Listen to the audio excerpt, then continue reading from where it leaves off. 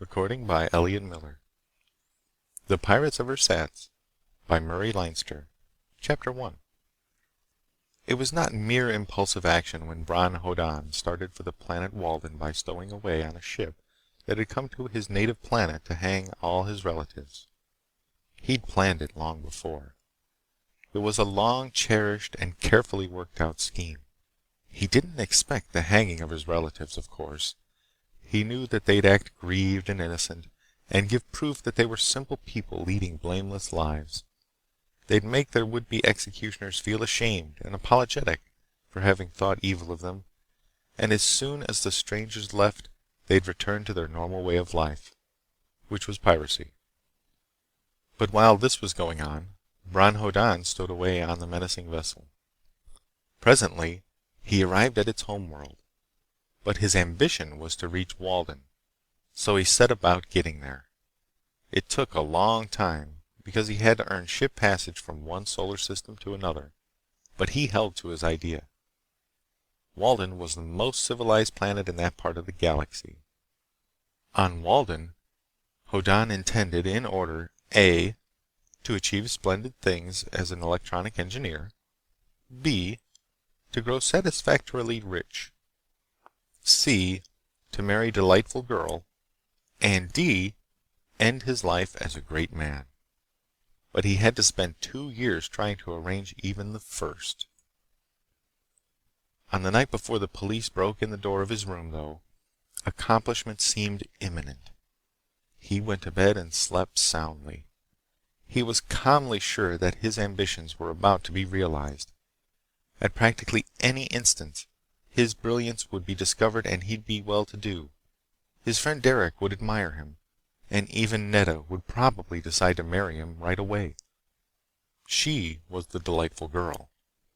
Such prospects made for good sleeping. And Walden was a fine world to be sleeping on. Outside the capital city, its spaceport received shipments of luxuries and raw materials from halfway across the galaxy. Its landing grid reared skyward and tapped the planet's ionosphere for power with which to hoist ships to clear space and pluck down others from emptiness. There was commerce and manufacture and wealth and culture, and Walden modestly admitted that its standard of living was the highest in the Murry cluster. Its citizens had no reason to worry about anything but a supply of tranquilizers to enable them to stand the boredom of their lives. Even Hoddan was satisfied at the moment. On his native planet there wasn't even a landing grid. The few battered, cobbled ships the inhabitants owned had to take off precariously on rockets. They came back blackened and sometimes more battered still. And sometimes they were accompanied by great hulls whose crews and passengers were mysteriously missing. These extra ships had to be landed on their emergency rockets, and of course couldn't take off again. But they always vanished quickly just the same. And the people of Zan, on which Hoddan had been born, always affected innocent indignation when embattled other spacecraft came and furiously demanded that they be produced. There were some people who said that all the inhabitants of Zan were space pirates and ought to be hung, and compared with such a planet, Walden seemed a very fine place indeed. So on a certain night, Bron Hoddan went confidently to bed and slept soundly until 3 hours after sunrise. Then the police broke in his door. They made a tremendous crash in doing it, but they were in great haste. The noise waked Hoddan, and he blinked his eyes open. Before he could stir, 4 uniformed men grabbed him and dragged him out the door. They searched him frantically for anything like a weapon. Then they stood him against a wall with 2 stun pistols on him, and the main body of cops began to tear his room apart, looking for something he could not guess. Then his friend Derek came hesitantly in the door and looked at him remorsefully. He wrung his hands. "I had to do it, Bron," he said agitatedly. "I couldn't help doing it." Hoddan blinked at him. He was dazed. Things didn't become clearer when he saw that a cop had slit open his pillow and was sifting its contents through his fingers. Another cop was ripping the seams of his mattress to look inside. Somebody else was going carefully through a little pile of notes that Netta had written, squinting at them as if he were afraid of seeing something he wished he hadn't. "What's happened?" asked Hoddan blankly. "What's this about?" Derek said miserably, "You killed someone, Bron. An innocent man. You didn't mean to, but you did, and it's terrible." "Me? Kill somebody? That's ridiculous," protested Hoddan. "They found him outside the powerhouse," Derek said bitterly. "Outside the Mid-Continent station that you—" "Mid-Continent? Oh!" Hoddan was relieved. It was amazing how much he was relieved. He had an unbelieving fear for a moment that somebody might have found out he'd been born and raised on Zan, which would have ruined everything. It was almost impossible to imagine, but still it was a great relief to find out he was only suspected of murder he hadn't committed.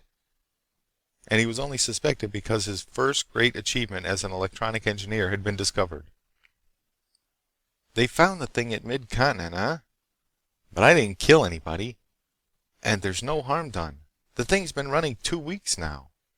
I was going to the power board in a couple of days." He addressed the police. "I know what's up now," he said. "Give me some clothes and let's go get this straightened out." A cop waved a stun pistol at him. "One word out of line and pfft!" "Don't talk, Bron," said Derek in panic. "Just keep quiet. It's bad enough. Don't make it worse." A cop handed Hoddan a garment. He put it on. He became aware that the cop was scared. So was Derek. Everybody in the room was scared except himself. Hoddan found himself incredulous. People didn't act this way on a super-civilized, highest peak of culture Walden. "Who'd I kill?" he demanded. "And why?" "You wouldn't know him, Bron," said Derek mournfully. "You didn't mean to do murder. But it's only luck that you killed him instead of everybody." "Everybody?" Hoddan stared. "No more talk," snapped the nearest cop. His teeth were chattering. "Keep quiet or else." Hoddan shut up. He watched, dressing the while as his clothing was inspected and then handed to him, while the cops completed the examination of his room. They were insanely thorough, though Hoddan hadn't the least idea what they might be looking for. When they began to rip up the floor and pull down the walls, the other cops led him outside. There was a fleet of police trucks in the shaded street outdoors. They piled him in one, and 4 cops climbed after him, keeping stun pistols trained on him during the maneuver. Out of the corner of his eye he saw Derek climbing into another truck. The entire fleet sped away together. The whole affair had been taken with enormous seriousness by the police. Traffic was detoured from their route. When they swung up on an elevated expressway, with raised-up trees on either side, there was no other vehicle in sight. They raced on downtown. They rolled off the expressway. They rolled down a cleared avenue. Hoddan recognized the detention building. Its gates swung wide. The truck he rode in went inside. The gate closed. The other trucks went away, rapidly. Hoddan alighted and saw that the grim gray wall of the courtyard had a surprising number of guards mustered to sweep the open space with gunfire if anybody made a suspicious movement. He shook his head. Nobody had mentioned Zan, so this simply didn't make sense. His conscience was wholly clear except about his native planet. This was insanity. He went curiously into the building and into the hearing room. His guards, there, surrendered him to courtroom guards and went away with almost hysterical haste. Nobody wanted to be near him. Hoddan stared about. The courtroom was highly informal. The justice sat at an ordinary desk. There were comfortable chairs. The air was clean. The atmosphere was that of a conference room in which reasonable men could discuss differences of opinion in calm leisure. Only on a world like Walden would a prisoner brought in by police be dealt with in such surroundings. Derek came in by another door, with a man Hoddan recognized as the attorney who'd represented Netta's father in certain past interviews. There'd been no mention of Nedda as toying with the thought of marrying Hoddan then, of course. It had been strictly business. Nedda's father was chairman of the Power Board, a director of the Planetary Association of Manufacturers, a committeeman of the Bankers League, and other important things. Hoddan had been thrown out of his offices several times. He now scowled ungraciously at the lawyer who had ordered him thrown out. He saw Derek wringing his hands. An agitated man in court uniform came to his side. "I'm the citizen's representative," he said uneasily. "I'm to look after your interests. Do you want a personal lawyer?" "Why?" asked Hoddan. He felt splendidly confident. "The charges. Do you wish a psychiatric examination? Claiming no responsibility?" asked the representative anxiously. It might really be best." "I'm not crazy," said Hoddan. "Though this looks like it." The citizen's representative spoke to the justice. "Sir, the accused waives psychiatric examination, without prejudice to a later claim of no responsibility." Nedda's father's attorney watched with bland eyes. Hoddan said impatiently, "Let's get started so this will make some sense. I know what I've done. What monstrous crime am I charged with?" "The charges against you," said the justice politely, "are that on the night of 3/27 last, you, Bron Hoddan, entered the fenced-in grounds surrounding the Mid-Continent Power Receptor Station. It is charged that you passed 2 no admittance signs. You arrived at a door marked Authorized Personnel Only. You broke the lock of that door. Inside, you smashed the power receptor, taking broadcast power from the air. This power receptor converts broadcast power for industrial units by which 200,000 men are employed. You smashed the receptor, imperiling their employment." The justice paused. "Do you wish to challenge any of these charges as contrary to fact?" The citizen's representative said hurriedly, "You have the right to deny any of them, of course." "Why should I?" asked Hoddan. "I did them. But what's this about me killing somebody? Why'd they tear my place apart looking for something? Who'd I kill anyhow?" "Don't bring that up," pleaded the citizen's representative. "Please don't bring that up. You will be much, much better off if that is not mentioned." "But I didn't kill anybody," insisted Hoddan. "Nobody said a word about it," said the citizen's representative, jittering. "Let's not have it in the record. The record has to be published." He turned to the justice. "Sir, the facts are conceded as stated." "Then," the justice said to Hoddan, "do you choose to answer these charges at this time?" "Why not?" asked Hoddan. "Of course." "Proceed," said the justice. Hoddan drew a deep breath. He didn't understand why a man's death, charged to him, was not mentioned. He didn't like the scared way everybody looked at him. But, "About the burglary business," he said confidently. "What did I do in the power station before I smashed the receptor?" The justice looked at Nedda's father's attorney. "Why," said that gentleman amiably, "speaking for the Power Board as complainant, before you smashed the standard receptor, you connected a device of your own design across the power leads. It was a receptor unit of an apparently original pattern. It appears to have been a very interesting device." "I'd offered it to the Power Board," said Hoddan with satisfaction, "and I was thrown out. You had me thrown out. What did it do?" "It substituted for the receptor you smashed," said the attorney. "It continued to supply some 200 million kilowatts for the mid-continent industrial area. In fact, your crime was only discovered because the original receptor, naturally, had to be set to draw peak power at all times, with the unused power wasted by burning carbon. Your device adjusted to the load and did not burn carbon. So when the attendants went to replace the supposedly burned carbon and found it unused, they discovered what you had done." "It saved carbon then," said Hoddan triumphantly. "That means it saved money. I saved the power board plenty while it was connected. They wouldn't believe I could. Now they know I did." The justice said, "Irrelevant. You have heard the charges. In legal terms, you are charged with burglary, trespass, breaking and entering, unlawful entry, malicious mischief, breach of the peace, sabotage, and endangering the employment of citizens. Discuss the charges, please." "I'm telling you," protested Hoddan. "I offered the thing to the power board. They said they were satisfied with what they had and wouldn't listen. So I proved what they wouldn't listen to.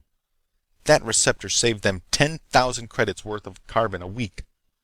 It'll save 500,000 credits a year in every power station that uses it. If I know the power board, they're going right on using it while they arrest me for putting it to work." The courtroom, in its entirety, visibly shivered. "Aren't they?" demanded Hoddan belligerently. "They are not," said the justice, tight-lipped. "It has been smashed in its turn. It has even been melted down." "Then look at my patents," insisted Hoddan. "It's stupid." "The patent records," said the justice with unnecessary vehemence, "have been destroyed. Your possessions have been searched for copies. Nobody will ever look at your drawings again. Not if they are wise." "What?" demanded Hoddan incredulously. "What?" "I will amend the record of this hearing before it is published," said the justice shakily. "I should not have made that comment. I ask permission of the citizen's representative to amend." "Granted," said the representative before he had finished. The justice said quickly, "The charges have been admitted by the defendant. Since the complainant does not wish punitive action taken against him—" "He'd be silly if he did," grunted Hoddan. "And merely wishes security against repetition of the offense, I rule that the defendant may be released upon posting suitable bond for good behavior in the future. That is, he will be required to post bond, which will be forfeited if he ever again enters a power station. Enclosure passes no trespassing signs, ignores no admittance signs, and or smashes apparatus belonging to the complainant." "All right," said Hoddan indignantly. "I'll raise it somehow. If they're too stupid to save money, how much bond?" "The court will take it under advisement and will notify the defendant within the customary 2 hours," said the justice at top speed. He swallowed. "The defendant will be kept in close confinement until the bond is posted. The hearing is ended." He did not look at Hoddan. Courtroom guards put stun pistols against Hoddan's body and ushered him out. Presently, his friend Derek came to see him in the tool steel cell in which he had been placed. Derek looked white and stricken. "I'm in trouble because I'm your friend, Bron," he said miserably. "But I asked permission to explain things to you. After all, I caused your arrest. I urged you not to connect up to your receptor without permission." "I know," growled Hoddan. "But there are some people so stupid you have to show them everything. I didn't realize that there are people so stupid you can't show them anything." "You showed something you didn't intend," said Derek miserably. "Bron, I have to tell you. When they went to charge the carbon bins at the power station, they found a dead man, Bron." Hoddan sat up. "What's that?" "Your machine killed him. He was outside the building at the foot of a tree. Your receptor killed him through a stone wall. It broke his bones and killed him, Bron." Derek wrung his hands. "At some stage of power drain, your receptor makes death rays." Hoddan had had a good many shocks today. When Derek arrived, he'd been incredulously comparing the treatment he'd received and the panic about him with the charges made against him in court. They didn't add up. This new, previously undisclosed item left him speechless. He goggled at Derek, who fairly wept. "Don't you see?" asked Derek pleadingly. "That's why I had to tell the police it was you. We can't have death rays. The police can't let anybody go free who knows how to make them. This is a wonderful world, but there are lots of crackpots. They'll do anything. The police daren't let it even be suspected that death rays can be made. That's why you weren't charged with murder. People all over the planet would start doing research, hoping to satisfy all the grudges by committing suicide for all the enemies with themselves. For the sake of civilization, your secret had to be suppressed. And you with it. It's terrible for you, Bron, but there's nothing else to do." Hoddan said dazedly, "But I only have to put up the bond to be released." "The the justice," said Derek tearfully, "didn't name it in court because it would have to be published. But he set your bond at 50 million credits. Nobody could raise that for you, Bron. And with the reason for what it is, you'll never be able to get it reduced." "But anybody who looks at the plans of the receptor will know it can't make death rays," protested Hoddan blankly. "Nobody will look," said Derek tearfully. "Anybody who knows how to make it will have to be locked up. They checked the patent examiners. They've forgotten. Nobody dared examine the device you had working. They'd be jailed if they understood it. Nobody will ever risk learning how to make death rays, not on a world as civilized as this. With so many people anxious to kill everybody else, you have to be locked up forever, Bron. You have to." Hoddan said inadequately, "Oh." "I beg your forgiveness for having you arrested," said Derek in abysmal sorrow. "But I couldn't do anything but tell—" Hoddan stared at his cell wall. Derek went away weeping. He was an admirable, honorable, not too bright young man who had been Hoddan's only friend. Hoddan stared blankly at nothing. As an event, it was preposterous, and yet it was wholly natural. When in the course of human events somebody does something that puts somebody else to the trouble of adjusting the numb routine of his life, the adjustee is resentful. The richer he is, and the more satisfactory he considers his life, the more resentful he is at any change, however minute. And of all the changes which offend people, changes which require them to think are most disliked. The high brass and the power board considered that everything was moving smoothly. There was no need to consider new devices. Hoddan's drawings and plans had simply never been bothered with, because there was no recognized need for them. And when he forced acknowledgment that his receptor worked, the unwelcome demonstration was highly offensive in itself. It was natural. It was inevitable. It should have been infallibly certain that any possible excuse for not thinking about the receptor would be seized upon. And a single dead man found near the operating demonstrator.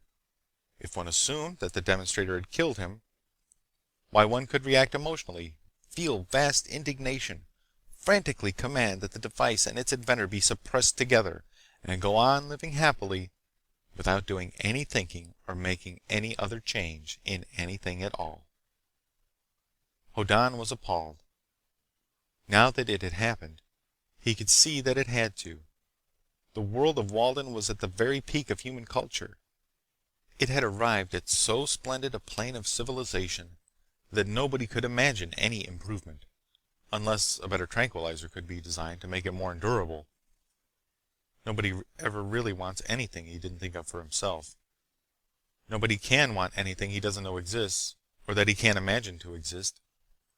On Walden, nobody wanted anything, unless it was relief from the tedium of ultra-civilized life. Hoddan's electronic device did not fill a human need, only a technical one. It had, therefore, no value that would make anybody hospitable to it. And Hoddan would spend his life in jail for failing to recognize the fact. He revolted. Immediately. He wanted something. He wanted out. And because he was that kind of man, he put his mind to work devising something he wanted, simply and directly, without trying to get it by furnishing other people with what they turned out not to want. He set about designing his escape. With his enforced change in viewpoint, he took the view that he must seem, at least, to give his captors and jailers and, as he saw it, his persecutors what they wanted. They would be pleased to have him dead, provided their conscience was clear. He built on that as a foundation. Very shortly before nightfall, he performed certain cryptic actions. He unraveled threads from his shirt and put them aside. There would be a vision lens in the ceiling of his cell, and somebody would certainly notice what he did. He made a light. He put the threads in his mouth, set fire to his mattress, and lay down calmly upon it. The mattress was of excellent quality. It would smell very badly as it smoldered. It did. Lying flat, he kicked convulsively for a few seconds. He looked like somebody who had taken poison. Then he waited. It was a rather long time before his jailer came down the cell corridor, dragging a fire hose. Hoddan had been correct in assuming that he was watched. His actions had been those of a man who anticipated a possible need to commit suicide, and who'd had poison in a part of his shirt for convenience. The jailer did not hurry, because if the inventor of a death ray committed suicide, everybody would feel better. Hoddan had been allowed a reasonable time in which to die. He seemed so impressively dead when the jailer opened his cell door, dragged him out, removed the so far unscorched other furniture, and set up the fire hose to make an aerosol fog which would put out the fire. He went back to the corridor to wait for the fire to be extinguished. Hoddan crowned him with a stool, feeling an unexpected satisfaction in the act. The jailer collapsed. He did not carry keys. The system was for him to be let out of this corridor by a guard outside. Hoddan growled and took the fire hose. He turned its nozzle back to make a steam instead of a mist. Water came out at 400-pound pressure. He smashed open the corridor door with it. He strolled through and bowled over a startled guard with the same strain. He took the guard's stun pistol. He washed open another door leading to the courtyard.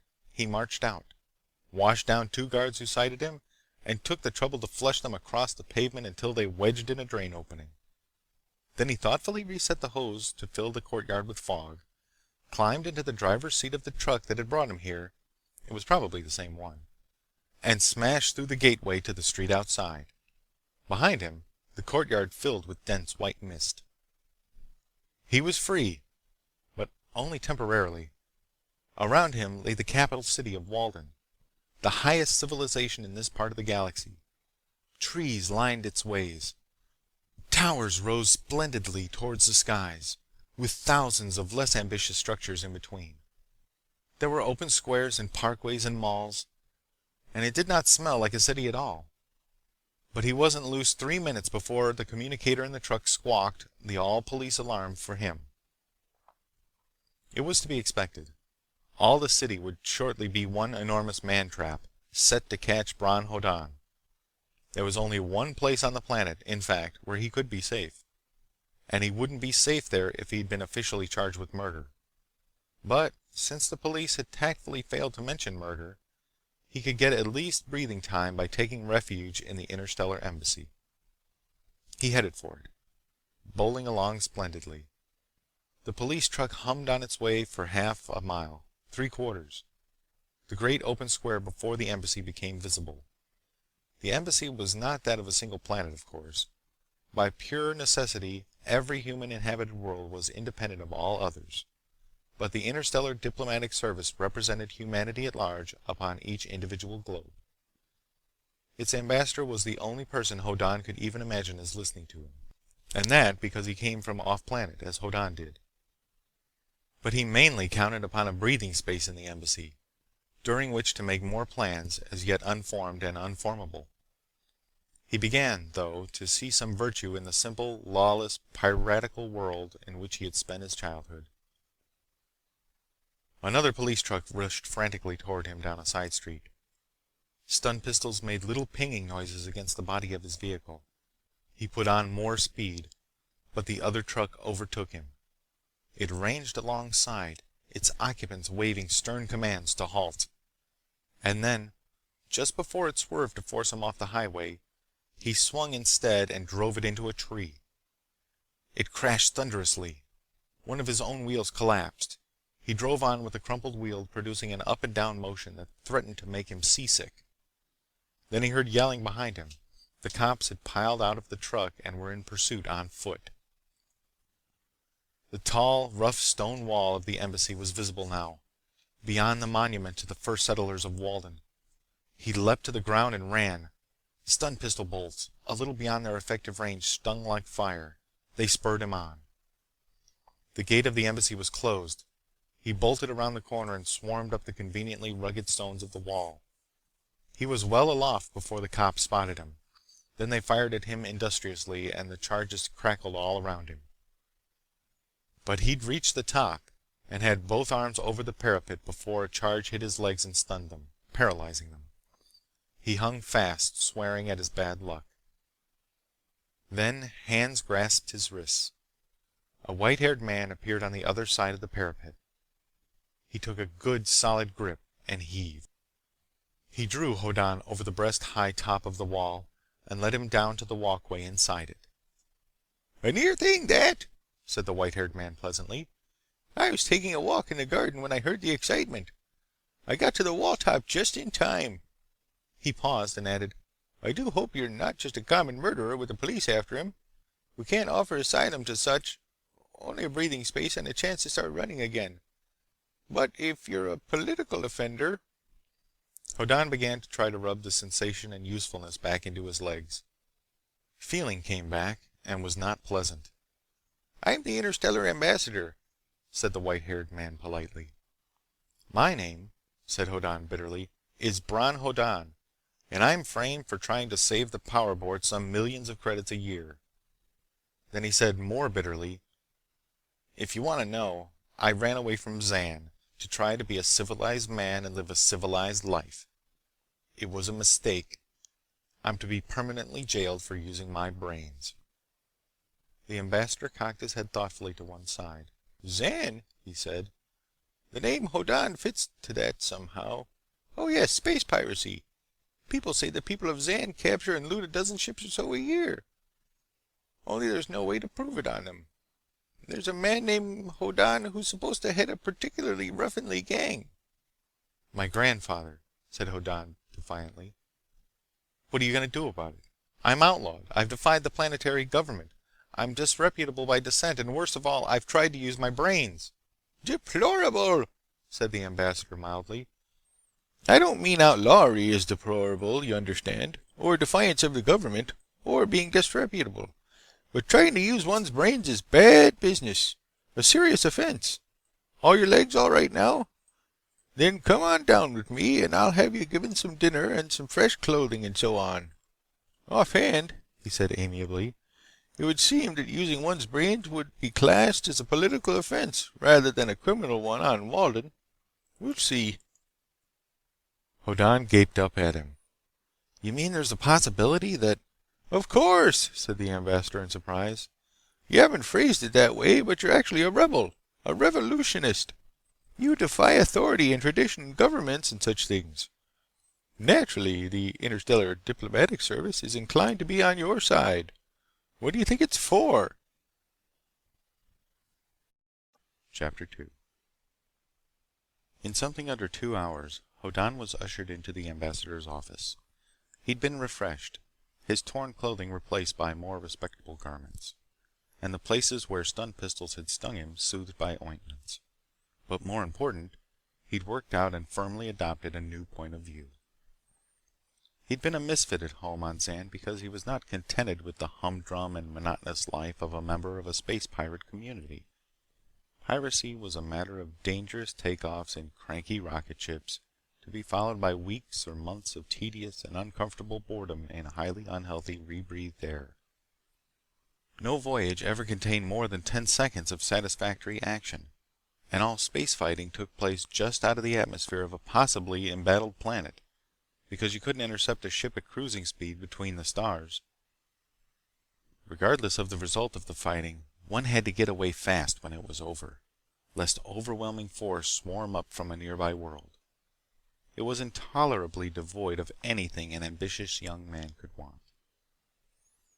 Even when one had made a good prize, with the lifeboat starting frantically for ground, and after one got back to Zan with a captured ship, even then there was little satisfaction in a piratical career. Zan had not a large population. Piracy couldn't support a large number of people. Zan couldn't attempt to defend itself against even singly heavily armed ships that sometimes came in passionate resolve to avenge the disappearance of a rich freighter or a fast new liner. So the people of Zan, to avoid hanging, had to play innocent. They had to be convincingly simple, harmless folk who cultivated their fields and led quiet, blameless lives. They might loot, but they had to hide their booty where investigators could not find it. They couldn't really benefit by it. They had to build their own houses and make their own garments and grow their own food, so life on Zan was dull. Piracy was not profitable in the sense that one could live well by it. It simply wasn't a trade for a man like Hoddan. So he'd abandoned it. He'd studied electronics in books from looted passenger ship libraries. Within months after arrival on a law-abiding planet, he was able to earn a living in electronics as an honest trade. And that was unsatisfactory. Law-abiding communities were no more thrilling or rewarding than piratical ones. A payday now and then didn't make up for the tedium of labor. Even when one had money, there wasn't much to do with it. On Walden, to be sure, the level of civilization was so high that many people needed psychiatric treatment to stand it, and neurotics vastly outnumbered more normal folk. And on Walden, electronics was only a trade like piracy, and no more fun. He should have known it would be this way. His grandfather had often discussed this frustration in human life. "Us humans," it was his grandfather's habit to say, "don't make sense. There's some of us that work so hard they get too tired to enjoy life. There's some that work so hard at enjoying it they don't get no fun out of it. And the rest of us spend our lives complaining there ain't no fun in it anyhow. The man that overall has the best time of any is one that picks out something he hasn't got a chance to do, and spends his life raising hell because he stopped from doing it. When," and here Hoddan's grandfather tended to be emphatic, "he wouldn't think much of it if he could." What Hoddan craved, of course, was a sense of achievement, of doing things worth doing and doing them well. Technically, there were opportunities all around him. He'd developed one, and it would save millions of credits a year if it were adopted. But nobody wanted it. He tried to force its use. He was in trouble, and now he could complain justly enough. But despite his grandfather, he was not the happiest man he knew. The ambassador received him with a cordial wave of the hand. "Things move fast," he said cheerfully. "You weren't here half an hour before there was a police captain at the gate. He explained that an excessively dangerous criminal had escaped jail and been seen to climb the embassy wall. He offered very generously to bring some men in and capture you and take you away, with my permission, of course. He was shocked when I declined." "I can understand that," said Hoddan. "By the way," said the ambassador, "young men like yourself, is there a girl involved in this?" Hoddan considered. "A girl's father," he acknowledged, "is the real complainant against me." "Does he complain," asked the ambassador, "because you want to marry her, or because you don't?" "Neither," Hoddan told him. "She hasn't quite decided that I'm worth defying her rich father for." "Good," said the ambassador. "It can't be too bad a mess while a woman is being really practical. I've checked your story. Allowing for differences of viewpoint, it agrees with the official version. I've ruled that you're a political refugee, and so entitled to sanctuary in the embassy, and that's that." "Thank you, sir," said Hoddan. "There's no question about the crime," observed the ambassador, "or that it is primarily political. You propose to improve a technical process in a society which considers itself beyond improvement.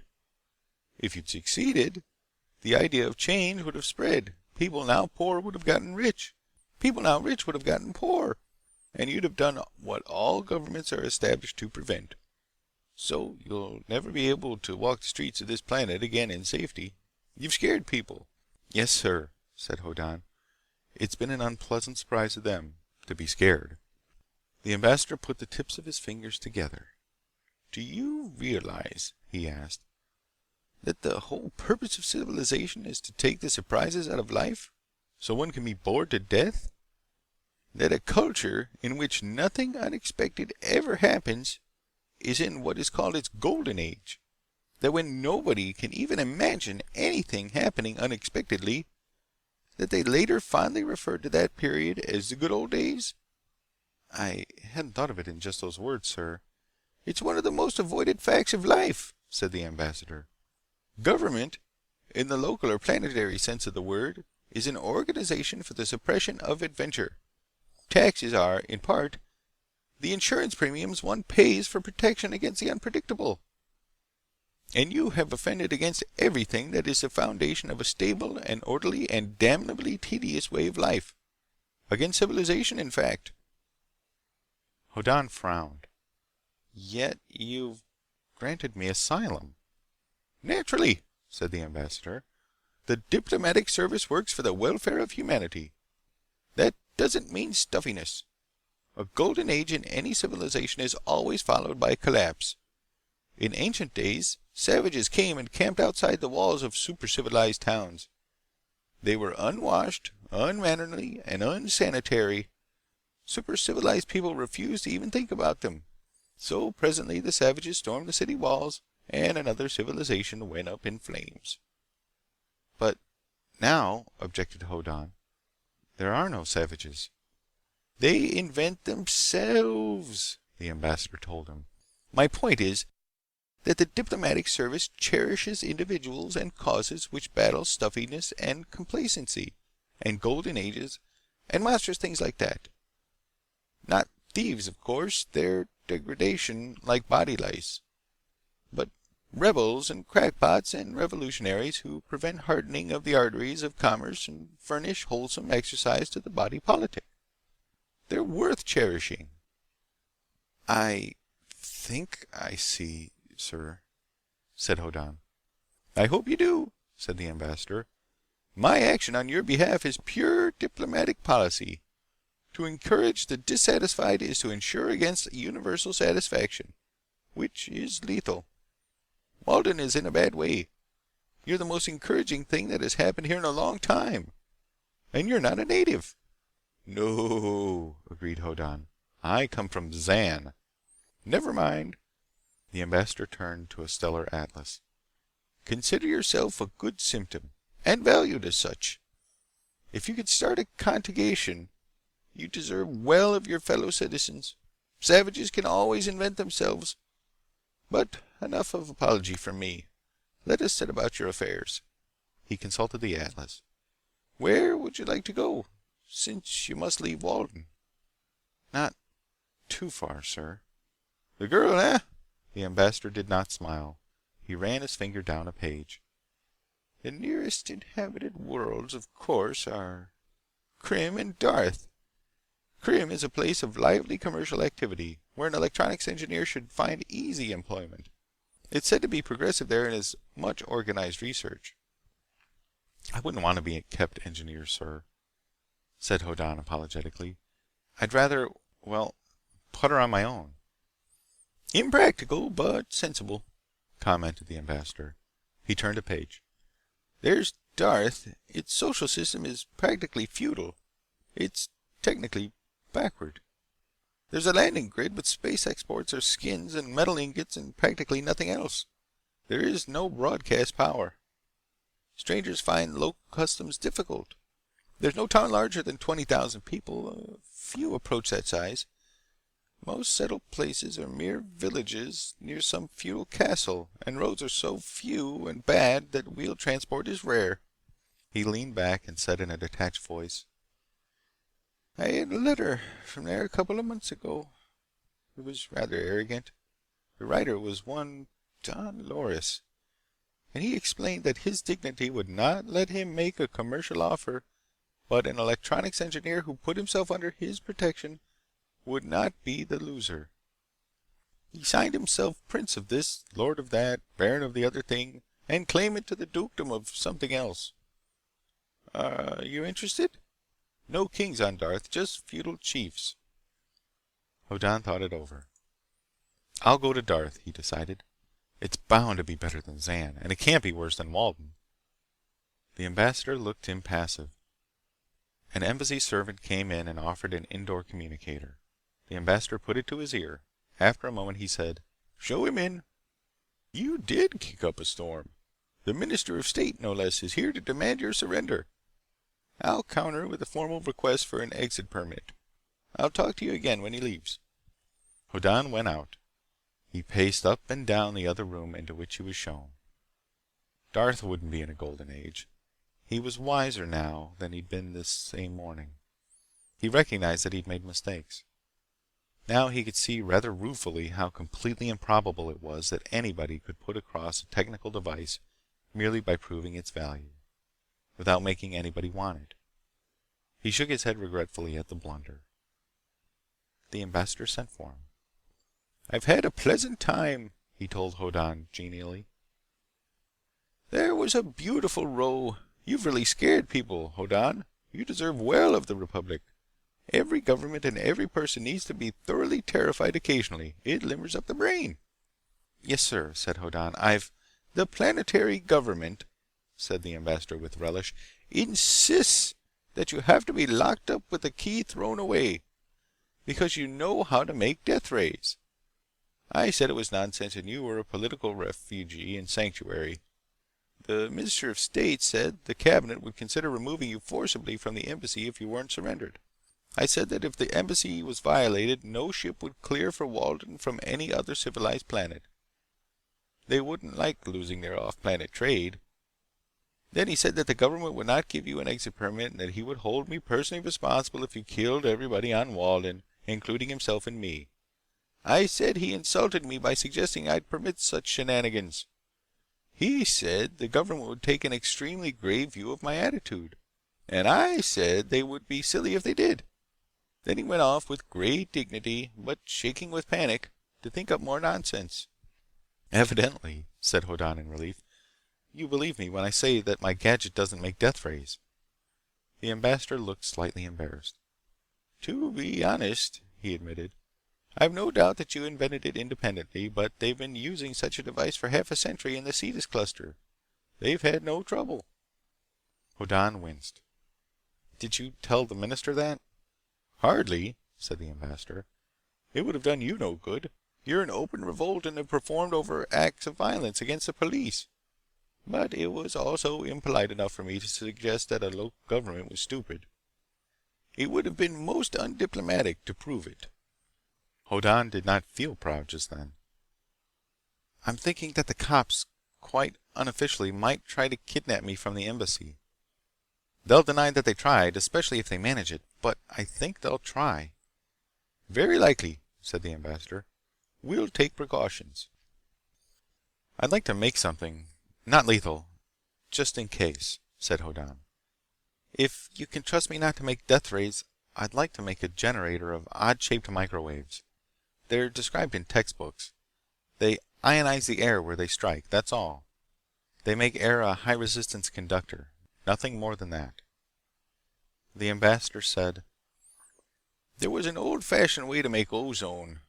When Hoddan nodded, a little surprised, the ambassador said, "By all means, go ahead. You should be able to get parts from your room vision receiver. I'll have some tools given you."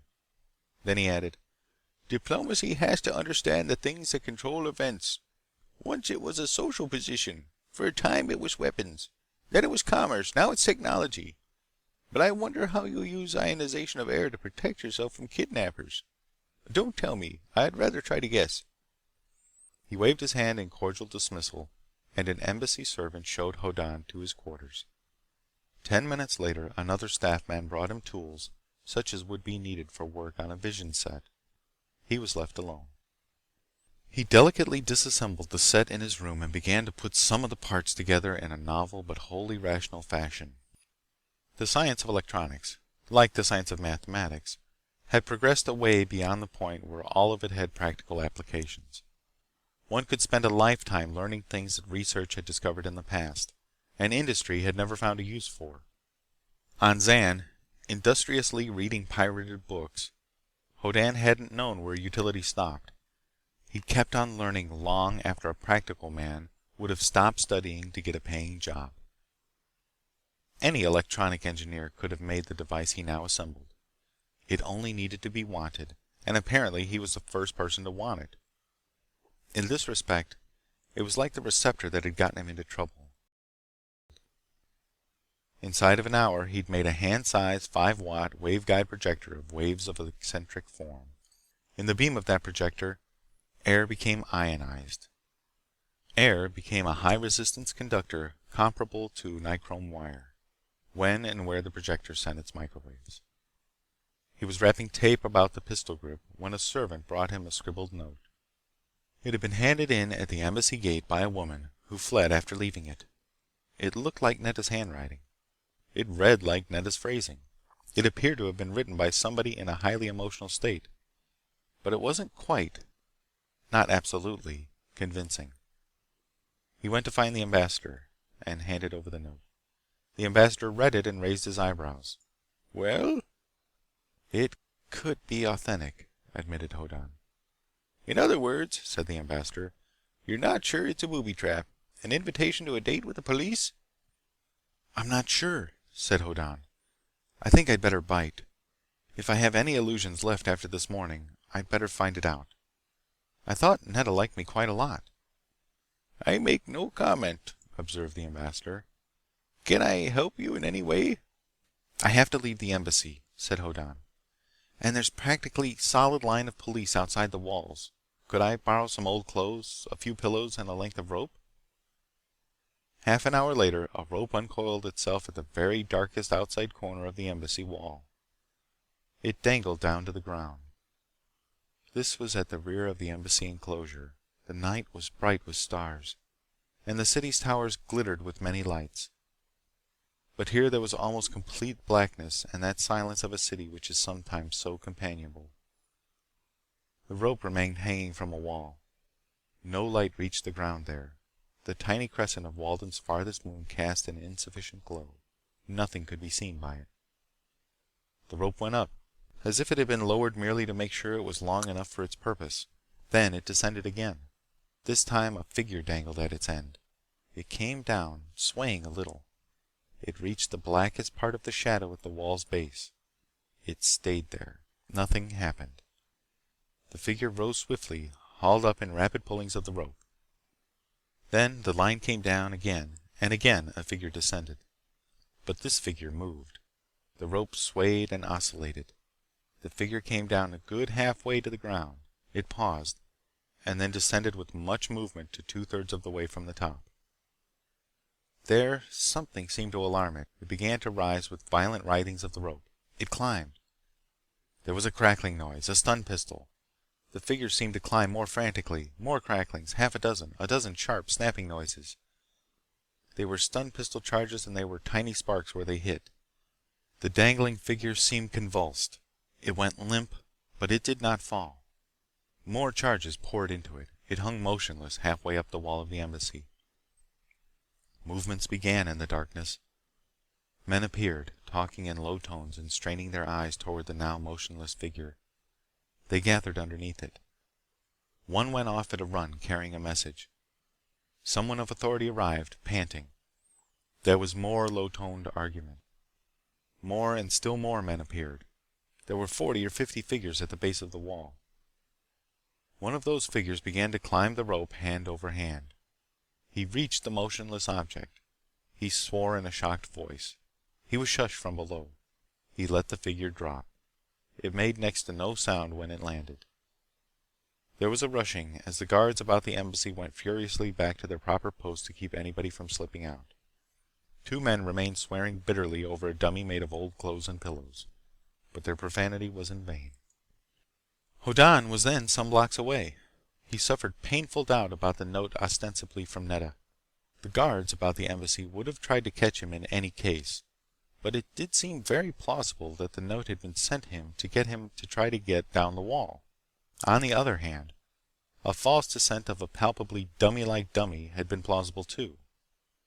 He'd drawn all the guards to one spot by his seeming doubt and by testing out their vigilance with a dummy. The only thing improbable in his behavior had been that after testing their vigilance with a dummy, he'd made use of it.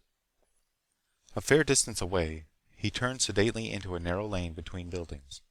This paralleled another lane serving the home of a girlfriend of Netta's. The note had named the garden behind that other girl's home as a rendezvous. But Hoddan was not going to that garden. He wanted to make sure. If the cops had forged the note... He judged his position carefully. If he climbed this tree... Kind of the city planners of Walden to use trees so lavishly. If he climbed this tree, he could look into the garden where Netta, in theory, waited in tears. He climbed it. He sat astride a thick limb in scented darkness and considered further. Presently, he brought out his 5-watt projector. There was deepest darkness hereabouts. Trees and shrubbery were merely blacker than their surroundings. But there was reason for suspicion. Neither in the house of Nedda's girlfriend nor in the nearer house between was there a single lighted window.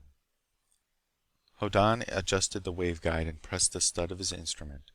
He pointed it carefully into the nearer garden. A man grunted in surprised tone. There was stirring. A man swore startledly. The word seemed inappropriate to a citizen merely breathing the evening air. Hoddan frowned. The note from Nedda seemed to have been a forgery. To make sure, he readjusted the waveguide to project a thin but fan-shaped beam. He aimed again. Painstakingly, he traversed the area in which men would have been posted to jump him, in the event that the note was forged. If Nedda were there, she would feel no effect. If police lay in wait, they would notice, at once. They did. A man howled. 2 men yelled together. Somebody bellowed. Somebody squealed. Someone in charge of the flares made ready to give light for the police was so startled by a strange sensation that he jerked the cord.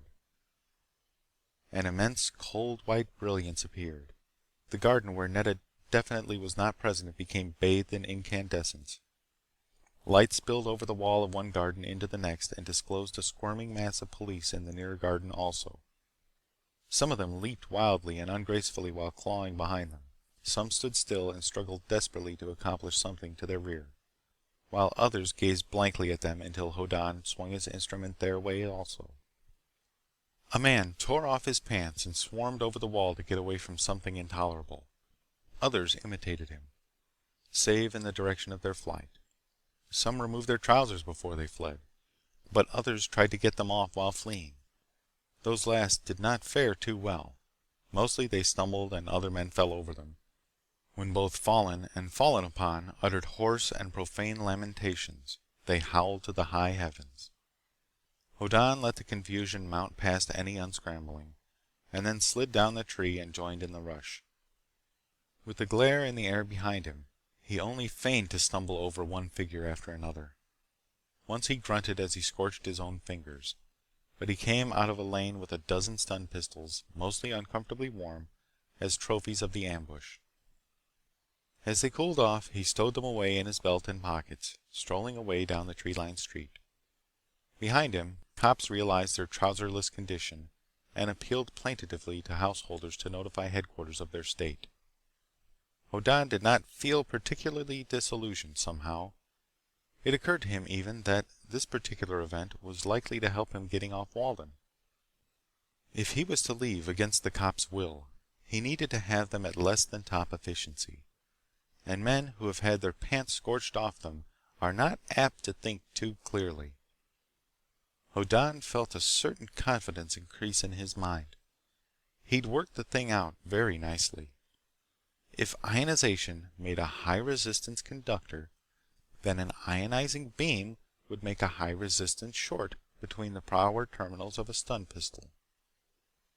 With the power a stun pistol carried, that short would get hot. So would the pistol. It would get hot enough, in fact, to scorch cloth in contact with it, which had happened. If the effect had been produced in the soles of policemen's feet, Hoddan would have given every cop a hot foot. But since they carried their stun pistols in their hip pockets, the thought of Nedda diminished his satisfaction. The note could be pure forgery, or the police could have learned about it through the treachery of the servant she sent to the embassy with it. It would be worthwhile to know. He headed toward the home of her father. If she were loyal to him, why, it would complicate things considerably. But he felt it necessary to find out. He neared the spot where Nedda lived. This was an especially desirable residential area. The houses were large and gracefully designed, and the gardens were especially lush. Presently he heard music ahead. Live music. He went on. He came to a place where strolling citizens had paused under the trees of the street to listen to the melody and the sound of voices that accompanied it. And the music and the festivity was in the house in which Nedda dwelt. She was having a party. on the very night of the day in which he'd been framed for life imprisonment. It was a shock. Then there was a rush of vehicles, and police trucks were disgorging cops before the door. They formed a cordon about the house, and some knocked and were admitted in haste. Then Hoddan nodded dourly to himself. His escape from the embassy was now known. No less certainly, the failure of the trap Netta's note had baited had been reported. The police were now turning the whole city into a trap for one Bron Hoddan. And they were looking first at the most probable places. Then they'd search the possible places for him to be. And by the time that had been accomplished, they'd have cops from other cities pouring into the city, and they'd search every square inch of it for him. And certainly and positively they'd take the most urgent and infallible precautions to make sure he didn't get back into the embassy. It was a situation that would have appalled Hoddan only that morning. Now, though, he only shook his head sadly. He moved on. He'd gotten into trouble by trying to make an industrial civilization accept something it didn't want. A technical improvement in a standard electronic device. He'd gotten partly out of trouble by giving his jailers what they definitely desired. The sight of him apparently a suicide in the cell of the detention building. He'd come out of the embassy again by giving the watchers outside a view they urgently desired. A figure secretly descending the embassy wall. He'd indulged himself at the ambuscade, but the way to get back into the embassy. It was not far from Netta's house to a public safety kiosk, decoratively placed on a street corner. He entered it. It was unattended, of course. It was simply an out-of-door installation where cops could be summoned or fires reported or emergencies described by citizens independently of the regular home communicators. It had occurred to Hoddan that the planetary authorities would be greatly pleased to hear of a situation in a place that would seem to hint at his presence. There were all sorts of public services that would be delighted to operate impressively in their own lines. There were bureaus which would rejoice in a chance to show off their efficiency. He used his microwave generator, which at short enough range would short-circuit anything, upon the apparatus in the kiosk. It was perfectly simple, if one knew how. He worked with a sort of tender thoroughness, shorting this item, shorting that, giving this frantic emergency call, stating that baseless lie. When he went back out of the kiosk, he walked briskly towards an appointment he had made. And presently the murmur of the city at night had new sound added to it. They began as a faint, confused clamor at the edges of the city. The uproar moved centralward and grew louder as it came.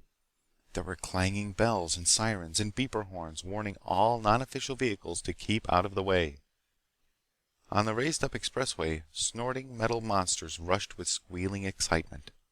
On the fragrant lesser streets, small vehicles rushed with proportionately louder howlings.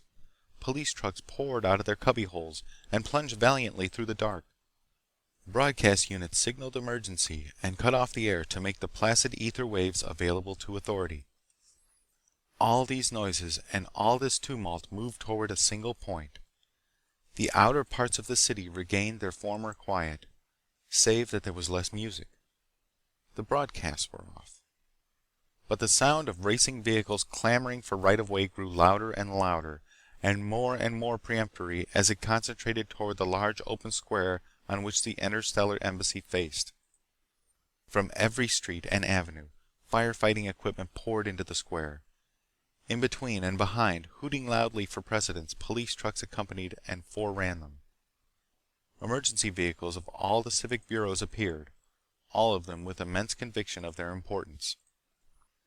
It was a very large open square, that space before the embassy. From its edge, the monument to the first settlers in the center looked small. But even that vast plaza filled up with trucks of every imaginable variety, from the hose towers which would throw streams of water 400 feet straight up, to the miniature troubled wagons of electrical supply. Staff cars of fire and police and sanitary services crowded each other and bumped fenders with tree-surgeon trucks prepared to move fallen trees. and with public address trucks ready to lend stentorian tones to any voice of authority. But there was no situation except that there was no situation. There was no fire. There was no riot. There was not even stray dogs for the pound wagons to pursue, nor broken water mains for the water department technicians to shut off and repair. There was nothing for anybody to do but ask everybody else what the hell they were doing there, and presently to swear at each other for cluttering up the way. The din of arriving horns and sirens had stopped, and a mutter of profanity was developing, when at last a vehicle arrived. It was an ambulance, and it came purposefully out of a side avenue and swung toward a particular place as if it knew exactly what it was about. When its way was blocked, it hooted impatiently for passage. Its lights blinked violently red, demanding clearance. A giant firefighting unit pulled aside. The ambulance ran past and hooted at a cluster of police trucks. They made way for it. It blared at a gathering of dismounted, irritated truck personnel. It made its way through them. It moved in a straight line for the gate of the Interstellar Embassy. 100 yards from that gate, its horn blatted irritably at the car of the acting head of municipal police. That car obediently made way for it. The ambulance rolled briskly up to the very gate of the embassy. There it stopped. A figure got down from the driver's seat and walked purposefully in the gate. Thereafter, nothing happened at all, until a second figure rolled and toppled itself out on the ground from the seat beside the ambulance driver's. That figure kicked and writhed on the ground. A policeman went to find out what was the matter. It was the ambulance driver. Not the one who'd driven the ambulance to the embassy gate, but the one who should have. He was bound, hand and foot, and not too tightly gagged. When released, he swore vividly while panting that he'd been captured and bound by somebody who said he was Bron Hoddan, and was in a hurry to get back to the Interstellar Embassy. There was no uproar. Those to whom Hoddan's name had meaning were struck speechless with rage. The fury of the police was even too deep for tears. But Bron Hoddan, back in the quarters assigned him in the embassy, unloaded a dozen cooled-off stun pistols from his pockets and sent word to the ambassador that he was back, and that the note ostensibly from Netta had actually been a police trap. Getting ready to retire, he reviewed his situation. In some respects, it was not too bad. All but Netta's share in trying to trap him, and having a party the same night. He stared morosely at the wall.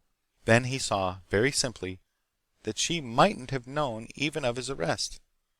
She lived a highly sheltered life. Her father could have had her kept completely in ignorance. He cheered immediately. This would be his last night on Walden, if he were lucky, but vague plans already revolved in his mind. Yes, he'd achieve splendid things. He'd grow rich. He'd come back and marry that delightful girl Netta, and end as a great man. Already today, he'd done a number of things worth doing, and on the whole, he'd done them well.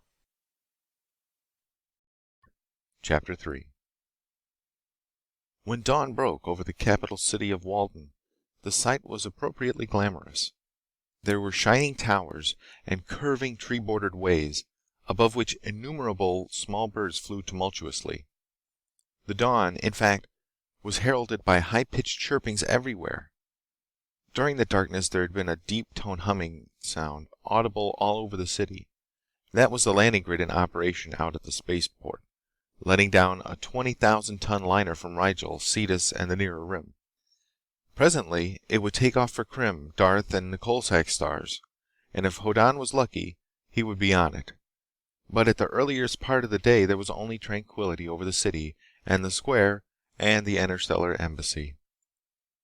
At the gate of the embassy enclosure, staff members piled up boxes and bales and parcels for transport to the spaceport, and thence to destinations whose names were practically songs.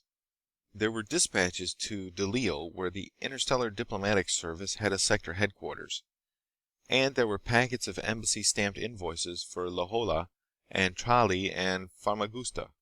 There were boxes for Sind and Maja, and metal-bound cases for Kent. The early explorers of this part of the galaxy had christened huge suns for little villages and territories back on Earth, which less than one human being in 10,000 had ever seen. The sound of stacking freight parcels was crisp and distinct in the morning hush. The dew deposited during darkness had not yet dried from the pavement of the square. Damp, unhappy figures loafed nearby. They were self-evidently secret police, as yet unrelieved after a night's vigil about the embassy's rugged wall. They were sleepy, and their clothing stuck soggily to them, and none of them had had anything warm in his stomach for many hours. They had not, either, anything to look forward to from their superiors. Hoddan was again in sanctuary inside the embassy they'd guarded so ineptly through the dark. He'd gotten out without their leave and made a number of their fellows unwilling to sit down, and then made all the police and municipal authorities ridiculous by the manner of his return.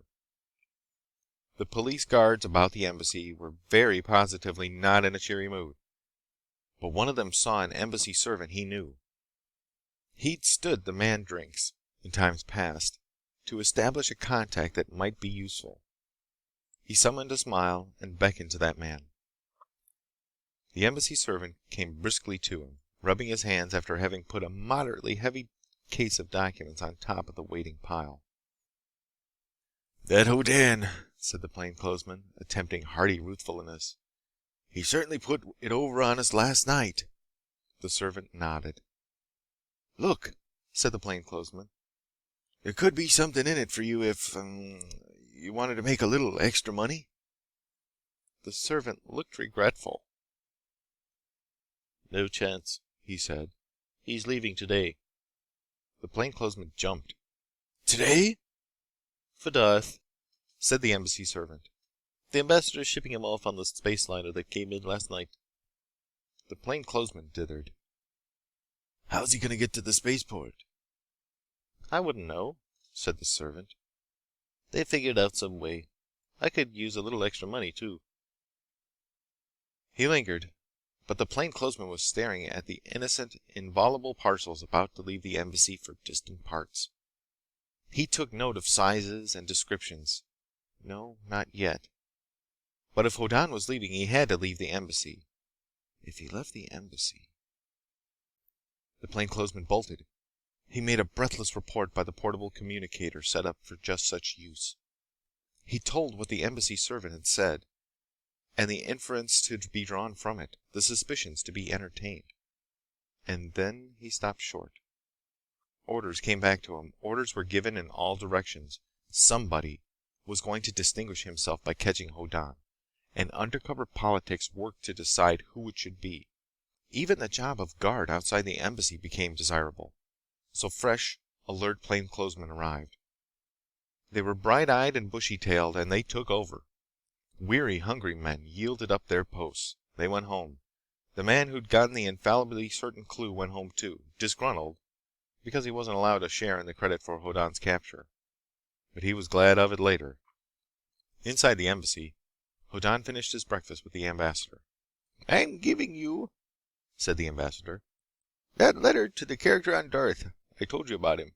He's some sort of nobleman and has need of an electronic engineer. On Darth they're rare to non-existent, but his letter wasn't too specific." "I remember," agreed Hoddan. "I'll look him up, thanks." "Somehow," said the ambassador, "I cherish unreasonable hopes of you, Hoddan. A psychologist would say your group identification is low and your silolomia practically a minus quality, while your ergic tension is pleasingly high. He'd mean that with reasonable good fortune you will raise more hell than most. I wish you that good fortune, and... Hoddan? "Yes?" I don't urge you to be vengeful," explained the ambassador, "but I do hope you won't be too forgiving of these characters who jailed you for life. You've scared them badly. It's very good for them. Anything more you can do in that line will really be a kindness, and as such will positively not be appreciated. But it'll be well worth doing.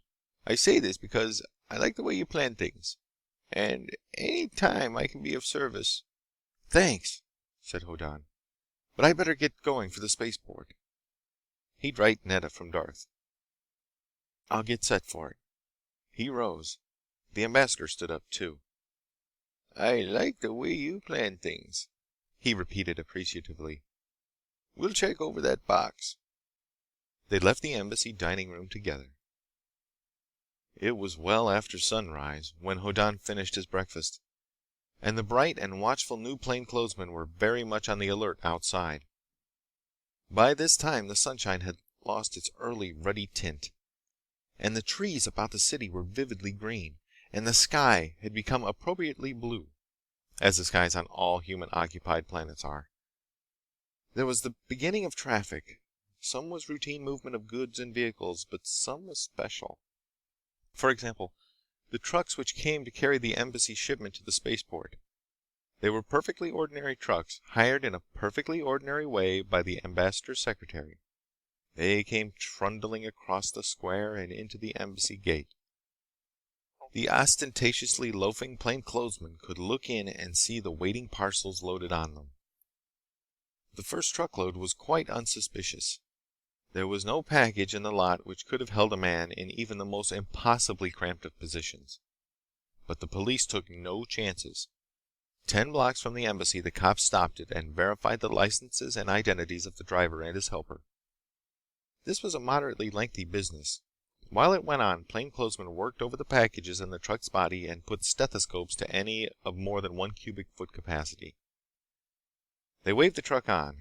Meanwhile, the second truck was loading up, and the watching, ostensible loafers saw that nearly the last item to be put on it was a large box which hadn't been visible before.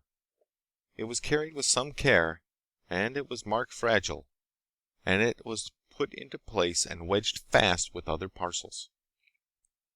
The plainclothesmen looked at each other with anticipatory glee.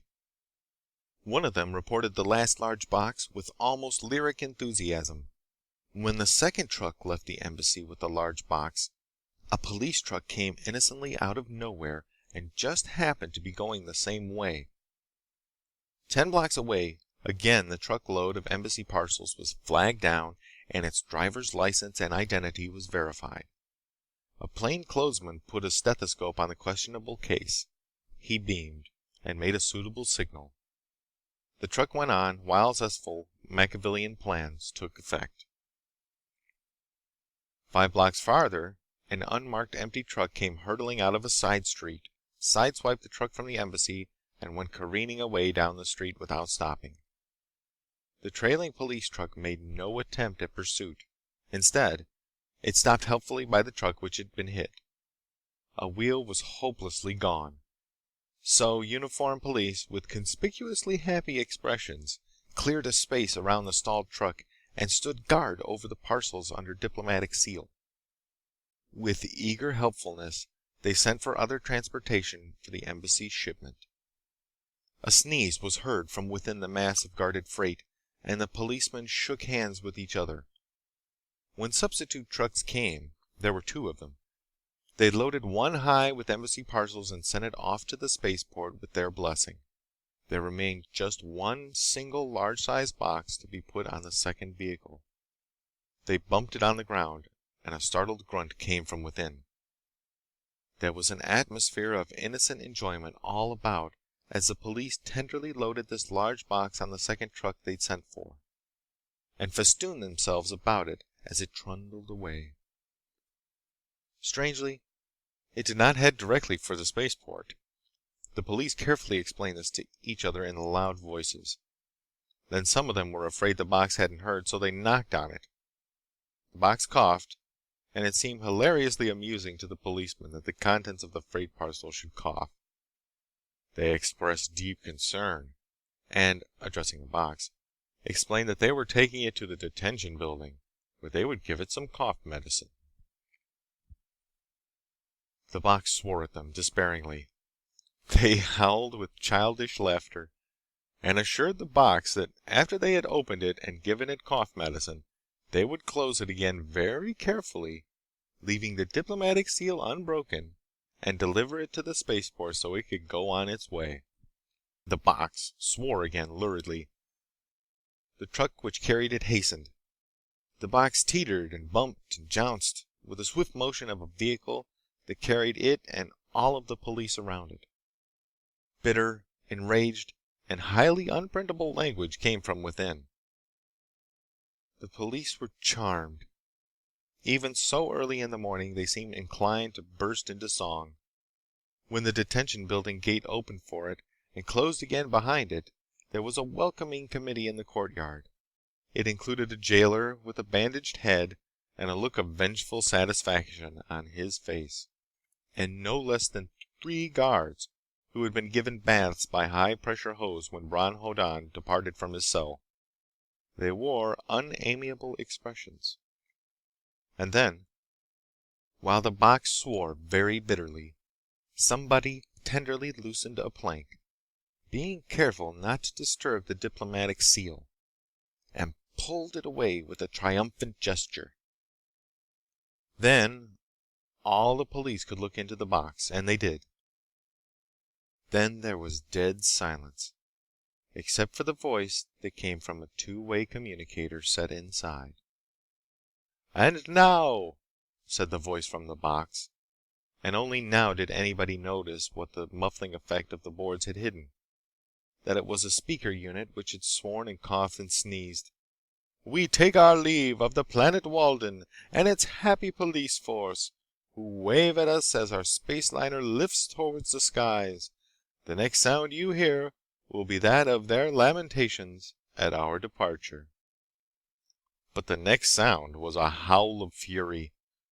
The police were very much disappointed to learn that Hoddan hadn't been in the box, but only one half of a two-way communication pair, and that Hoddan had coughed and sneezed and sworn at them from the other instrument somewhere else. Now he signed off. The space liner was not lifting off just yet. It was still solidly aground in the center of the landing grid. Hoddan had bade farewell to his audience from the floor of the ambassador's ground car, which at that moment was safely within the extraterritorial circle about the spaceship. He turned off the set and got up and brushed himself off. He got out of the car. The ambassador followed him and shook his hand. "You have a touch," said the ambassador sedately. "You seem inspired at times, Hoddan. You have a gift for infuriating constituted authority. You should plot at your art. You may go far." He shook hands again and watched Hoddan walk into the lift which should raise him, and did raise him, to the entrance port of the space liner. 20 minutes later, the force fields of the giant landing grid lifted the liner smoothly out to space. The 20,000-ton vessel went into 5 planetary diameters, where its Lawlor drive could take hold of relatively unstressed space. There, the ship jockeyed for line, and then there was that curious momentary disturbance of all one sensations, which was the effect of the overdrive field going on. Then, everything was normal again, except that the liner was speeding for the planet Krim at something more than 30 times the speed of light. Normality extended through all the galaxy so far inhabited by men. There were worlds on which there was peace, and worlds on which there was tumult. There were busy, zestful young worlds and languid, weary old ones. From the near rim of the farthest of occupied systems, planets circled their suns, and men lived on them, and every man took himself seriously and did not quite believe that the universe had existed before he was born or would long survive his loss. Time passed. Comets let out vast streamers like bridal veils and swept toward and around their suns. Some of them, 1 in 10,000, or 20, were possibly seen by human eyes. The liner bearing Hoddan sped through the void. In time, it made a landfall on the planet Krim. He went aground and observed the spaceport city. It was new and bustling, with tall buildings and traffic jams and a feverish conviction that the purpose of living was to earn more money this year than last. Its spaceport was chaotically busy. Hoddan had time for a swift sightseeing of one city only and an estimate of what people of such a planet would be sure they wanted.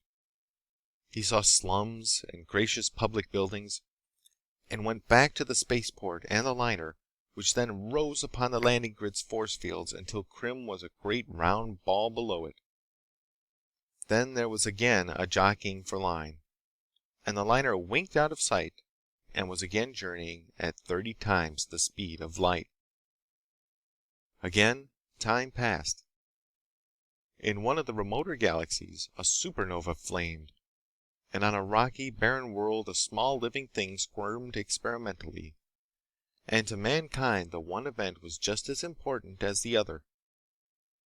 But presently the liner from Krim and Walden appeared in Darth as the tiniest of shimmering pearly specks against the blue. To the north and east and west of the spaceport, rugged mountains rose steeply. Patches of snow showed here and there, and naked rock reared boldly in spurs and precipices. But there were trees on all the lower slopes, and there was not really a timberline. The space liner increased in size, descending toward the landing grid. The grid itself was a monstrous lattice of steel, half a mile high, and enclosing a circle not less in diameter. It filled much of the larger part of the level valley floor, and horned duryas and what Hoddan later learned were horses grazed in it. The animals paid no attention to the deep-toned humming noise the grid made in its operation. The ship seemed the size of a pea. Presently it was the size of an apple. Then it was the size of a basketball, and then it swelled enormously and put out spidery metal legs with large splay metal feet on them, and alighted and settled gently to the ground. The humming stopped. There were shoutings, whips cracked, straining horn-tossed duryas heaved and dragged something, very deliberately, out from between warehouses under the arches of the grid. There were 24 of the duryas, and despite the shouts and whip crackings, they moved with stubborn slowness. It took a long time for the object with the wide tired wheels to reach a spot below the spacecraft. Then it took longer, seemingly, for brakes to be set on each wheel, and then for the draft animals to be arranged to pull as two teams against each other. More shoutings and whip crackings. A long, slanting ladder-like arm arose. It teetered, and a man with a lurid purple cloak rose with it at its very end. The ship's airlock opened, and a crewman threw a rope. The purple-cloaked man caught it and made it fast. From somewhere inside the ship of space, the line was hauled in. The end of the landing ramp touched the sill of the airlock. Somebody made other things fast, and the purple-cloaked man triumphantly entered the ship. There was a pause. Men loaded carts with cargo to be sent to remote and unimagined planets. In the airlock, Bron Hoddan stepped to the unloading ramp and descended to the ground. He was the only passenger. He had barely reached a firm footing when objects followed him.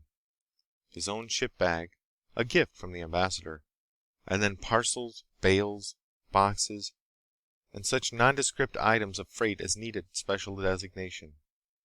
Rolls of wire, long strings of plastic objects, strung like beads on shipping cords, plexiskins of fluid which might be anything from wine to fuel oil in less than bulk cargo quantities.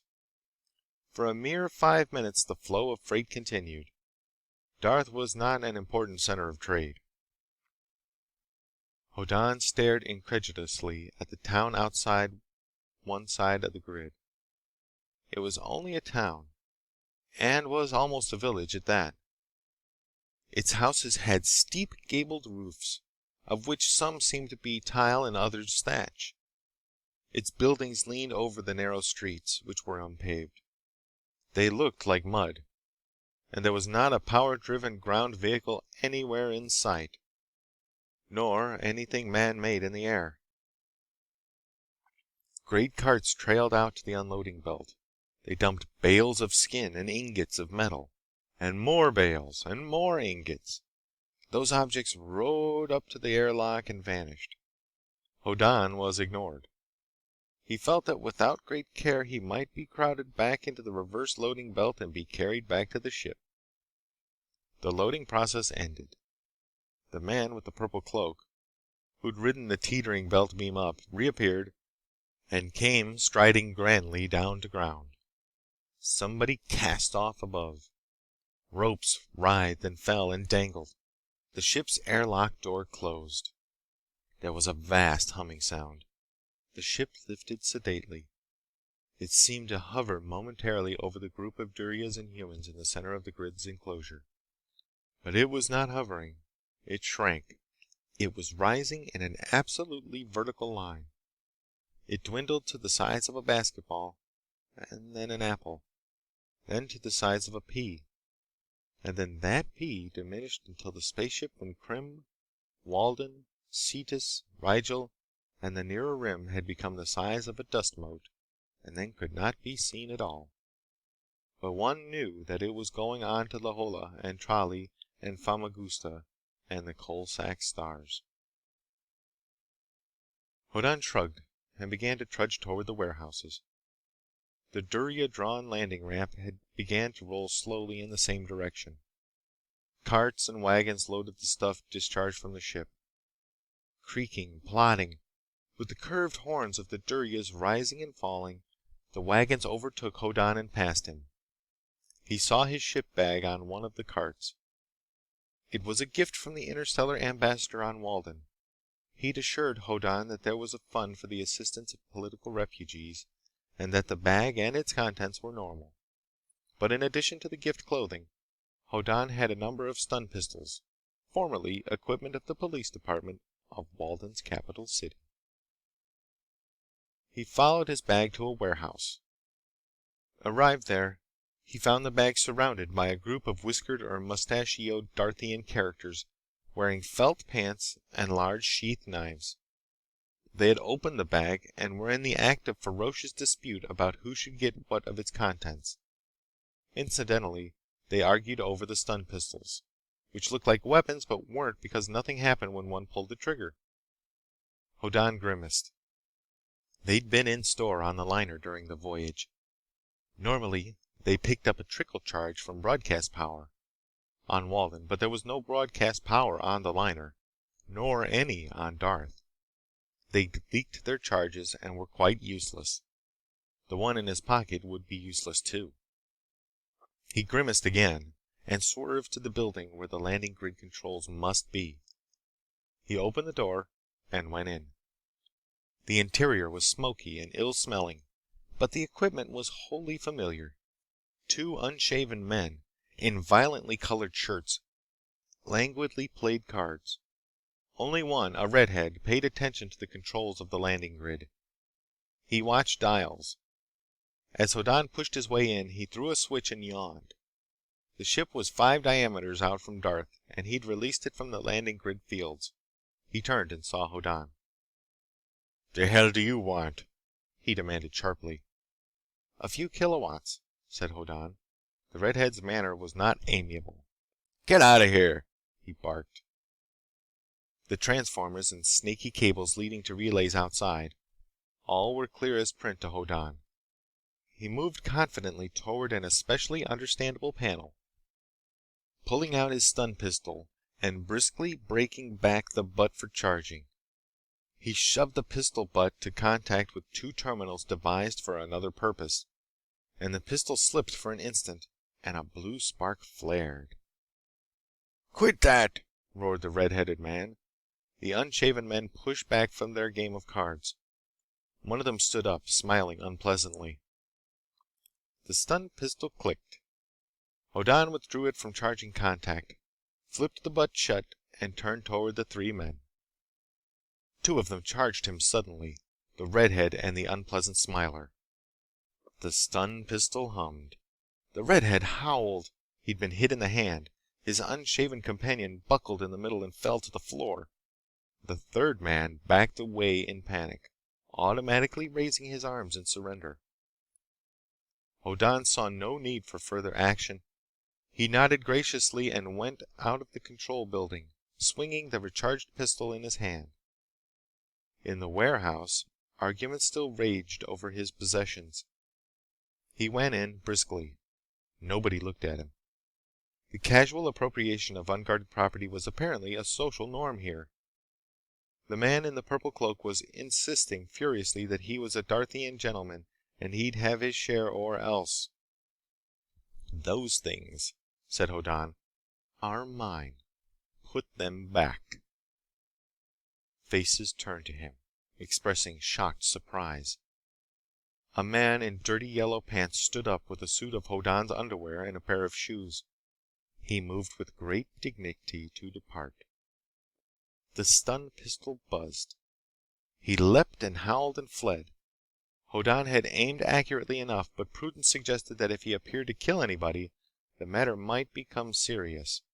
So he'd fired to sting the man with a stun pistol bolt at about the same spot where, on Walden, he'd scorched members of a party of police in ambush.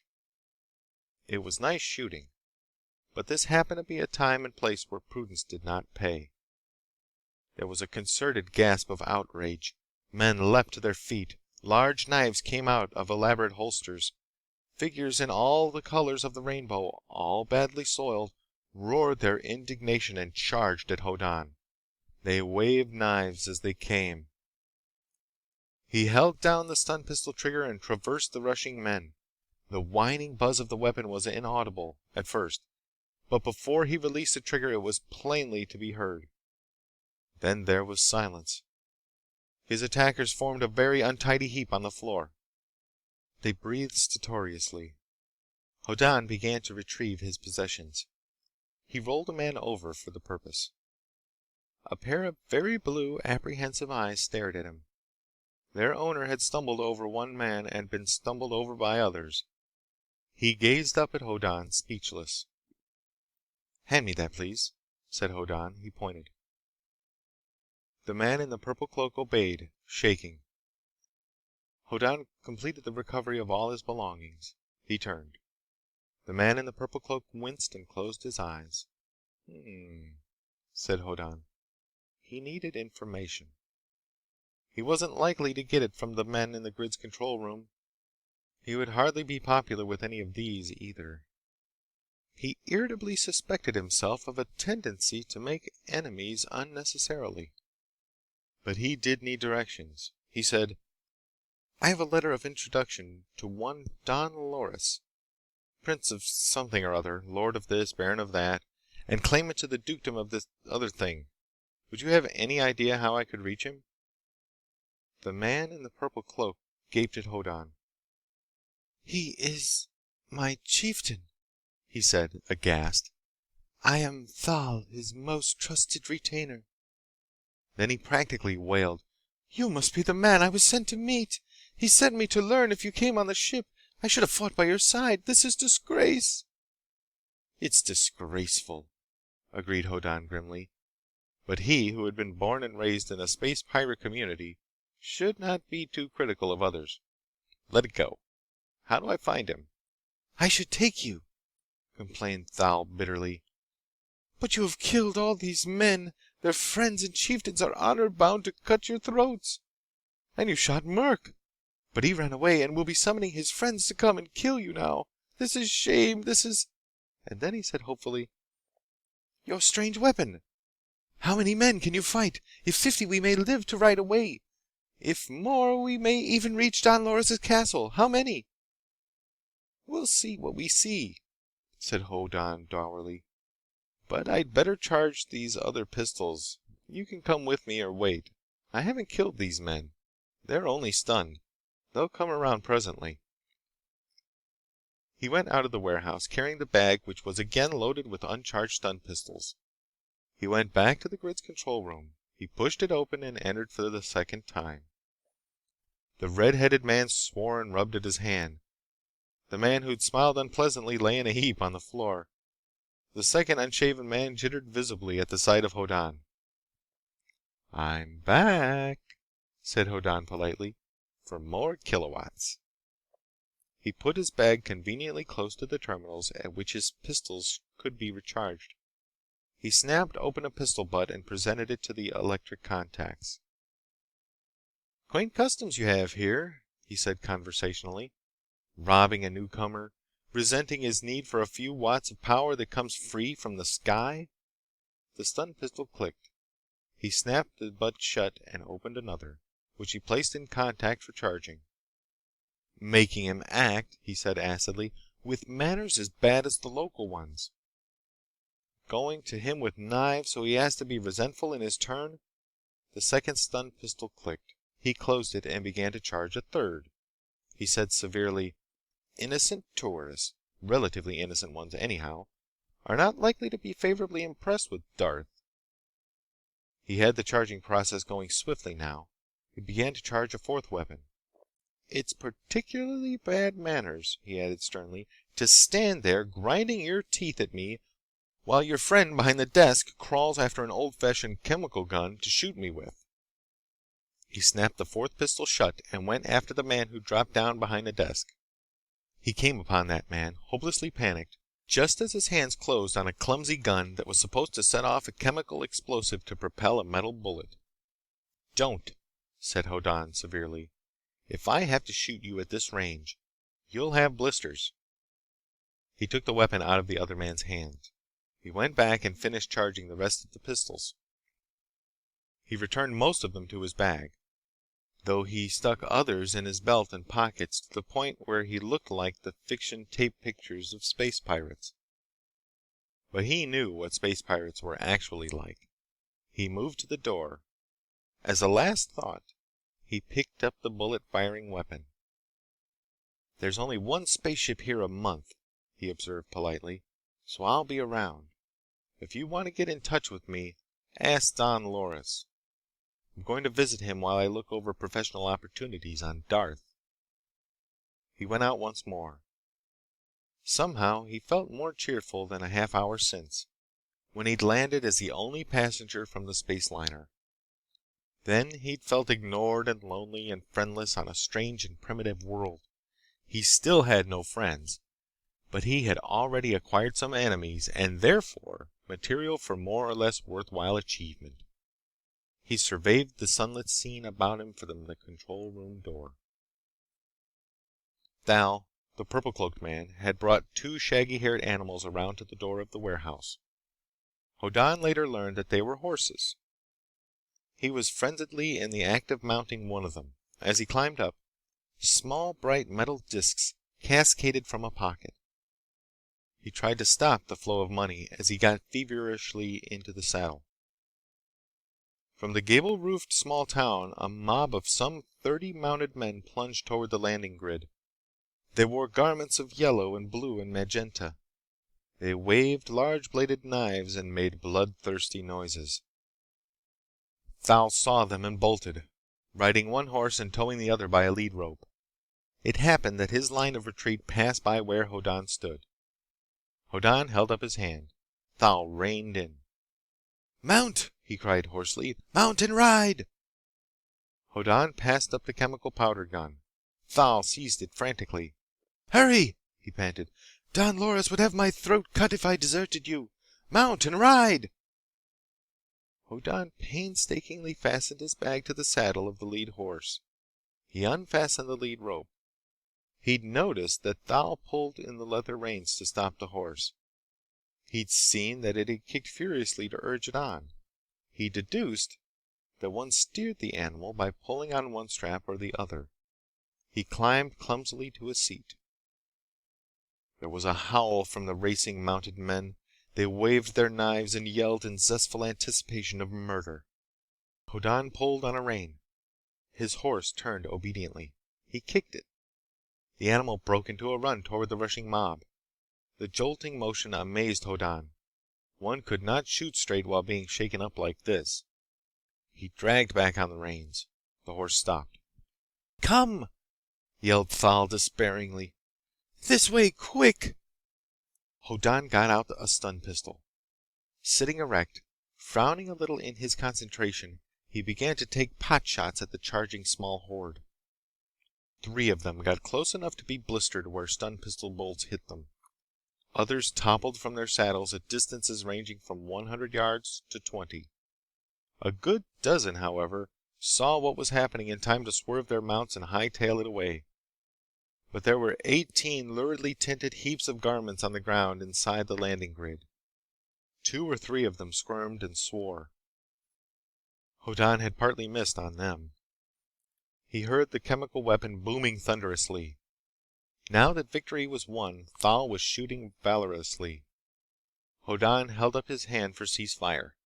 Thal rode up beside him, not quite believing what he'd seen. "Wonderful," he said shakily. "Wonderful. Don Loris will be pleased. He will give me gifts for my help to you. This is a great fight. We will be great men after this." "Then let's go and brag," said Hoddan. Thal was shocked. "You need me," he said commiseratingly. "It is fortunate that Don Loris chose me to fight beside you." He sent his horse trotting toward the mostly unconscious men on the ground. He alighted. Hoddan saw him happily and publicly pick the packets of the stun gun's victims. He came back, beaming and now swaggering in his saddle. "We will be famous," he said zestfully. 2 against 30 and some ran away." He gloated. "And it was a good haul. We share, of course, because we are companions." "Is it the custom," asked Hoddan mildly, "to loot defenseless men?" "But of course," said Thal. "How else can a gentleman live if he has no chieftain to give him presents? You defeated them, so of course you take their possessions." "Ah, yes," said Hoddan. "To be sure." He rode on. The road was a mere horse track. Presently it was less than that. He saw a frowning, battlemented stronghold away off the left. Thal openly hoped that somebody would come from that castle and try to charge them toll for riding over their lord's land. After Hoddan had knocked them over with the stun pistol, Thal would add to the heavy weight of coins already in his possession. It did not look promising, in a way. But just before sunset, Hoddan saw 3 tiny bright lights flash across the sky from west to east. They moved in formation and at identical speeds. Hoddan knew a spaceship in orbit when he saw one. He bristled and muttered under his breath. "What's that?" asked Thal. "What did you say?" "I said," said Hoddan dourly, "that I've got to do something about Walden. When they get an idea in their heads—" Chapter 4. According to the fiction tapes, the colonized worlds of the galaxy vary wildly from each other. In cold and unromantic fact, it isn't so. Space travel is too cheap and Sol-type solar systems too numerous to justify the settlement of hostile worlds. There's no point in trying to live where one has to put on special equipment every time he goes outdoors. There's no reason to settle on a world where one can't grow the kind of vegetation one's ancestors adapted themselves to some tens of thousands of generations ago. It simply doesn't make sense. So the inhabited worlds of the galaxy are farther apart than they could be, perhaps, and much more alike than is necessary. But the human race has a predilection for gravity fields not too far from 980 centimeters per second accelerative force. We humans were designed for something like that. We prefer foodstuffs containing familiar amino compounds. Our metabolism was designed around them. And since our geneticists have learned how to put aggressiveness into the genes of terrestrial origin plants, why, nowadays they briskly overwhelm the native flora wherever they are introduced. And it's rational to let it happen. If people are to thrive and multiply on new worlds as they are colonized, it's more convenient to modify the worlds to fit the colonists than the colonists to fit the worlds. Therefore, Bron Hoddan encountered no remarkable features in the landscape of Darth as he rode through the deepening night. There was grass, which was not luxuriant. There were bushes, which were not unduly lush.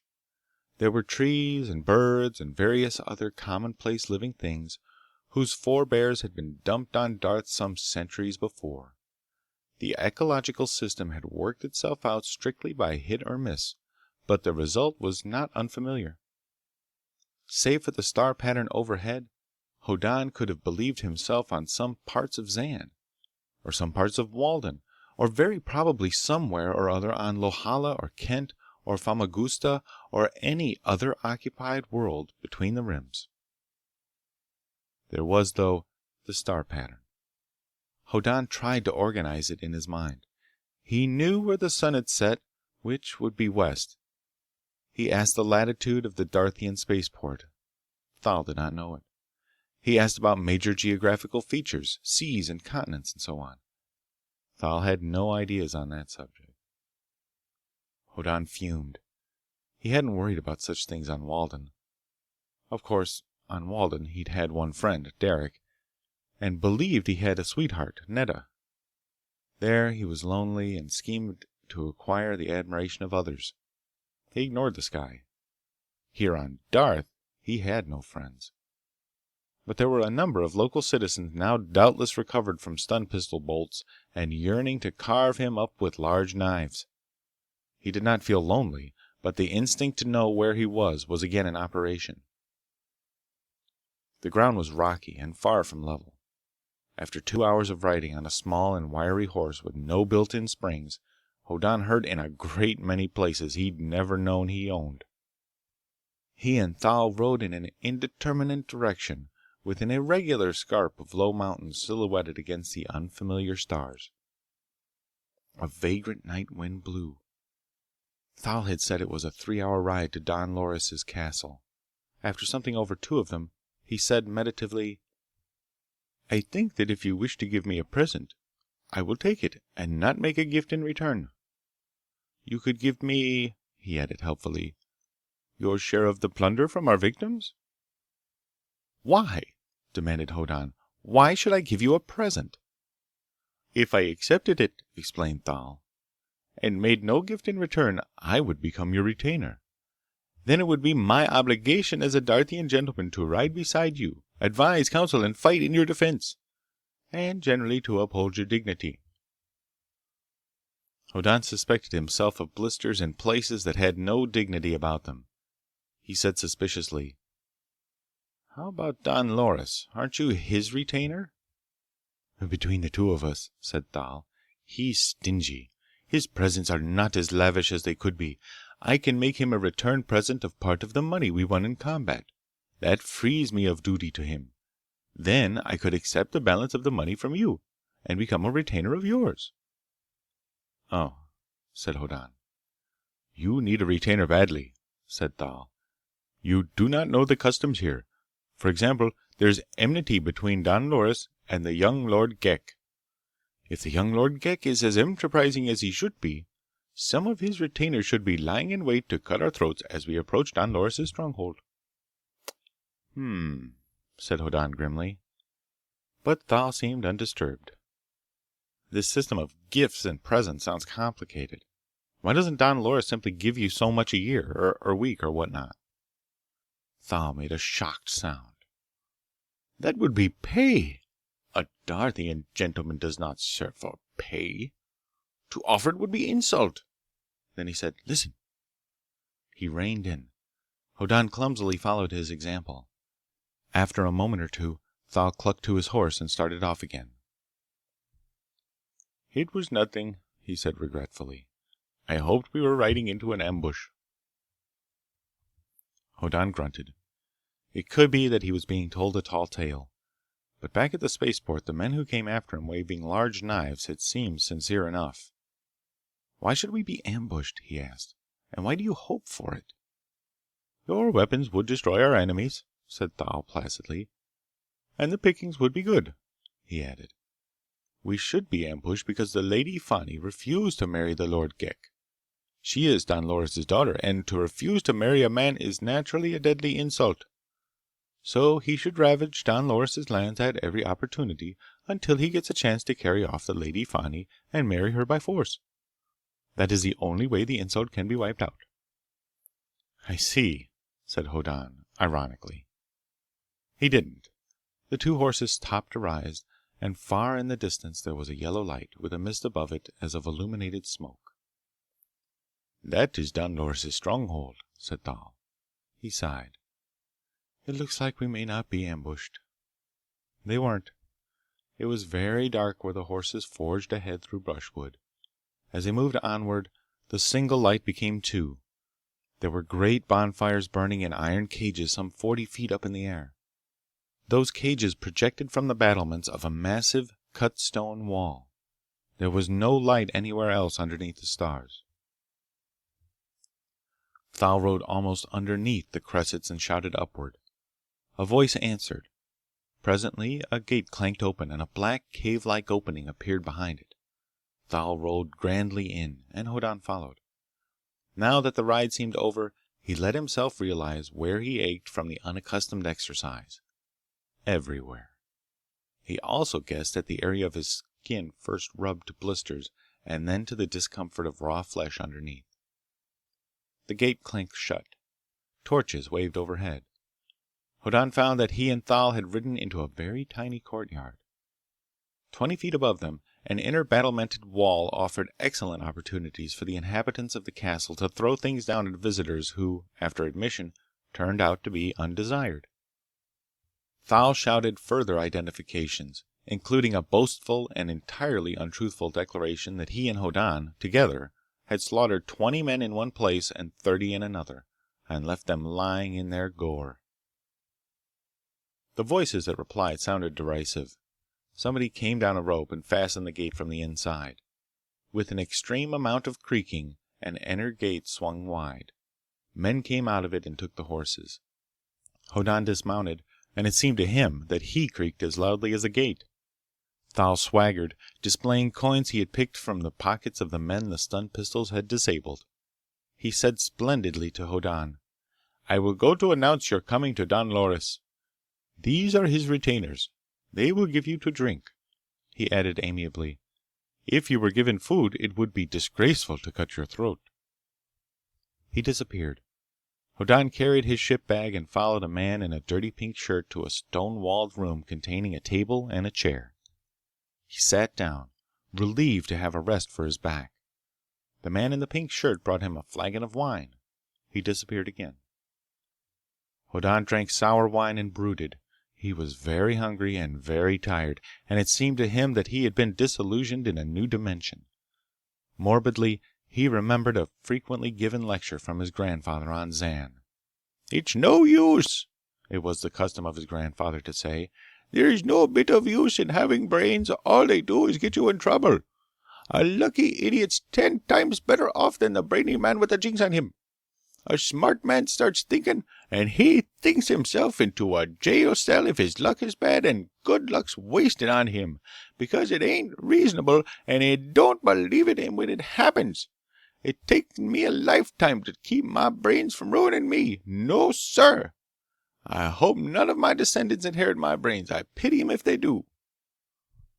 Hoddan had been on Darth not more than 4 hours. In that time he'd found himself robbed, had resented it, had been the object of 2 spirited attempts at assassination, had ridden an excruciating number of miles on an unfamiliar animal, and he now found himself in a stone dungeon and deprived of food, lest feeding him obligate his host not to cut his throat. And he'd gotten into this by himself. He'd chosen it. He practically asked for it. He began strongly to share his grandfather's disillusioned view of brains. After a long time, the door of the cell opened. Thal was back, chastened. "Don Loris wants to talk to you," he said in a subdued voice. "He's not pleased." Hoddan took another gulp of the wine. He picked up his ship's bag and limped to the door.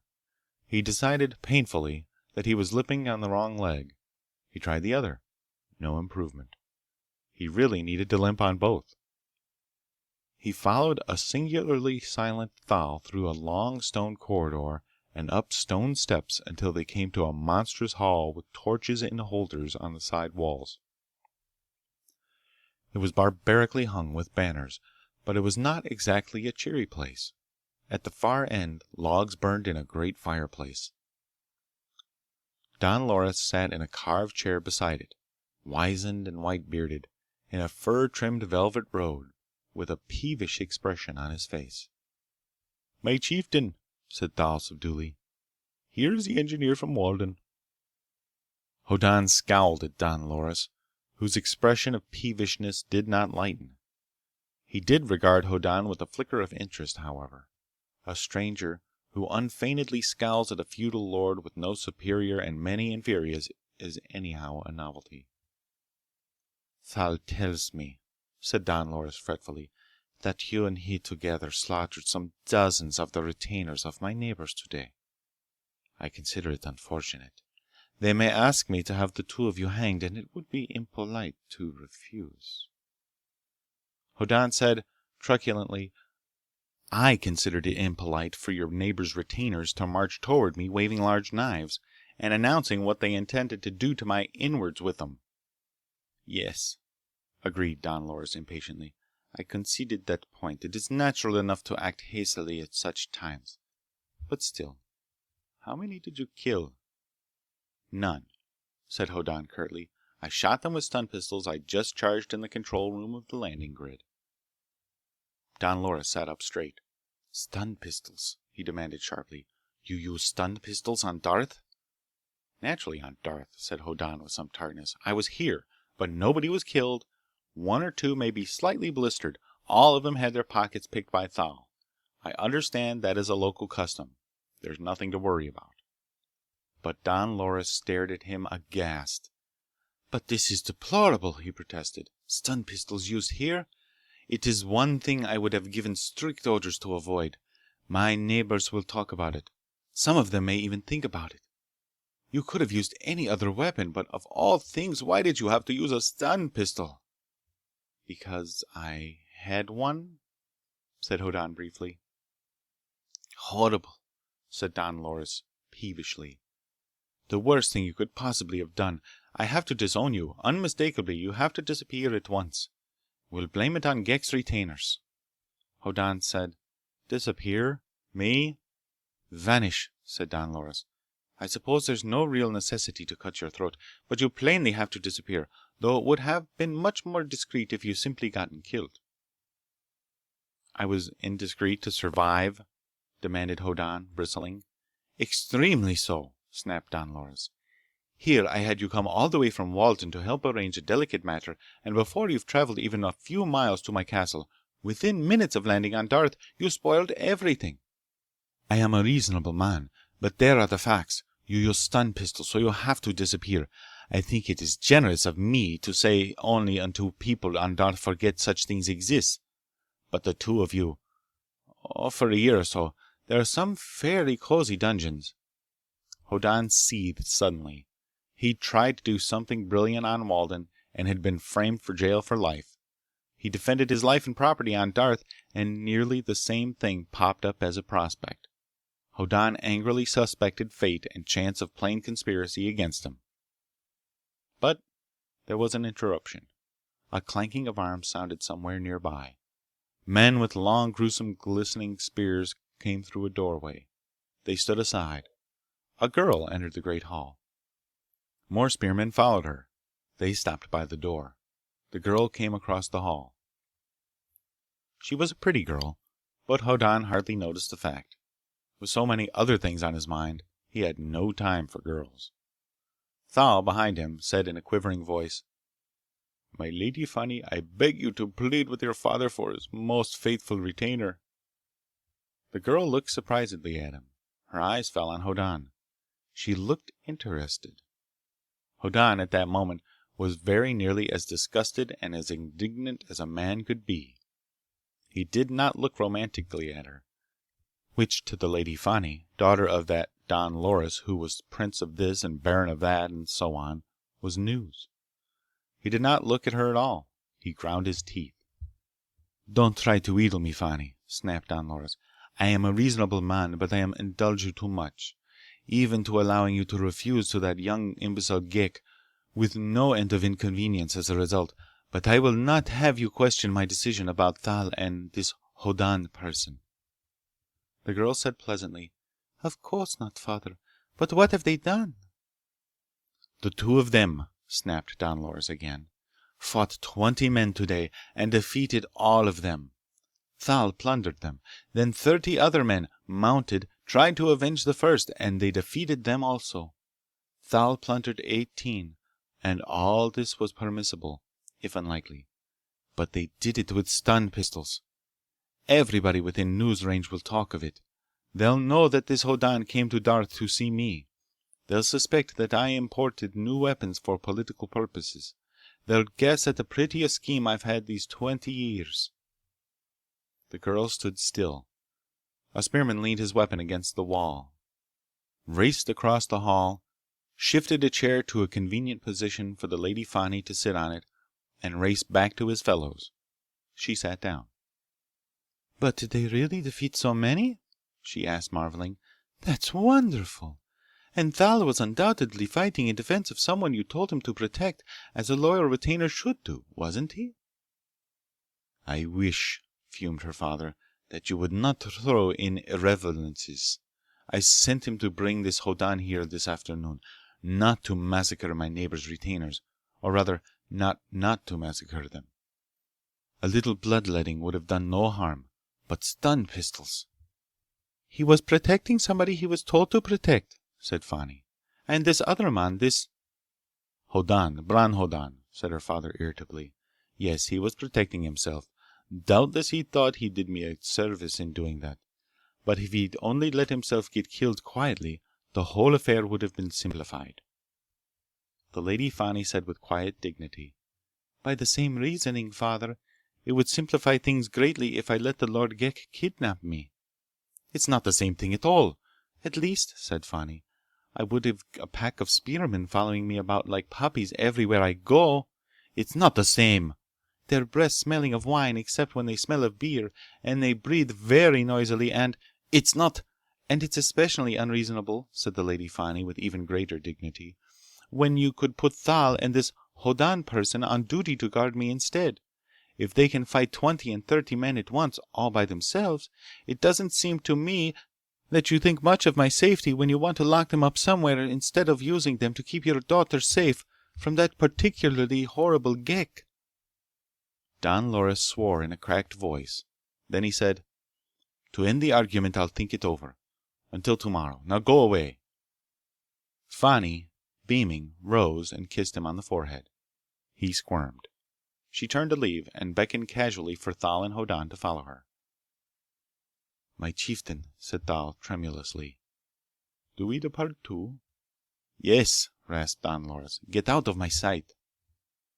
Thal moved with agility in the wake of the Lady Fani. Hoddan picked up his bag and followed. This, he considered darkly, was in the nature of a reprieve only. And if those 3 spaceships overhead did come from Walden, but why 3? The Lady Fani went out the door she'd entered by. Some of the spearmen went ahead, and others closed in behind her. Hoddan followed. There were stone steps leading upward. They were steep and uneven and interminable. Hoddan climbed on aching legs for what seemed ages. Stars appeared. The leading spearman stepped out on a flagstoned level area.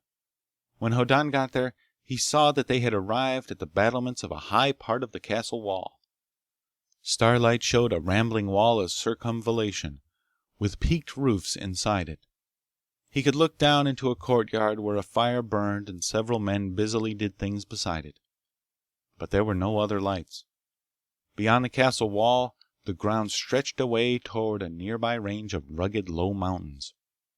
It was vaguely splotched with different degrees of darkness, where fields and pastures and woodland copses stood. "Here's a bench," said Fani cheerfully, "and you can sit down beside me and explain things. What is your name again, and where did you come from?" "I'm Bron Hoddan," said Hoddan. He found himself scowling. "I come from Zan, where everybody is a space pirate. My grandfather heads the most notorious of the pirate gangs."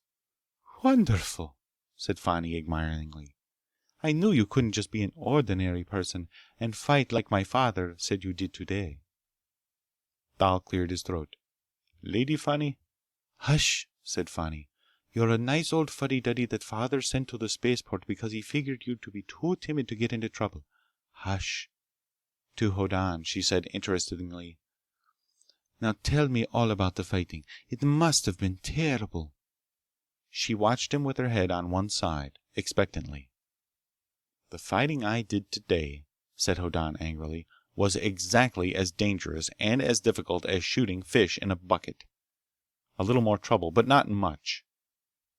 Even in the starlight he could see that her expression was more admiring than before. "I thought you'd say something like that," she said contentedly. "Go on." "That's all," said Hoddan. "Quite all?"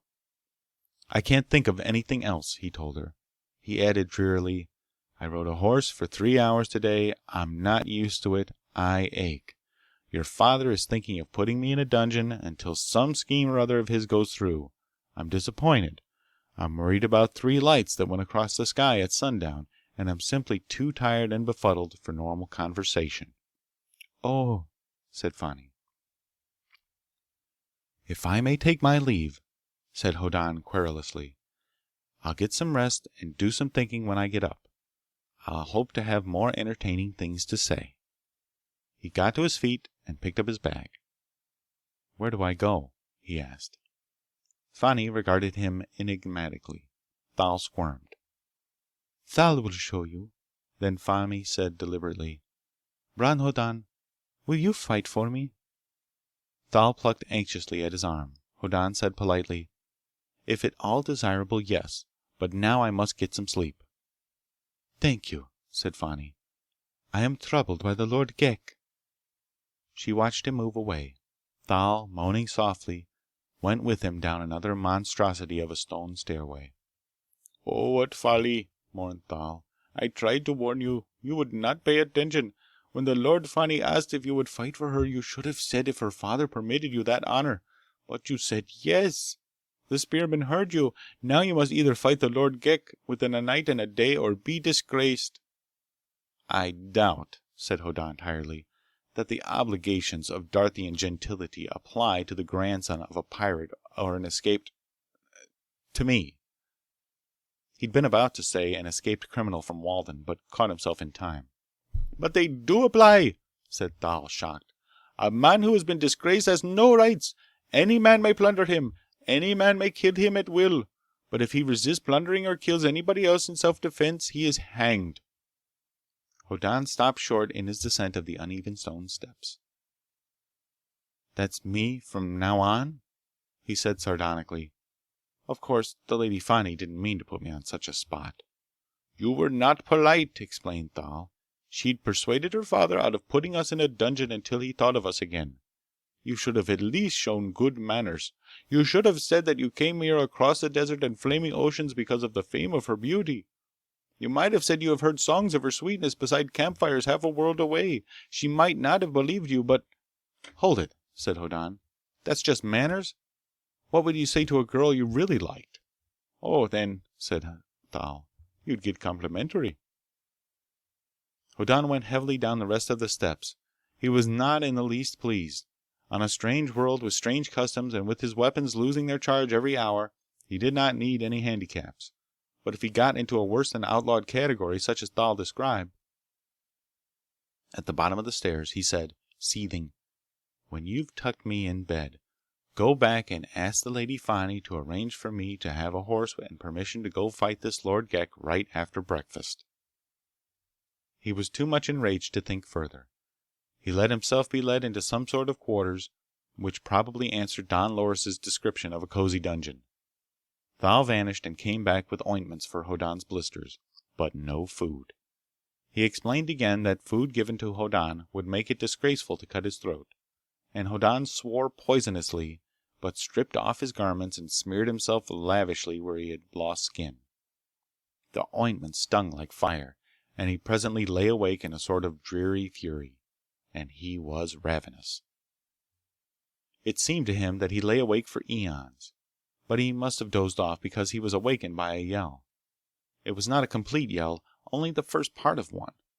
It stopped in a particularly unpleasant fashion, and its echoes went reverberating through the stony walls of the castle. Hoddan was out of bed with a stun pistol in his hand in a hurry, before that first yell was followed by other shouts and outcries, by the clashing of steel upon steel, and all the frenzied tumult of combat in the dark. The uproar moved. In seconds, the sound of fighting came from a plainly different direction, as if a striking force of some sort went rushing through only indifferently defended corridors. It would not pass before Hoddan's door, but he growled to himself. On a feudal world, presumably, one might expect anything. But there was a certain situation in being here in which etiquette required a rejected suitor to carry off a certain scornful maiden by force. Some young lordling named Ghek had to carry off Fani or be considered a man of no spirit. A gun went off somewhere. It was a powder gun, exploding violently to send metal bullets somewhere. It went off again. There was an instant almost of silence. Then an intolerable screeching of triumph, and shrieks of another sort entirely, and the excessively loud clash of arms once more. Hoddan was clothed now, at least clothed enough to have places to stick stun pistols. He jerked on the door to open it, irritably demanding of himself how he would know which side was which, or for that matter, which side he should fight on. The door was locked. He raged. He flung himself against it and it barely quivered. It was barred on the outside. He swore in highly indecorous terms and tore his bedstead apart to get a battering ram. The fighting reached a climax. He heard a girl scream, and without question he knew that it was the Lady Fani, and equally without question he knew that he would fight to keep any girl from being abducted by a man she didn't want to marry. He swung the log which was the corner post of his bed. Something cracked. He swung again. The sound of battle changed to that of a running fight. The objective of the raiders had been reached. Having gotten what they came for, and it could only be Fani, they retreated swiftly, fighting only to cover their retreat. Hoddan swung his bed leg with furious anger. He heard a flurry of yells and sword strokes, and a fierce, desperate cry from Fani among them, and a plank in his guest room dungeon door gave way. He struck again. The running raiders poured past a corner some yards away. He battered and swore and battered as the tumult moved, and he suddenly heard a scurrying thunder of horses' hooves outside the castle altogether. There were yells of derisive triumph, and the pounding, rumbling sound of horses headed away in the night until it was lost. Still raging inarticulately, Hoddan crashed his small log at the door. He was not consciously concerned about the distress Don Loris might feel over the abduction of his daughter. But there is an instinct in most men against the forcing of a girl to marriage against her will. Hoddan battered at his door. Around him the castle began to hum like a hive of bees. Women cried out or exclaimed, and men shouted furiously to one another. And off-duty fighting men came belatedly, looking for somebody to fight, dragging weapons behind them and not knowing where to find enemies. Bron Hoddan probably made as much noise as any four of them. Somebody brought a light somewhere near. It shone through the cracks in the splintered planks. He could see to aim. He smote savagely and the door came apart. It fell outward and he found himself in the corridor outside, being stared at by complete strangers. "It's the engineer," someone explained to someone else. "I saw him when he rode with Thal." "I want Thal," said Hoddan coldly. "I want a dozen horses. I want men to ride them with me." He pushed his way forward. Which way to the stables? But then he went back and picked up his bag of stun pistols. His air was purposeful and his manner furious. The retainers of Don Loris were in an extremely apologetic frame of mind. The Lady Fani had been carried off into the night by a raiding party undoubtedly led by Lord Ghek. The defenders of the castle hadn't prevented it, so there was no special reason to obey Hoddan, but there was every reason to seem to be doing something useful. He found himself almost swept along by agitated retainers trying to look as if they were about a purposeful affair. They went down a long ramp, calling uneasily to each other. They eddied around a place where two men lay quite still on the floor. Then there were shouts of, "Thal! This way, Thal!"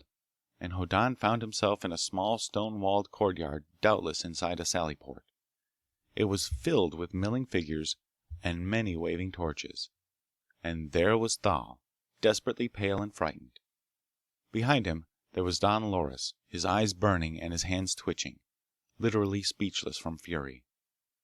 Pick a dozen men, Thal, commanded Hoddan. Get 'em on horses. Get a horse for me, damn it. I'll show them how to use stun pistols as we ride. Thal panted, shaking. They hamstrung most of the horses. Get the ones that are left, barked Hoddan. He suddenly raged at Don Loris. Here's another time stun pistols get used on Darth. Object to this if you want to. Hoofbeats. Thal on a horse that shied and reared at the flames and confusion. Other horses, skittish and scared, with the smell of spilt blood in their nostrils, fighting the men who led them, their eyes rolling. Thal called names as he looked about him. There was plenty of light. As he called a name, a man climbed on a horse. Men thrust swords, spears, all manner of weapons upon them. Some of the chosen men swaggered because of their choice. Some looked woefully unhappy. But with Don Loris glaring frenziedly upon them in the smoky glare, no man refused. Hoddan climbed ungracefully upon the mount that 4 or 5 men held for him. Thal, with a fine sense of drama, seized a torch and waved it above his head. There was a vast creaking, and an unsuspected gate opened. Thal rode out with a great clattering of hoofs, and the others rode out after him. There were lights everywhere about the castle now.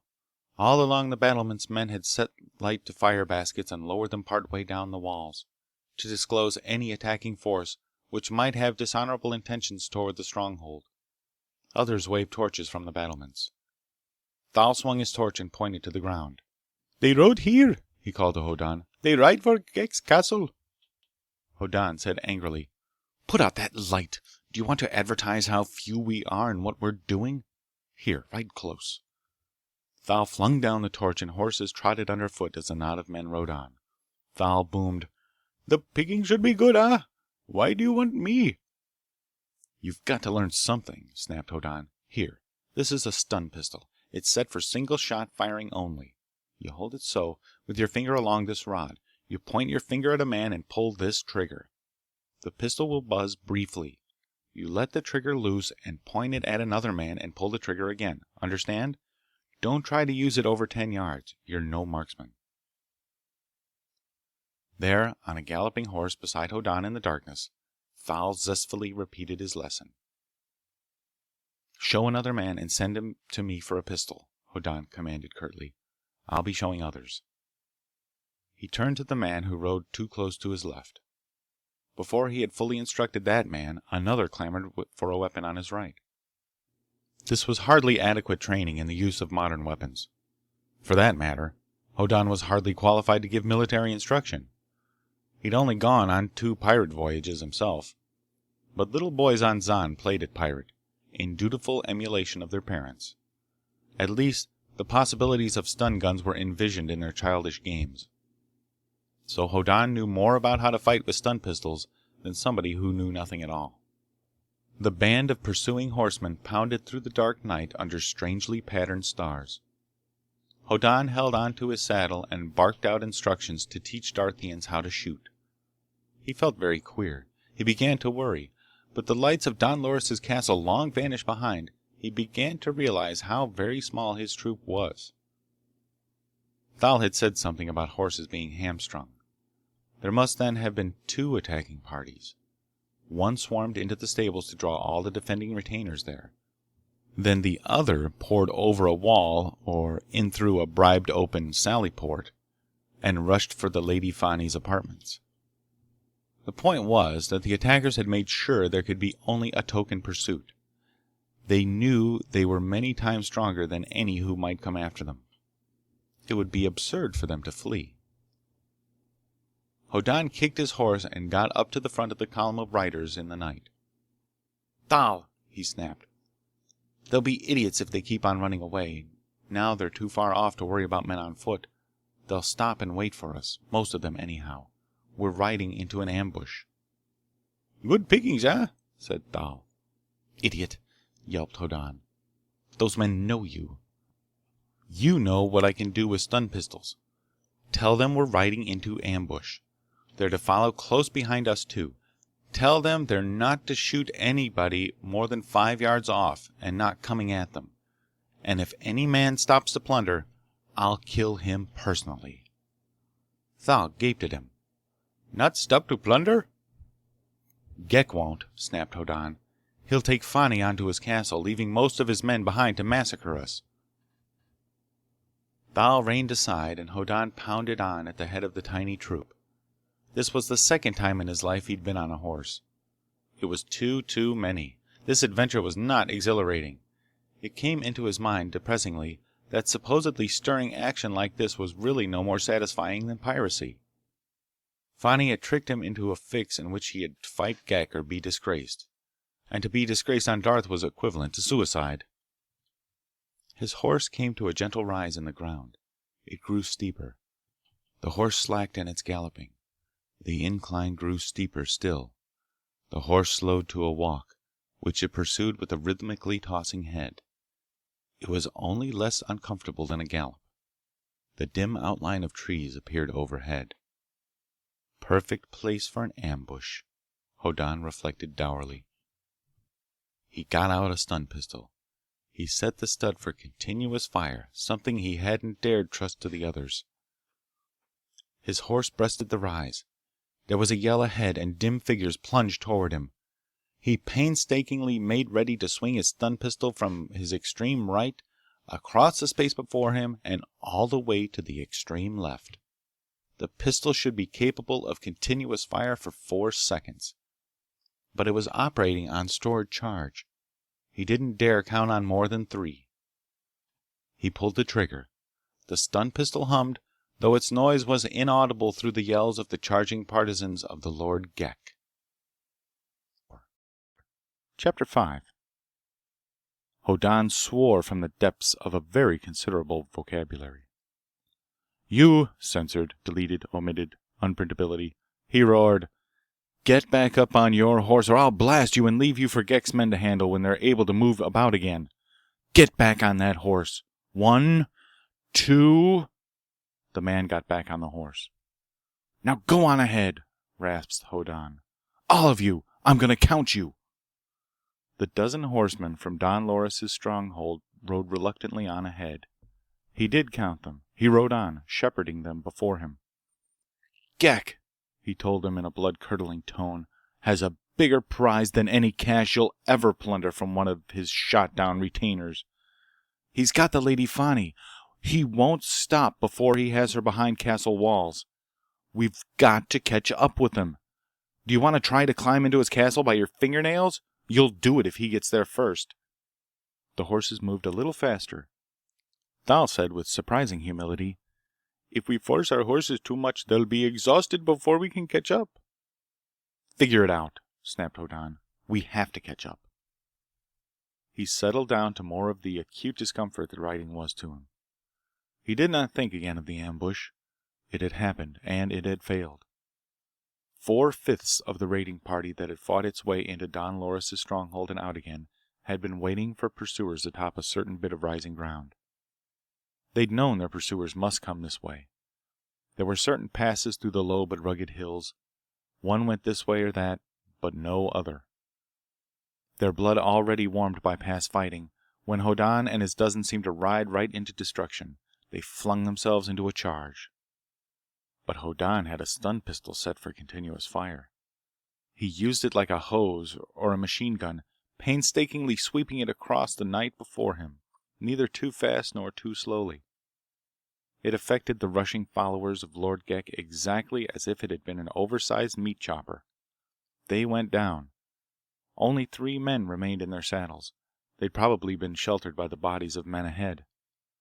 Hoddan attended to those 3 with individual, personalized stun pistol bolts, and immediately had trouble with his men, who wanted to dismount and plunder their fallen enemies. He wouldn't even let them collect the horses of the men now out of action.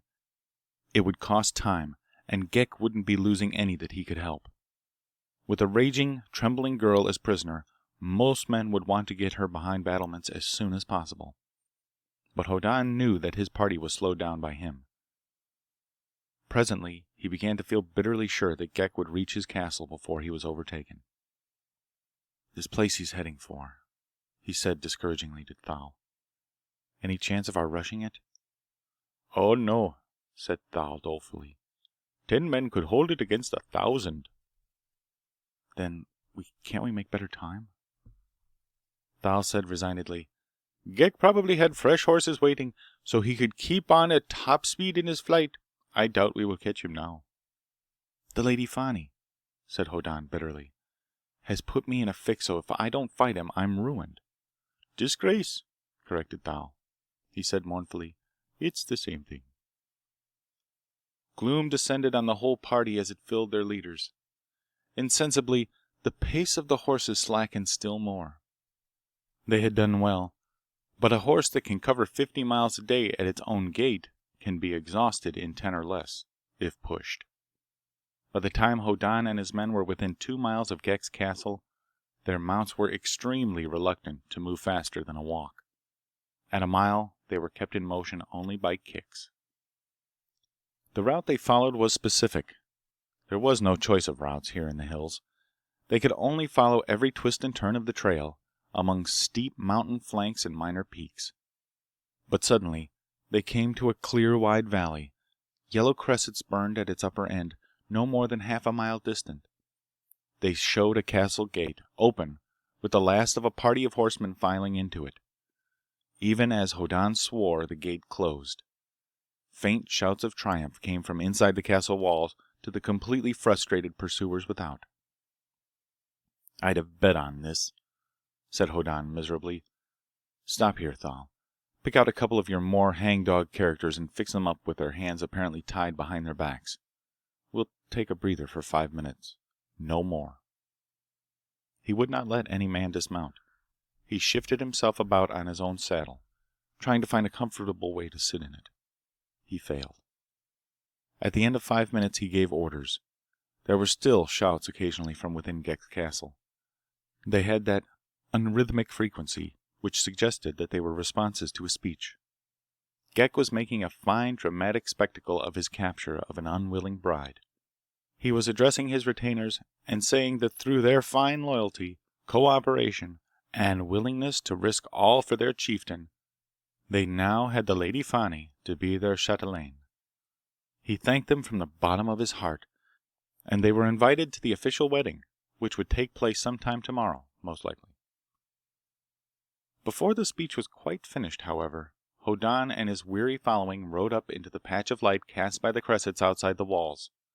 Thal bellowed to the battlements. "Prisoners!" he roared, according to the instructions from Hoddan.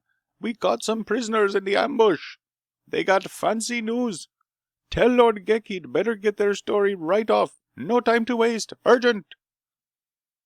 Hoddan played the part of one prisoner, just in case anybody noticed from above that one man rode as if either entirely unskilled in riding, or else injured in a fight.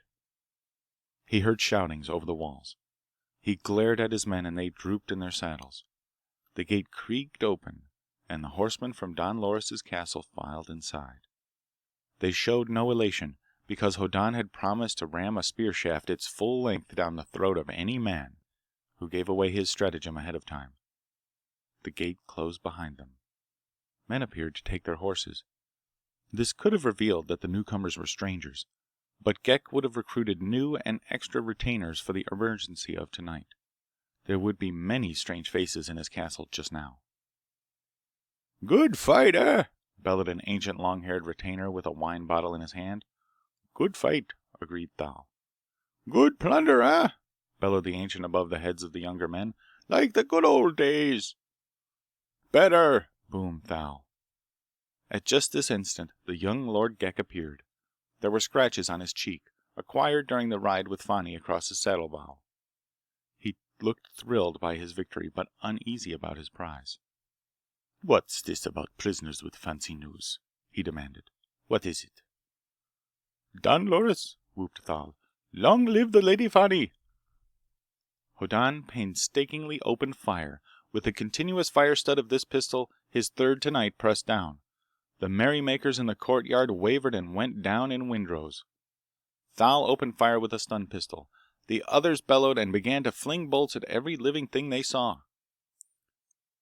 "To the Lady Fani!" rasped Hoddan, getting off his horse with as many creakings as the castle gate. His followers now rushed, dismounting where they had to. They fired with reckless abandon. A stun pistol, which does not kill, imposes few restraints upon its user. If you shoot somebody who doesn't need to be shot, he may not like it, but he isn't permanently harmed. So the 12 who'd followed Hoddan poured in what would have been a murderous fire if they'd been shooting bullets, but was no worse than devastating as matters stood. There were screams and flight and utterly hopeless defiances by sword-armed and spear-armed men. In instants, Hoddan went limping into the castle with Thal by his side, searching for Fani. Ghek had not fallen at the first fire. He vanished, and the castle was plainly fallen, and he made no attempt to lead resistance against its invaders. Hoddan's men went raging happily through corridors and halls as they came to them. They used their stun pistols with zest, and at such close quarters with considerable effect. Hoddan heard Fani scream angrily, and he and Thal went swiftly to see. They came upon the young Lord Ghek trying to let Fani down out of a window on a rope. He undoubtedly intended to follow her and complete his abduction on the run. But Fani bit him, and Hoddan said vexedly, "Look here, it seems I'm disgraced if I don't fight you somehow." The young Lord Ghek rushed him, sword out, eyes blazing in a fine frenzy of despair. Hoddan brought him down with a buzz of the stun gun. One of Hoddan's followers came hunting for him. "Sir," he sputtered, "we've got the garrison cornered in their quarters and we've been picking them off through the windows, and they think they're dropping dead and want to surrender. Shall we let them?" "By all means," Hoddan said irritably. "And Thal, go get something heavier than a nightgown for the Lady Fani to wear, and then do what plundering is practical. But I want to be out of here in half an hour, understood?" "I'll attend to the costume," said the Lady Fani vengefully. "You cut his throat while I'm getting dressed." She nodded at the unconscious Lord Ghek on the pavement. She disappeared through a door nearby. Hoddan could guess that Ghek would have prepared something elaborate in the way of a trousseau for the bride he was to carry screaming from her home. Somehow, it was the sort of thing a Darthian would do. Now Fani would enjoyably attire herself in the best of it while— "Thal," said Hoddan, "help me get this character into a closet somewhere. He's not to be killed. I don't like him, but at this moment I don't like anybody very much, and I won't play favorites." Thal dragged the insensible young nobleman into the next room. Hoddan locked the door and pocketed the key as Fani came into view again. She was splendidly attired, now, in brocade and jewels. Ghek had evidently hoped to placate her after marriage by things of that sort and had spent lavishly on them. Now, throughout the castle, there were many and diverse noises. Sometimes, not often, there was still the crackling hum of a stun pistol. There were many more exuberant shoutings. They apparently had to do with loot. There was some squealings in female voices, but many more gigglings. "I need not say," said the Lady Fani with dignity, "that I thank you very much, but I do say so." "You're quite welcome," said Hoddan politely. "And what are you going to do now?" "I imagine," said Hoddan, "that we'll go down into the courtyard where our horses are. I gave my men half an hour to loot in. During that half hour I shall sit down on something which will, I hope, remain perfectly still. And I may," he added morbidly, "eat an apple. I've had nothing to eat since I landed on Darth. People don't want to commit themselves to not cutting my throat. But after half an hour we'll leave." The Lady Fani looked sympathetic. "But the castle surrendered to you," she protested. "You hold it. Aren't you going to try to keep it?" "There are a good many unpleasant characters out yonder," said Hoddan, waving his hand at the great outdoors, "who've reason to dislike me very much. They'll be anxious to express their emotions when they feel up to it. I want to dodge them, and presently the people in this castle will realize that even stun pistols can't keep on shooting indefinitely here. I don't want to be around when that occurs to them." He offered his arm with a reasonably grand air, and went limping with her down to the courtyard just inside the gate. Two of Don Loris's retainers staggered into view as they arrived, piling up plunder which ranged from a quarter keg of wine to a mass of frothy stuff which must be female garments. They went away, and other men arrived loaded down with their own accumulations of loot. Some of the local inhabitants looked on with uneasy indignation. Hoddan found a bench and sat down. He conspicuously displayed one of the weapons which had captured the castle.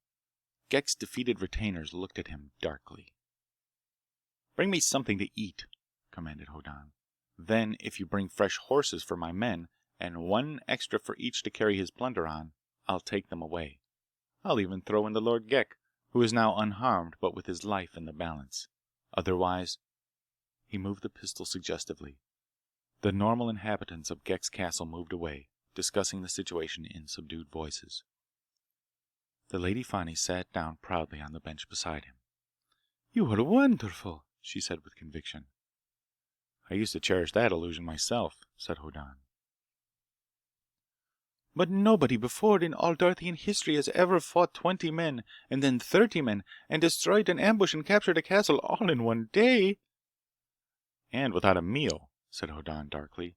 "And with a lot of blisters." He considered. Somebody came running with bread and cheese and wine. He bit into the bread and cheese. After a moment he said, his mouth full, I once saw a man perform the unparalleled feat of jumping over 9 barrels placed in a row. "It had never been done before, but I didn't envy him. I never wanted to jump over 9 barrels in a row. In the same way, I never especially wanted to fight other men or break up ambushes or capture castles. I want to do what I want to do, not what other people happen to admire." "Then what do you want to do?" she asked admiringly. "I'm not sure now," said Hoddan gloomily. He took a fresh bite. "But a little while ago I wanted to do something interesting and useful things in electronics. And get reasonably rich. And marry a delightful girl. And become a prominent citizen on Walden. I think I'll settle for another planet now." "My father will make you rich," said the girl proudly. "You saved me from being married to Ghek." Hoddan shook his head. "I've got my doubts," he said. He had a scheme to import a lot of stun pistols and arm his retainers with them. Then he meant to rush the spaceport and have me set up a broadcast power unit that'll keep them charged all the time. Then he'd sit back and enjoy life, holding the spaceport. Nobody else could get stun weapons, and nobody could resist his retainers who had them, so he'd be top man on Darth. He'd have exactly as much power as he chose to seize. I think he cherished that little idea. And I've given advance publicity to stun pistols. Now he hasn't a ghost of chance pulling it off. I'm afraid he'll be displeased with me." "I can take care of that," said Fani confidently. She did not question that her father would be displeased. "Maybe you can," said Hoddan. "But though he's kept a daughter, he's lost a dream, and that's bereavement. I know." Horses came plodding into the courtyard with Ghek's retainers driving them. They were anxious to get rid of their conquerors. Hoddan's men came trickling back with arms full of plunder to add to the piles they'd previously gathered. Thal took charge, commanding the exchange of saddles from tired to fresh horses, and that the booty be packed on the extra mounts. It was time. 9 of the dozen looters were at work on the task when there was a tumult back at the castle. Yellings and the clash of steel. Hoddan shook his head. Bad. Somebody's pistol went empty and the local boys found it out. Now I'll have to fight some more. No. He beckoned to a listening, tense, resentful inhabitant of the castle. He held up the key of the room in which he'd locked young Ghek. "Now open the castle gate," he commanded, "and fetch out my last 3 men. And we'll leave without setting fire to anything. The Lord Ghek would like it that way. He's locked up in a room that's particularly inflammable." The last statement was a guess only, but Ghek's retainer looked horrified. He bellowed. There was a subtle change in the bitterly hostile atmosphere. Men came angrily to help load the spare horses. Hoddan's last 3 men came out of a corridor, wiping blood from various scratches, and complaining plaintively that their pistols had shot empty and they had to defend themselves with knives. 3 minutes later, the cavalcade rode out of the castle gate and away into the darkness. Hoddan had arrived here when Ghek was inside, with Fani as his prisoner. When there was only a dozen men without, and at least 100 inside to defend the walls. And the castle was considered impregnable. In half an hour, Hoddan's followers had taken the castle, rescued Fani, looted it superficially, gotten fresh horses for themselves and spare ones for their plunder, and were headed away again. In only one respect were they worse off than when they arrived. Some stun pistols were empty. Hoddan searched the sky and pieced together the star pattern he'd noted before.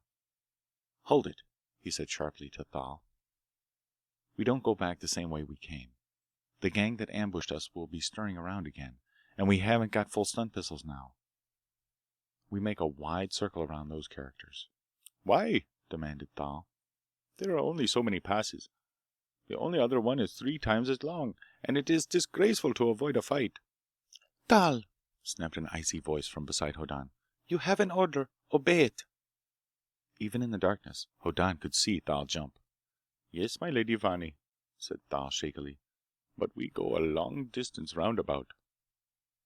The direction of motion through the night now changed. The long line of horses moved in deepest darkness, lessened only by the light of many stars. Even so, in time one's eyes grew accustomed, and it was a glamorous spectacle. 28 beasts, moving through dark defiles and over steep passes among the rugged, ragged hills.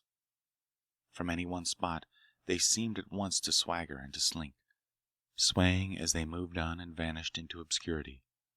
The small wild things in the night paused affrightedly in their scurryings until they had gone far away. Fani said in a soft voice, "This is nice." "What's nice about it?" demanded Hoddan. "Riding like this," said Fani enthusiastically, "with men who have fought for me to guard me in the darkness, with the leader who has rescued me by my side, underneath the stars. It's a delicious feeling." "You're used to riding horseback," said Hoddan dourly. He rode on, while mountains stabbed skyward and the pass they followed wound this way and that, and he knew that it was very roundabout way indeed, and he had unpleasing prospects to make it seem less satisfying, even, than it would have been otherwise. But they came, at last, to a narrow defile which opened out before them, and there were no more mountains ahead, but only foothills. And there, far and far away, they could see the sky as vaguely brighter.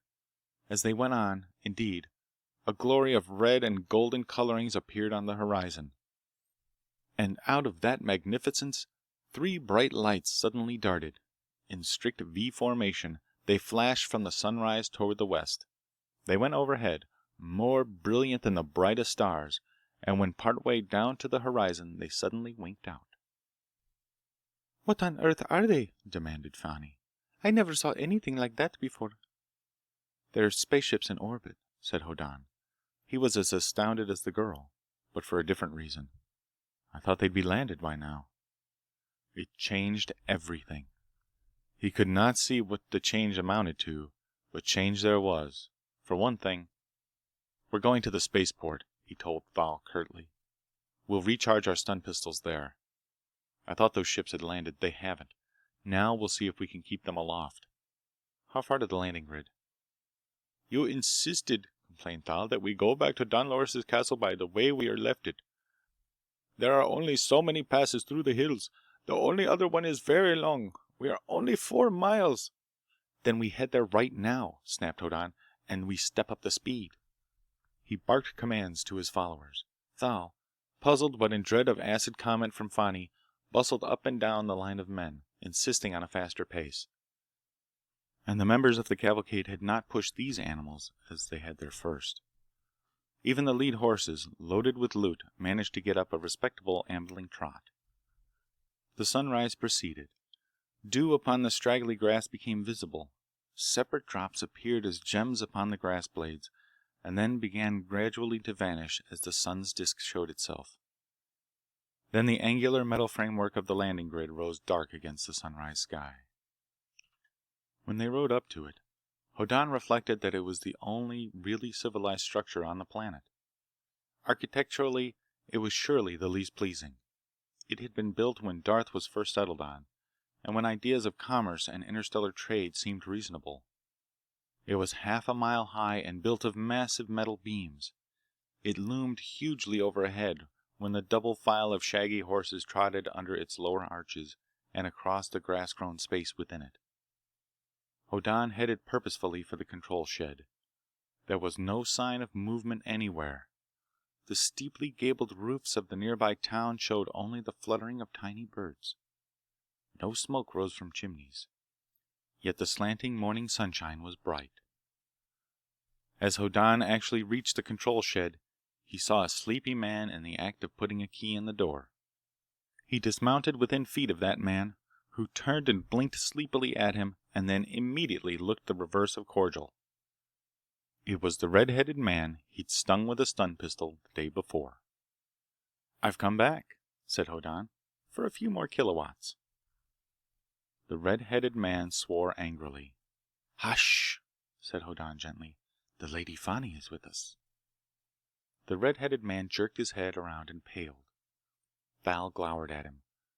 Others of Don Loris' retainers shifted their positions significantly to make their oversized spelt knives handier. "We'll come in," said Hoddan. "Thal, collect the pistols and bring them inside." Fani swung lightly to the ground and followed him in. She looked curiously at the cables and instrument boards and switches inside.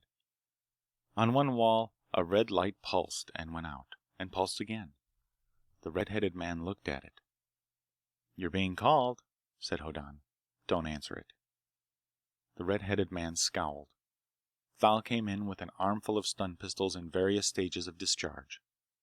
Hoddan briskly broke the butt of one of his own and presented it to the terminals he'd used the day before. "He's not to touch anything, Thal," said Hoddan. To the red-headed man he observed, "I suspect that call's been coming in all night. Something was in orbit at sundown. You closed up shop and went home early, eh?" "Why not?" rasped the red-haired man. "There's only one ship a month." "Sometimes," said Hoddan, "there are specials. But I commend your negligence. It was probably good for me." He charged one pistol and snapped its butt shut, and snapped open another and charged it. There was no difficulty, of course. In minutes, all the pistols he'd brought from Walden were ready for use again. He tucked away as many as he could conveniently carry on his person. He handed the rest to Thal. He went competently to the pulsing call signal. He put headphones to his ears. He listened. His expression became extremely strange, as if he did not quite understand nor wholly believe what he heard. "Odd," he said mildly. He considered for a moment or two. Then he rummaged around in the drawer of desks. He found wire clips. He began to snip wires in half. The red-headed man started forward automatically. "Take care of him, Thal," said Hoddan. He cut the microwave receiver free of its wires and cables. He lifted it experimentally and opened part of its case to make sure the thermal battery that would power it in an emergency was there and in working order. It was. "Put this on a horse, Thal," commanded Hoddan. "We're taking it up to Don Loris'." The red-headed man's mouth dropped open. He said stridently, "Hey, you can't do that!" Hoddan turned upon him and said sourly, "All right, you can. I'm not trying to stop you with all those hard cases outside." "You can build another in a week," said Hoddan kindly. "You must have spare parts." Thal carried the communicator outside. Hoddan opened a cabinet, threw switches, and painstakingly cut and snipped at a tangle of wires within. "Just your instrumentation," he explained to the appalled red-headed man. "You won't use the grid until you've fixed this too. A few days of harder work than you're used to, that's all." He led the way out again, and on his way explained to Fani, "Pretty old-fashioned job, this grid. They make simpler ones nowadays. They'll be able to repair it, though, in time. Now we go back to your father's castle. He may not be pleased, but he should be mollified." He saw Fani mount lightly into her own saddle and shook his head gloomily. He climbed clumsily into his own. They moved off to return to Don Loris' stronghold. Hoddan suffered. They reached the castle before noon, and the sight of the Lady Fani riding beside a worn-out Hoddan was productive of enthusiasm and loud cheers. The loot displayed by the returned wayfarers increased the rejoicing. There was envy among the men who had stayed behind. There was respectfully admiring looks cast upon Hoddan. He had displayed, in furnishing opportunities for plunder, the most admired quality a leader of feudal fighting men could show. The Lady Fani beamed as she and Thal and Hoddan, all very dusty and travel-stained, presented themselves to her father in the castle's great hall. "Here is your daughter, sir," said Hoddan, and yawned. "I hope there won't be any further trouble with Ghek. We took his castle and looted it a little and brought back some extra horses. Then we went to the spaceport. I recharged my stun pistols and put the landing grid out of order for the time being. I brought away the communicator there. He yawned again. There's something highly improper going up just beyond the atmosphere. There are 3 ships up there in orbit, and they're all trying to call the spaceport in non-regulation fashion. It's possible that some of your neighbors would be interested, so I postponed everything until I could get some sleep. It seemed to me that when better skullduggeries are concocted, that Don Loris and his associates ought to concoct them. And if you'll excuse me... He moved away, practically dead on his feet. If he had been accustomed to horseback riding, he would not have been so exhausted, but now he yawned, and Thal took him to a room quite different from the guest room dungeon to which he'd been taken the night before. He noted that the door, this time, opened inward. He braced chairs against it to make sure that nobody could open it from without. He lay down and slept heavily. He was waked by loud poundings. He roused himself enough to say sleepily, "What do you want?" "The light in the sky!" cried Fani's voice outside the door. "The ones you say are spaceships.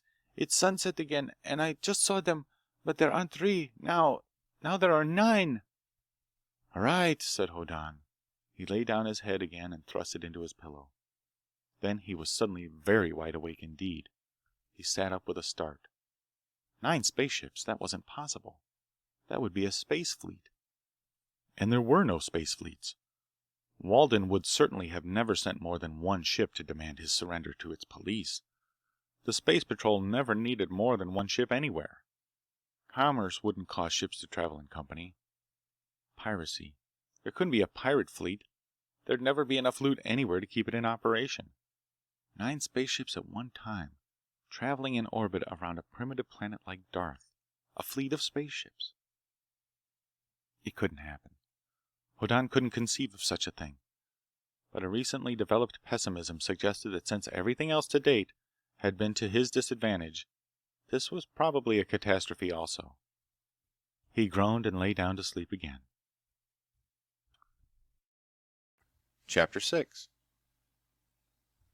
When frantic bangings on the propped-shut door awakened him next morning, he confusedly imagined that they were noises in the communicator headphones, and until he heard his name called tried drearily to make sense of them.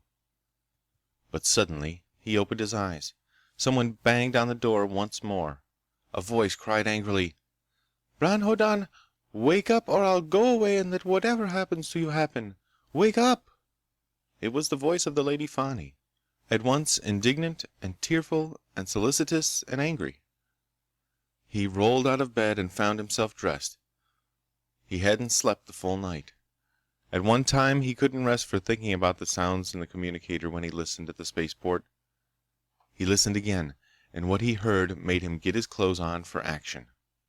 That was when he heard a distinctly Waldenian voice speaking communication speech with crisp distinctness, calling the landing grid. The other voices were not Waldenian ones, and he grew dizzy trying to figure them out. But he was clothed and ready to do whatever proved necessary when he realized that he had the landing grid receiver, that there would be no reception even of the Waldenian call until the landing grid crew had built another one out of spare parts in store, and even then couldn't do much until they painfully sorted out and respliced all the tangled wires that Hoddan had cut. That had to be done before the grid could be used again. He'd gone back to sleep when he tried to make sense of things. Now, long after daybreak, he shook himself and made sure a stun pistol was handy. Then he said, "Hello, I'm awake. What's up? Why all the noise?" "Come out of there!" cried Fani's voice, simultaneously exasperated and filled with anxiety. "Things are happening! Somebody's here from Walden! They want you!" Hoddan could not believe it. It was too unlikely, but he opened the door and Thal came in, and Fani followed. "Good morning," said Hoddan automatically. Thal said mournfully, "A bad morning, Bron Hoddan. A bad morning. Men from Walden came riding over the hills." "How many?" "2!" cried Fani angrily. "A fat man in a uniform and a young man who looks like he wants to cry. They had an escort of retainers from one of my father's neighbors. They were stopped at the gate, of course, and they sent a written message in to my father, and he had them brought inside right away." Hoddan shook his head. "They probably said that I'm a criminal and that I should be sent back to Walden. How'd they get down? The landing grid isn't working." Fani said viciously, "They landed in something that used rockets. It came down close to a castle over that way, only 6 or 7 miles from the spaceport. They asked for you. They said you'd have landed in the last liner from Walden. And because you and Thal fought so splendidly, why, everyone's talking about you. So the chieftain over there accepted a present of money from them and gave them horses as a return gift, and sent them here with a guard. Thal talked to the guards. The men from Walden have promised huge gifts of money if they help take you back to the thing that uses rockets." "I suspect," said Hoddan, "that would be a spaceboat. A lifeboat. Huh. Yes. With a built-in tool steel cell to keep me from telling anybody how to make—" He stopped and grimaced. "If they had time to build one in, that's certain. They'd take me to the spaceport in a soundproofed can, and I'd be hauled back to Walden in it. Fine." "What are you going to do?" asked Fani anxiously. Hoddan's ideas were not clear, but Darth was not a healthy place for him. It was extremely likely, for example, that Don Loris would feel that the very bad jolt he'd given that astute schemer's plans, by using stun pistols at the spaceport, had been neatly cancelled out by his rescue of Fani. He would regard Hoddan with a mingled gratitude and aversion that would amount to calm detachment. Don Loris could not be counted on as a really warm personal friend. On the other hand, the social system of Darth was not favorable to a stranger with an already lurid reputation for fighting, but whose weapons would be useless unless frequently recharged, and who couldn't count on that as a steady thing. As a practical matter, his best bet was probably to investigate the 9 inexplicable ships overhead. They hadn't cooperated with the Waldenians. It could be inferred that no confidential relationship existed up there. It was possible that the 9 ships and the Waldenians didn't even know of each other's presence. There's a lot of room in space. If both called on ship frequency and listened on ground frequency, they would not have picked up each other's summons to the ground. "You've got to do something," insisted Fani. "I saw Father talking to them. He looked happy, and he never looks happy unless he's planning some skullduggery." "I think," said Hoddan, "that I'll have some breakfast, if I may, as soon as I fasten up my ship bag." Thal said mournfully, "If anything happens to you, something will happen to me too, because I helped you." "Breakfast first," said Hoddan. "That, as I understand it, should make it disgraceful for your father to have my throat cut. But beyond that," he said gloomily, "Thal, get a couple of horses outside the wall. We may need to ride somewhere. I'm very much afraid we will. But first, I'd like to have some breakfast." Fani said disappointingly, "But aren't you going to face them? The men from Walden? You could shoot them." Hoddan shook his head. "It wouldn't solve anything. Anyhow, a practical man like your father won't sell me out before he's sure I can't pay off better. I'll bet on a conference with me before he makes a deal." Fani stomped her foot. "Outrageous! Think what you saved me from!" But she did not question the possibility, Hoddan observed. A practical man can always make what he wants to do look like a noble sacrifice of personal inclinations to the welfare of the community. I've decided that I've got to be practical myself, and that's one of the rules. How about breakfast? He strapped the ship bag shut on the stun pistols his pockets would not hold. He made a minor adjustment to the space communicator. It was not ruined, but nobody else could use it much without labor finding out what he'd done. This was the sort of thing his grandfather on Zan would have advised. His grandfather's views were explicit. "Helping one's neighbor," he'd said frequently in Hoddan's hearing while Hoddan was a youth, "is all right as a two-way job. But maybe he's laying for you. You get a chance to fix him so he can't do you no harm and you're a lot better off. And he's a hell of a lot better neighbor." This was definitely true of the men from Walden. Hoddan guessed that Derek was one of them. The other would represent the police or the planetary government. It was probably just as true of Don Loris and others. Hoddan found himself disapproving of the way the cosmos was designed. Even though presently he sat at breakfast high up on the battlements and Fani looked at him with interesting anxiety, he was filled with forebodings. The future looked dark. Yet what he asked of fate and chance was so simple. He asked only a career and riches and a delightful girl to marry and the admiration of his fellow citizens. Trivial things. But it looked like he'd have to do battle for even such minor gifts of destiny. Fani watched him breakfast. "I don't understand you," she complained. "Anybody else would be proud of what he'd done and angry with my father. Or don't you think he'll act ungratefully?" "Of course I do," said Hoddan. "Then why aren't you angry?" "I'm hungry," said Hoddan. "And you take it for granted that I want to be properly grateful," said Fani in one breath. "And yet you haven't shown the least appreciation of my getting 2 horses over in that patch of woodland yonder." She pointed, and Hoddan nodded. "And having Thal there with orders to serve you faithfully." She stopped short. Don Loris appeared, beaming, at the top of the steps leading here from the great hall where conferences took place. He regarded Hoddan benignly. "This is a very bad business, my dear fellow," he said benevolently. "Has Fani told you of the people who have arrived from Walden in search of you? They tell me terrible things about you." "Yes," said Hoddan. He prepared a roll for biting. He said, "One of them, I think, is named Derek. He's to identify me so good money isn't wasted paying for the wrong man. The other man's police, isn't he?" He reflected a moment. "If I were you, I'd start talking at 1,000,000 credits. You might get half that." He bit into the roll as Don Loris looked shocked.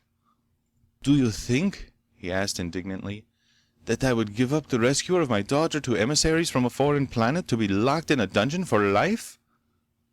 "Not in those words," conceded Hoddan. "But, after all, despite your deep gratitude to me, there are such things as one's duty to humanity as a whole. And while it would cause you bitter anguish if someone dear to you represented a danger to millions of innocent women and children, still, under such circumstances, you might feel it necessary to do violence to your own emotions." Don Loris looked at him with abrupt suspicion. Hoddan waved the roll. "Moreover," he observed, "gratitude for actions done on Darth does not entitle you to judge of my actions on Walden. While you might and even should feel obligated to defend me in all things I have done on Darth, your obligation to me does not let you deny that I may have acted less defensibly on Walden." Don Loris looked extremely uneasy. "I may have thought of something like that," he admitted. "But—" "So that," said Hoddan, "while your debt to me cannot and should not be overlooked, nevertheless—" Hoddan put the roll into his mouth and spoke less clearly. "You feel that you should give consideration to the claims of Walden to inquire into my actions while there." He chewed and swallowed and said gravely, "And can I make death rays?" Don Loris brightened. He drew a deep breath of relief. He said complainingly, "I don't see why you're so sarcastic. Yes, that is a rather important question, you see. On Walden they don't know how to. They say you do. They're very anxious that nobody should be able to. But while in unscrupulous hands such as an instrument of destruction would be most unfortunate, under proper control—" "Yours," said Hoddan. "Say ours," said Don Loris hopefully. "With my experience of men in affairs and my loyal and devoted retainers—" "And cozy dungeons," said Hoddan. He wiped his mouth. "No." Don Loris started violently. "No what?" "No death rays," said Hoddan. "I can't make them. Nobody can. If they could be made, some star somewhere would be turning them out. Or some natural phenomenon would let them loose from time to time. If there were such things as death rays, all living things would have died, or else would have adjusted to their weaker manifestations and developed immunity so they wouldn't be death rays any longer. As a matter of fact, that's probably been the case sometime in the past. So, as far as the gadget goes that they're talking about, it's been in use for half a century in the Cetus cluster. Nobody's died of it yet." Don Loris looked bitterly disappointed. "That's the truth?" he asked unhappily. "Honestly, that's your last word on it?" "Much," said Hoddan.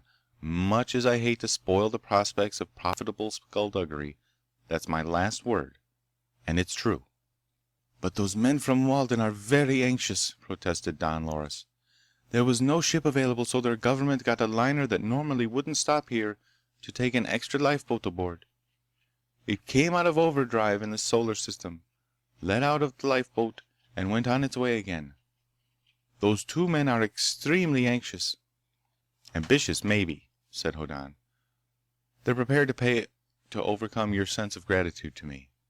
Naturally, you want all the traffic will bear. I think you can get $500,000. Don Loris looked suspicious again. "You don't seem worried," he said fretfully. I don't understand you." "I have a secret," said Hoddan. "What is it?" "It will develop," said Hoddan. Don Loris hesitated, essayed to speak, and thought better of it. He shrugged his shoulders and went slowly back to the flight of stone steps. He descended. The Lady Fani started to wring her hands. Then she said hopefully, "What's your secret?" "That your father thinks I have one," said Hoddan. "Thanks for the breakfast. Should I walk out the gate, or—" "It's closed," said the Lady Fani forlornly. "But I have a rope for you. You can go down over the wall." "Thanks," said Hoddan. "It's been a pleasure to rescue you." "Will you—" Fani hesitated. "I've never known anybody like you before. Will you ever come back?" Hoddan shook his head at her. "Once you asked me if I'd fight for you, and look what it got me into. No commitments." He glanced along the battlements. There was a fairly large coil of rope in view. He picked up his bag and went over to it. He checked the fastening of one end and tumbled the other over the wall. 10 minutes later, he trudged up to Thal, waiting in the nearby woodland with 2 horses. "The Lady Fani," he said, "has the kind of brains I like." She pulled up the rope again. Thal did not comment. He watched morosely as Hoddan made the perpetually present ship bag fast to his saddle and then distastefully climbed aboard the horse. "What are you going to do?" asked Thal unhappily. "I didn't make a parting present to Don Loris, so I'll be disgraced if he finds out I help you. And I don't know where to take you." "Where," asked Hoddan, "did those characters from Walden come down?" Thal told him. At the castle of a considerable feudal chieftain, on the plain some 4 miles from the mountain range and 6 miles this side of the spaceport. "We ride there," said Hoddan. "Liberty is said to be sweet, but the man who said that didn't have blisters from a saddle. Let's go." They rode away. There would be no immediate pursuit, and possibly none at all. Don Loris had left Hoddan at breakfast on the battlements. The Lady Fani would make as much confusion over his disappearance as she could. But there'd be no search for him until Don Loris had made his deal. Hoddan was sure that Fani's father would have an enjoyable morning. He would relish the bargaining session. He'd explain in great detail how valuable had been Hoddan's service to him, in rescuing Fani from an abductor who would have been an intolerable son-in-law. He'd grow almost tearful as he described his affection for Hoddan, how he loved his daughter as he observed grievedly that they were asking him to betray the man who had saved him from the solace of his old age. He would mention also that the price they offered was an affront to his paternal affection and his dignity as prince of this, baron of that, lord of the other thing, and claimant to the dukedom of something or other. Either they'd come up or the deal was off. But meanwhile, Hoddan and Thal rode industriously toward the place from which those emissaries had come. All was tranquil. All was calm. Once they saw a dust cloud, and Thal turned aside to a providential wooded copse, in which they remained while a cavalcade went by. Thal explained that it was a feudal chieftain on his way to the spaceport town. It was simple discretion for them not to be observed, said Thal, because they had great reputations as fighting men. Whoever defeated them would become prominent at once, so somebody might try to pick a quarrel under one of the finer points of etiquette, when it would be a disgrace to use anything but standard Darthian implements for massacre. Hoddan admitted that he did not feel quarrelsome. They rode on after a time, and in late afternoon the towers and battlements of the castle they sought appeared. The ground here was only gently rolling. They approached it with caution, following the reverse slope of hills and dry stream beds, and at last penetrating horse-high brush to the point where they could see it clearly. If Hoddan had been a student of early terrestrial history, he might have remarked upon the re-emergence of ancient architectural forms to match the revival of primitive social systems. As it was, he noted in this feudal castle the use of bastions for flanking fire upon attackers. He recognized the value of battlements for the protection of defenders while allowing them to shoot, and the tricky positioning of sally ports. He even grasped the reason for the massive, stark, unornamented keep. But his eyes did not stay on the castle for long. He saw the spaceboat in which Derek and his more authoritative companion had arrived. It lay on the ground a half-mile from the castle walls. It was a clumsy, obese, flattened shape, some 40 feet long and nearly 15 wide. The ground about it was scorched where it had descended upon its rocket flames. There were several horses tethered near it, and men who were plainly retainers of the nearby castle reposed in its shade. Hoddan reined in. "Here we part," he told Thal. "When we first met, I enabled you to pick the pockets of a good many of your fellow countrymen. I never asked for my split of the take. I expect you to remember me with affection." Thal clasped both of Hoddan's hands in his. "If you ever return," he said with mournful warmth, "I am your friend." Hoddan nodded and rode out of the brushwood toward the spaceport, the lifeboat that had landed the emissaries from Walden.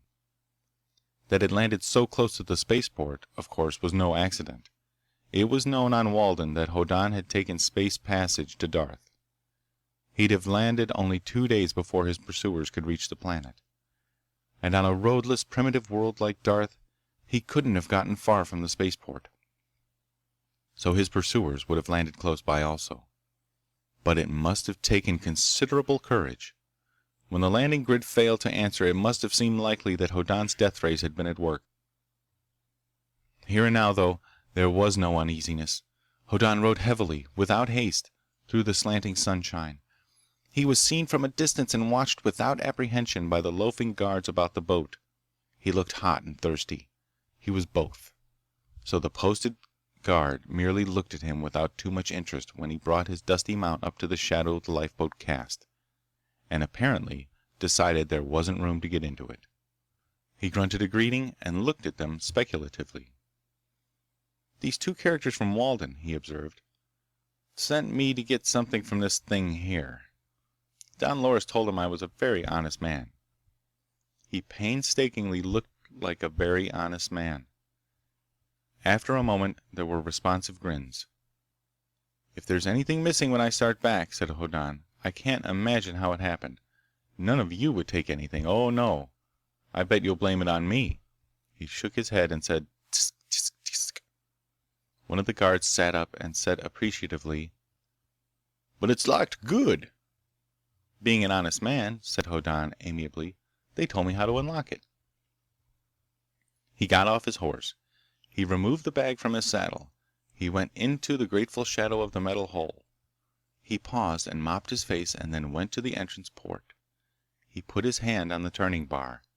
Then he painstakingly pushed in the locking stud with his other hand. Of course, the handle turned.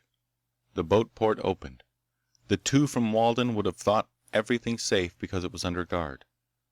On Walden, that protection would have been enough. On Darth, the spaceboat had not been looted simply because locks there were not made with separate vibration checks to keep vibration from loosening them. On spaceboats, such a precaution was usual. "Give me 2 minutes," said Hoddan over his shoulder. "I have to get what they sent me for. After that, everybody starts even." He entered and closed the door behind him. Then he locked it. By the nature of things, it is as needful to be able to lock a spaceboat from the inside as it is unnecessary to lock it from without. He looked things over. Standard equipment everywhere. He checked everything. even to the fuel supply. There were knockings on the port. He continued to inspect. He turned on the vision screens, which provided the control room, indeed all the boat, with an unobstructed view in all directions. He was satisfied. The knocks became bangings. Something approaching indignation could be deduced. The guards around the spaceboat felt that Hoddan was taking an unfair amount of time to pick the cream of the loot inside. He got a glass of water. It was excellent. A second. The bangings became violent hammerings. Hoddan seated himself leisurely in the pilot's seat and turned small knobs. He waited. He touched a button. There was a mildly thunderous bang outside, and the lifeboat reacted as if to a slight shock. The vision screen showed a cloud of dust at the spaceboat's stern, roused by a deliberate explosion in the rocket tubes. It also showed the retainers in full flight. He waited until they were in safety and made the standard takeoff preparations. A horrific roaring started up outside. He touched controls and a monstrous weight pushed him back in his seat. The rocket swung and lifted and shot skyward with greater acceleration than before. It went up at a lifeboat's full fall-like rate of climb, leaving a trail of blue-white flame behind it. All the surface of Darth seemed to contract swiftly below him. The spaceport and the town rushed toward a spot beneath the spaceport's tail. They shrank and shrank. He saw other places, mountains, castles. He saw Don Loris' stronghold. Higher, he saw the sea. The sky turned purple. It went black with specks of starshine in it. Hoddan swung to a westward course and continued to rise, watching the star images as they shifted on the screens. The image of the sun, of course, was automatically diminished, so it was not dazzling. The rockets continued to roar, though in a minor fashion because there was no longer air outside in which a bellow could develop. Hoddan painstakingly made use of those rule-of-thumb methods of astrogation which his piratical forebears had developed and which a boy on Zan absorbed without being aware. He wanted an orbit around Darth. He didn't want to take time to try and compute it. So he watched the star images ahead and astern. If the stars ahead rose above the planet's edge faster than those behind sank down below it, he would be climbing. If the stars behind sank down faster than those ahead rose up, he would be descending. If all the stars rose equally, he'd be climbing straight up. And if they all dropped equally, he'd be moving straight down. It was not a complex method, and it worked. Presently, he relaxed. He sped swiftly back past midday and toward the sunrise line on Darth. This was the reverse of a normal orbit, but it was the direction followed by the ships up here. He hoped his orbit was lower than theirs. If it was, he'd overtake them from behind. If he were higher, they'd overtake him. He turned on the space phone. Its reception indicator was piously placed at ground. He shifted it to space so that it would pick up calls going planetward, instead of listening vainly for replies from the non-operative landing grid. Instantly voices boomed in his ears. Many voices. An impossibly large number of voices. Many, many more than 9 transmitters were in operation now. "Idiot," said a voice in quiet passion. "Sheer off or you'll get on a field drive." A high-pitched voice said, "And Group 2 take second orbit position." Somebody bellowed, "But why don't they answer?" And another voice still said formally, "Reporting Group 5, but 4 ships are staying behind with Tanker Toya, which is having stabilizer trouble." Hoddan's eyes opened very wide. He turned down the sound while he tried to think. But there wasn't anything to think. He'd come aloft to scout 3 ships that had turned to 9, because he was in such a fix on Darth that anything strange might be changed into something useful. But this was more than 9 ships, itself an impossibly large space fleet.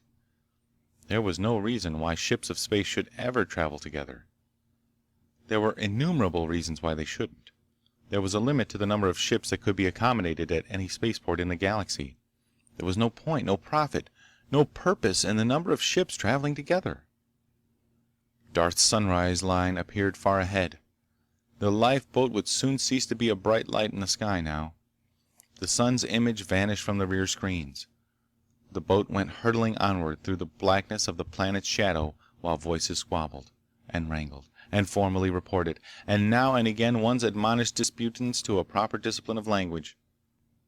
During the period of darkness, Hoddan racked his brains for the vaguest of ideas on why so many ships should appear about an obscure and unimportant world like Darth. Presently the sunset line appeared ahead, and far away he saw moving lights, which were the hulls of the volubly communicating vessels. He stared blankly. There were tens, scores. He was forced to guess at the stark impossibility of more than 100 spacecraft in view. As the boat rushed onward, he had to raise the guess. It couldn't be. But he turned on the outside telescope, and the image on its screen was more incredible than the voices and the existence of the fleet itself. The scope focused first on a bulging monster antiquated freighter of a design that had not been built for 100 years. The second view was of a passenger liner with the elaborate ornamentation that in past generations was considered suitable for space.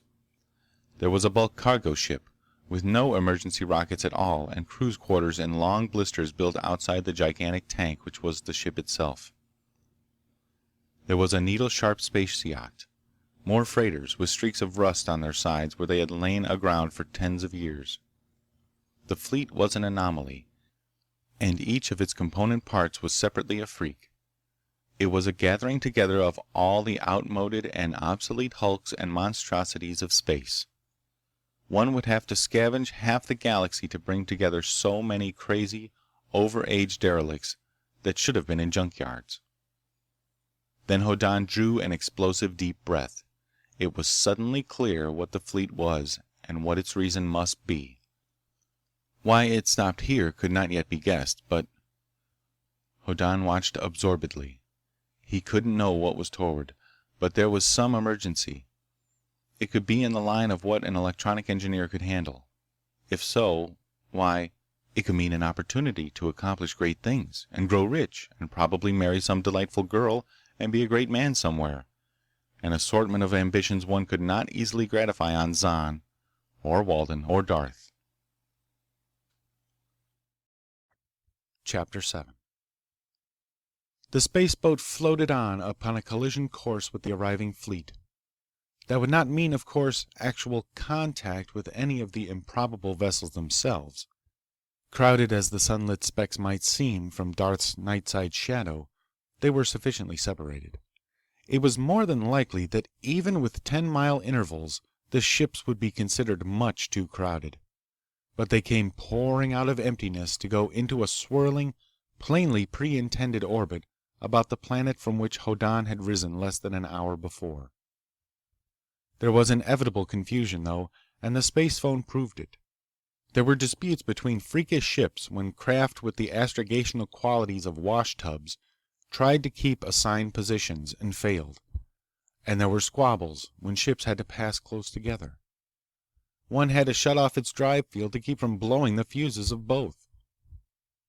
But there were some ships which proceeded quietly to their positions, and others which did the same after tumult amounting to rebellion.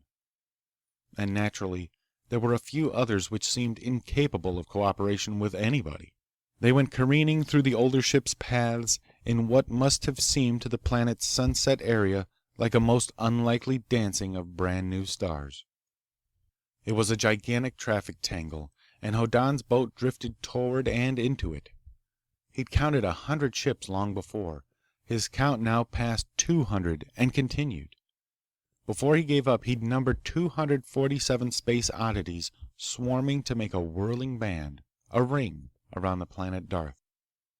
He was fairly sure that he knew what they were now, but he could not possibly guess where they came from, and most mysterious of all was the question of why they'd come out of faster-than-light drive to make of themselves a celestial feature about a planet which had practically nothing to offer to anybody. Presently the spaceboat was in the very thick of the fleet. His communicator spouted voices whose tones ranged from basso profundo to high tenor, and whose ideas of proper astrogation seemed to vary more widely still. "You there!" boomed a voice with deafening volume. "You're in our clear space! Sheer off!" The volume of a signal in space varies as the square of the distance. The voice was thunderous. It came, apparently, from a nearby pot-bellied tripper ship of really ancient vintage. Rows of ports in its side had been welded over. It had rocket tubes whose size was indicative of the kind of long obsolete fuel on which it had once operated. Slenderer nozzles peered out of the original ones now. It had been adapted to modern propellants by simply welding modern rockets inside the old ones. It was only half a mile away. Hoddan's spaceboat floated on. The relative position of the two ships changed slowly. Another voice said indignantly, "That's the same thing that missed us by less than a mile. You there, stop acting like a squig. Get on your own course." A third voice, "Whose boat's that? I don't recognize it. I thought I knew all the freaks in this fleet, too." A fourth voice said sharply, "That's not one of us. Look at the design. That's not us." Other voices broke in. There was babbling. Then a harsh voice roared, "Quiet! I order it!" There was silence. The harsh voice said heavily, "Relay the image to me." There was a pause. The same voice said grimly, "It is none of our fleet. You, stranger, identify yourself. Who are you, and why do you slip secretly among us?" Hoddan pushed the transmit button.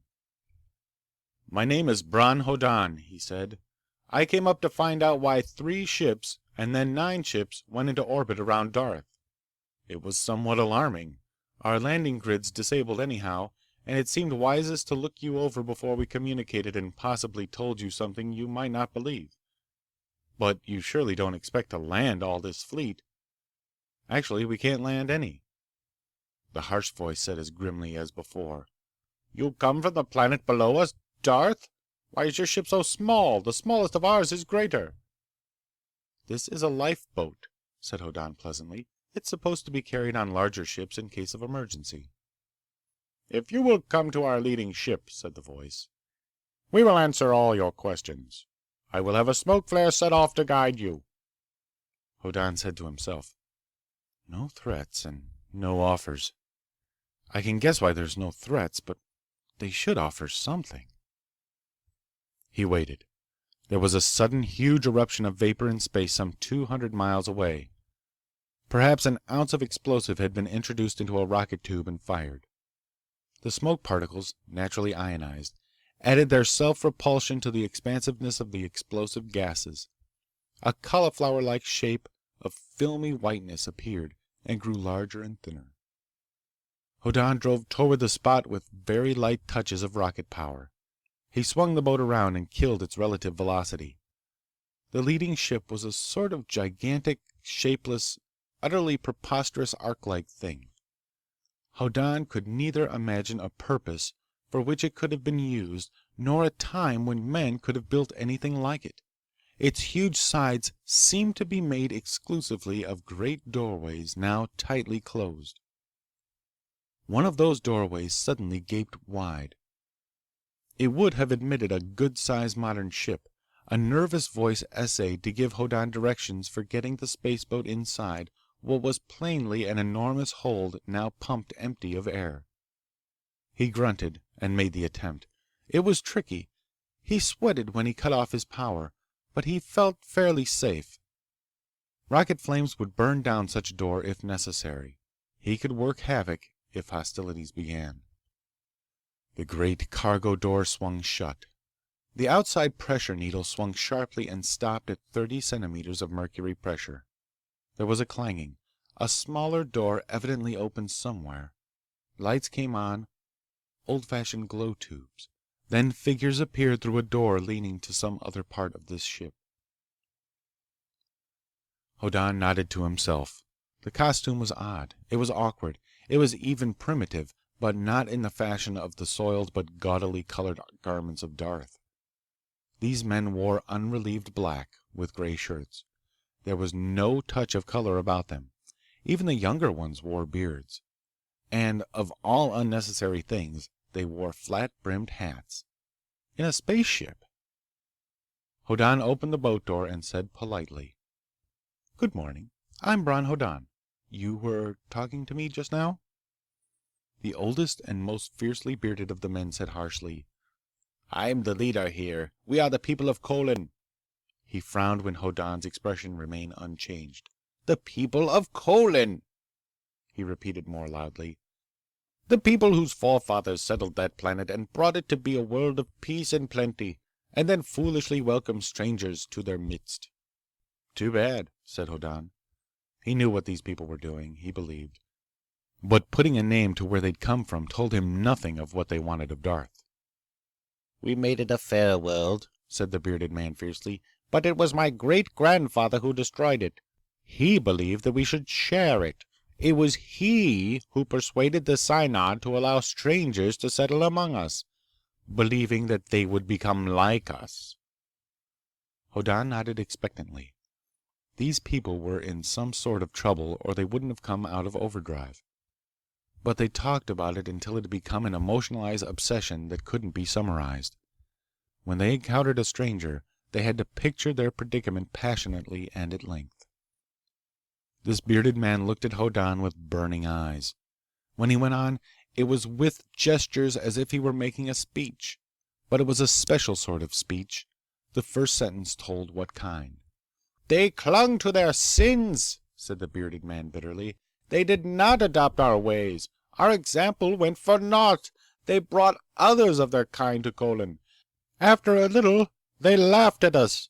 In a little more, they outnumbered us.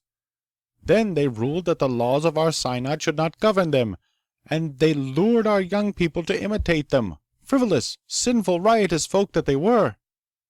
Hoddan nodded again. There were elderly people on Zan who talked like this. Not his grandfather. If you listened long enough, they'd come to some point or other.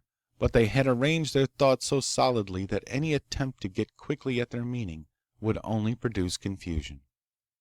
20 years since, said the bearded man with an angry gesture, we made a bargain. We held a third of all the land of the planet. But our young men were falling away from the ways of their fathers. We made a bargain with the newcomers we had cherished. We would trade our lands, our cities, our farms, our highways, for ships to take us to a new world with food for the journey and machines for the taming of the planet we would select. We sent of our number to find a world which we could move. 10 years back they returned. They had found it.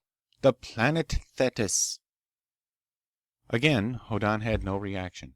The name meant nothing. We began to prepare, said the old man, his eyes flashing. 5 years since we were ready, but we had to wait 3 more before the bargainers were ready to complete the trade.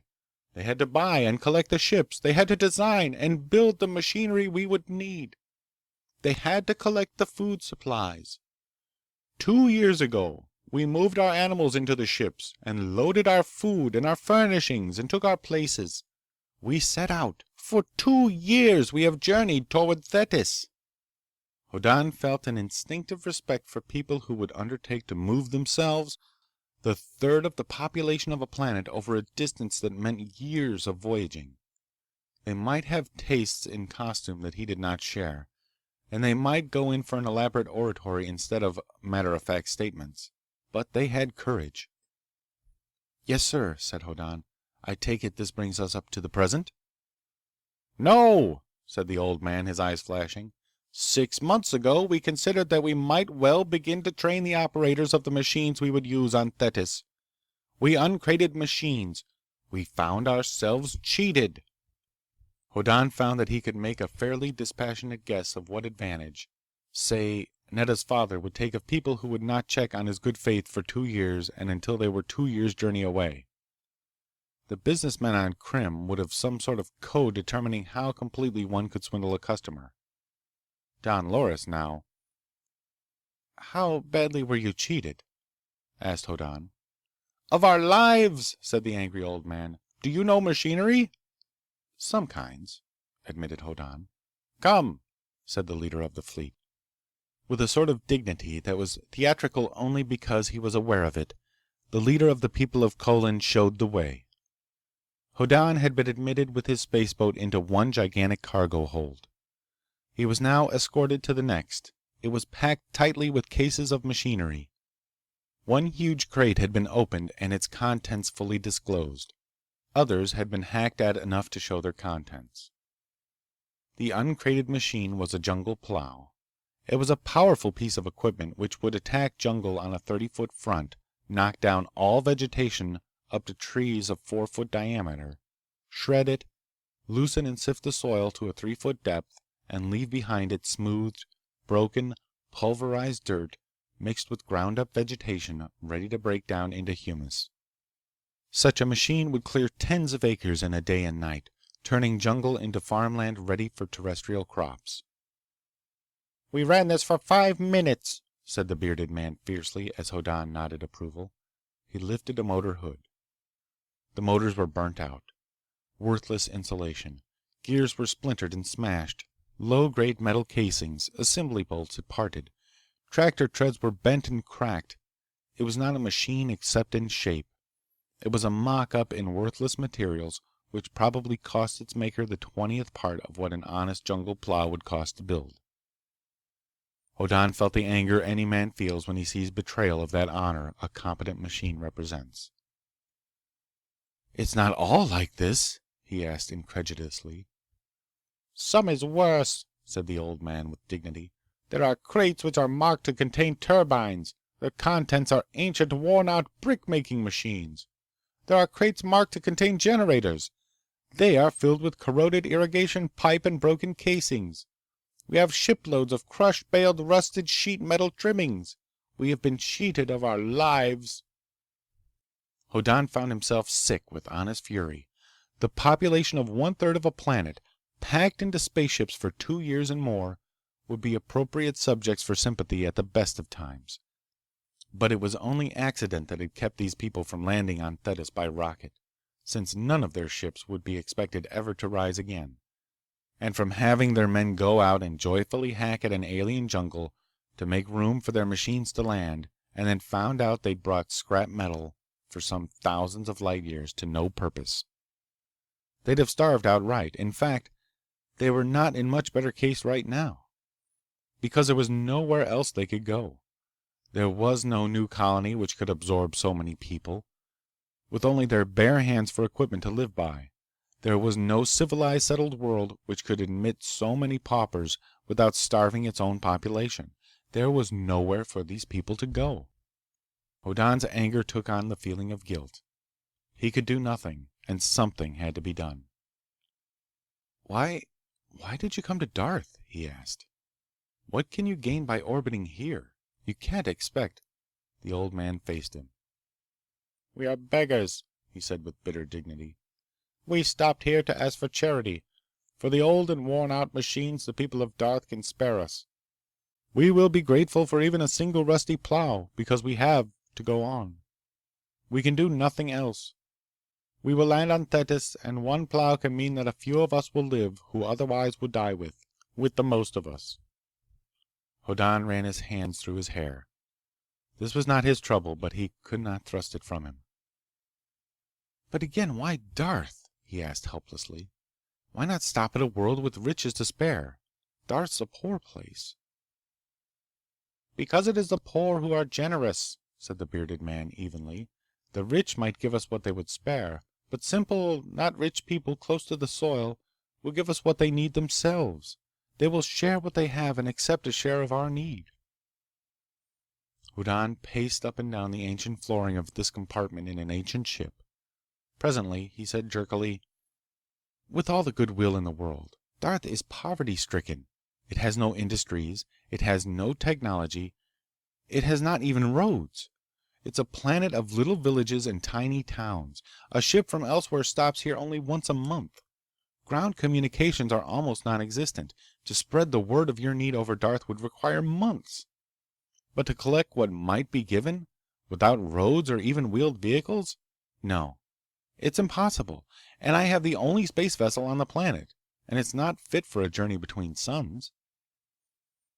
The bearded man waited with a sort of implacable despair. "But," said Hoddan grimly, "I have an idea. I have contacts on Walden. The government of Walden does not regard charity with favor. The need for charity seems a criticism of the Waldenian standard of living."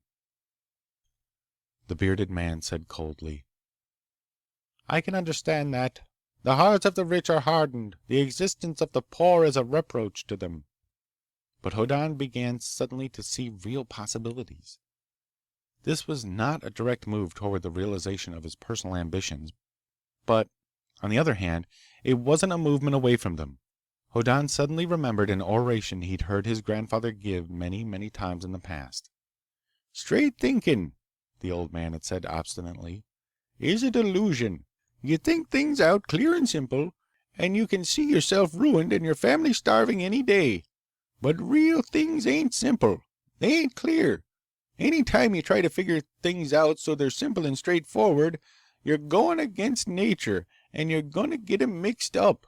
So when something happens and you're in a straightforward, hopeless fix, why, you go along with nature. Make it as complicated as you can, and the people who want you in trouble will get hopeless confused, and you can get out." Hoddan adverted to his grandfather's wisdom, not making it the reason for doing what he could, but accepting that it not impossibly might apply. He saw one possibility right away. It looked fairly good. After a minute's examination, it looked better. It was astonishing how plausible. He said. "I have planned work of my own, as you may have guessed. I'm here because of, people on Walden. If I could make a quick trip to Walden, my, present position might let me help you. I cannot promise very much, but if I can borrow even the smallest of your ships for the journey my spaceboat can't make, why, I may be able to do something. Much more than can be done on Darth." The bearded man looked at his companions. "He seems frank," he said forbiddingly. "And we can lose nothing. We have stopped our journey and are in orbit. We can wait. But our people should not go to Walden. Fleshpots—" "I can find a crew," said Hoddan cheerfully. Inwardly, he was tremendously relieved. "If you say the word, I'll go down to ground and come back with them. I want a very small ship." "It will be," said the old man. "We thank you." "Get it inboard here," suggested Hoddan, "so I can come inside as before, transfer my crew without spacesuits, and leave my boat in your care until I come back." "It shall be done," said the old man firmly. He added gravely, "You must have had an excellent upbringing, young man, to be willing to live among the poverty-stricken people you describe, and to be willing to go so far to help strangers like ourselves." "Huh?" Then Hoddan said enigmatically, "What lessons I shall apply to your affairs, I learned at the knee of my beloved grandfather." Of course, his grandfather was head of the most notorious gang of pirates on the disreputable planet Zan, but Hoddan found himself increasingly respecting the old gentleman as he gained experience of various worlds. He went briskly back to his spaceboat. On the way, he made verbal arrangements for the enterprise he'd envisioned so swiftly. It was remarkable how two sets of troubles could provide suggestions for their joint alleviation. He actually saw possible achievement before him, even in electronics. By the time the cargo space was again pumped empty and the great door opened to the vastness of space, Hoddan had a very broad view of things. He'd said that same day to Fani that a practical man can always make what he wants to look like a sacrifice of his personal inclinations to others' welfare. He began to suspect, now, that the welfare of others can often coincide with one's own. He needed some rather extensive changes in the relationship of the cosmos to himself. Walden was prepared to pay bribes for him. Don Loris felt it necessary to have him confined somewhere. There were a number of Darthian gentlemen who would assuredly like to slaughter him if he wasn't kept out of their reach in some cozy dungeon. But up to now, there had not been even a practical way to leave Darth, to act upon Walden, or even to change his status in the eyes of Darthians. He backed out of the big ship and consulted the charts of the lifeboat. They had been consulted before, of course, to locate the landing grid which did not answer calls. He found its position. He began to compare the chart with what he saw from out here in orbit, above Darth. He identified a small ocean, with Darth's highest mountain chain just beyond its eastern limit. He identified a river system emptying into that area, and here he began to get rid of his excess velocity, because the landing grid was not very far distant, some 1,500 or 2,000 miles. To a scientific pilot, his maneuvering from that time on would have been a complex task. The advantage of computation over astrogation by ear, however, is largely a matter of saving fuel. a perfectly computed course for landing will get down to ground with the use of the least number of centigrams of fuel possible. But fuel-efficient maneuvers are rarely time-efficient ones. Hoddan hadn't the time or the data for computation. He swung the spaceboat end for end, very judgmatically used rocket power to slow himself to a suitable east-west velocity, and at the last and proper instant applied full power for deceleration and went down practically like a stone. One cannot really learn this. It has to be absorbed through the pores of one's skin. That was the way Hoddan had absorbed it, on Zan. Within minutes, then, the stronghold of Don Loris was startled by a roaring mutter in the sky high overhead. Helmeted sentries on the battlements stared upward. The mutter rose to a howl, and the howl to the volume of thunder, and the thunder to a very great noise which made loose pebbles dance and quiver. Then there was a speck of white cloudiness in the late afternoon sky. It grew swiftly in size, and a winking blue-white light appeared in its center. That light grew brighter, and the noise managed somehow to increase, and presently the ruddy sunlight was diluted by light from the rockets with considerably more blue in it. Secondary, pallid shadows appeared. Then, abruptly, the rockets cut off, and something dark plunged downward, and the rockets flamed again, and a vast mass of steam arose from scorched ground, and the spaceboat lay in a circle of widely smoking, carbonized Darthian soil. The return of tranquility after so much tumult was startling. Absolutely nothing happened. Hoddan unstrapped himself from the pilot's seat, examined his surroundings thoughtfully, and turned off the vision apparatus. He went back and examined the feeding arrangements of the boat. He'd had nothing to eat since breakfast in this same time zone. The food in store was extremely easy to prepare, and not especially appetizing. He ate with great deliberation, continuing to make plans which linked the necessities of the emigrants from Colin to his relationship to the government of Walden, the brief visit he'd made to Krim, the ship the immigrants would lend him, and his unpopularity with Don Loris on Darth. He also thought very respectfully about his grandfather's opinions on many subjects, including space piracy. Hoddan found himself much more in agreement with his grandfather than he'd believed possible. Outside the boat, birds which had dived to ground and cowered there during the boat's descent now flew about again, their terror forgotten. Horses which had galloped wildly in their pastures or kicked in panic in the castle stalls returned to their oats and hay. And there were human reactions. Don Loris had been in an excessively fretful state of mind since the conclusion of his deal with the pair from Walden. Hoddan had estimated that he ought to get 500,000 credits for Hoddan delivered to Derek and the Waldenian police. He'd been unable to get the police official, Derek merely sat miserably by and said nothing, to promise more than half so much. But he'd closed the deal and sent for Hoddan, and Hoddan was gone. Now the landing of this spaceboat roused a lively uneasiness in Don Loris. It might be new bargainers for Hoddan. It might be anything. Hoddan had said he had a secret. This might be it. Don Loris vexedly tried to contrive some useful skullduggery without the information to base it on. Fani looked at the spaceboat with bright eyes. Thal was back at the castle. He told her of Hoddan riding up to the spaceboat near another chieftain's castle, entering it, and that then it had taken to the skies in an aura of flames and smoke and thunder. Fani hoped that he might have returned here in it, but she worried while she waited for him to do something. Hoddan did nothing. The spaceboat gave no sign of life. The sun set, and the sky twinkled with darting lights which flew toward the west and vanished. Twilight followed, and more lights flashed across the heavens as if pursuing the sun. Fani had learned to associate 3 and then 9 such lights with spacecraft, but she could not dream of a fleet of hundreds.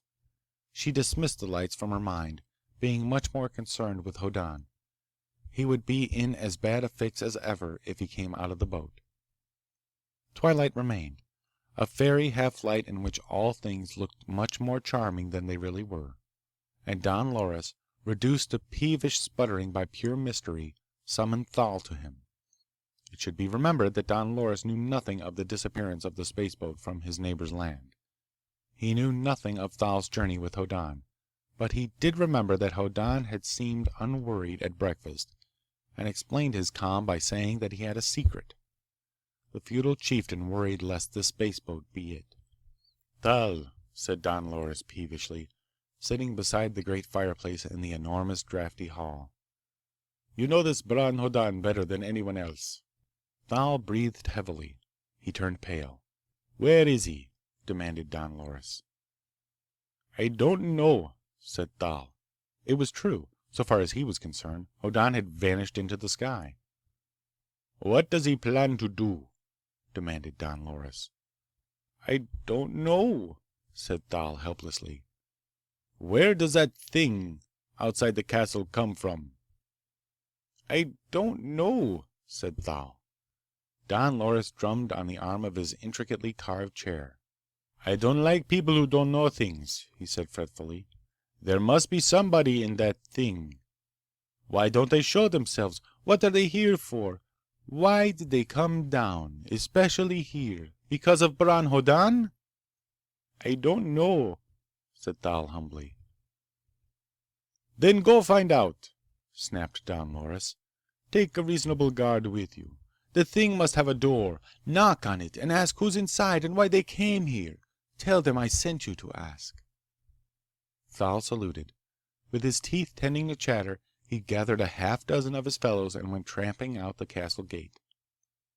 Some of the half-dozen had been involved in the rescue of the Lady Fani from Ghek. They were still in a happy mood because of the plunder they'd brought back. It was much more than a mere retainer could usually hope for in a year. "What's this all about, Thal?" demanded one of them as Thal arranged them in two lines to make a proper military appearance, spears dressed upright and garrison shields on their left arms. "Forward march!" barked Thal, and they swung into motion. 2, 3, 4, up! 2, 3, 4, up! 2, 3. The cadence was established. Thal said gloomily, "Don Loris said to find out who landed that thing out yonder, and he keeps asking me about Bron Hoddan, too." He strode in step with the others. The 7 men made an impressively soldierly group, tramping away from the castle wall. "What happened to him?" asked a rear-file man. He marched on, eyes front, chest out, spear shaft swinging splendidly in time with his marching. "That lad has a nose for loot. Don't take it himself, though, if he's set up in business as a chieftain now." "Up! 2, 3, 4, muttered Thal. "Up! 2, 3.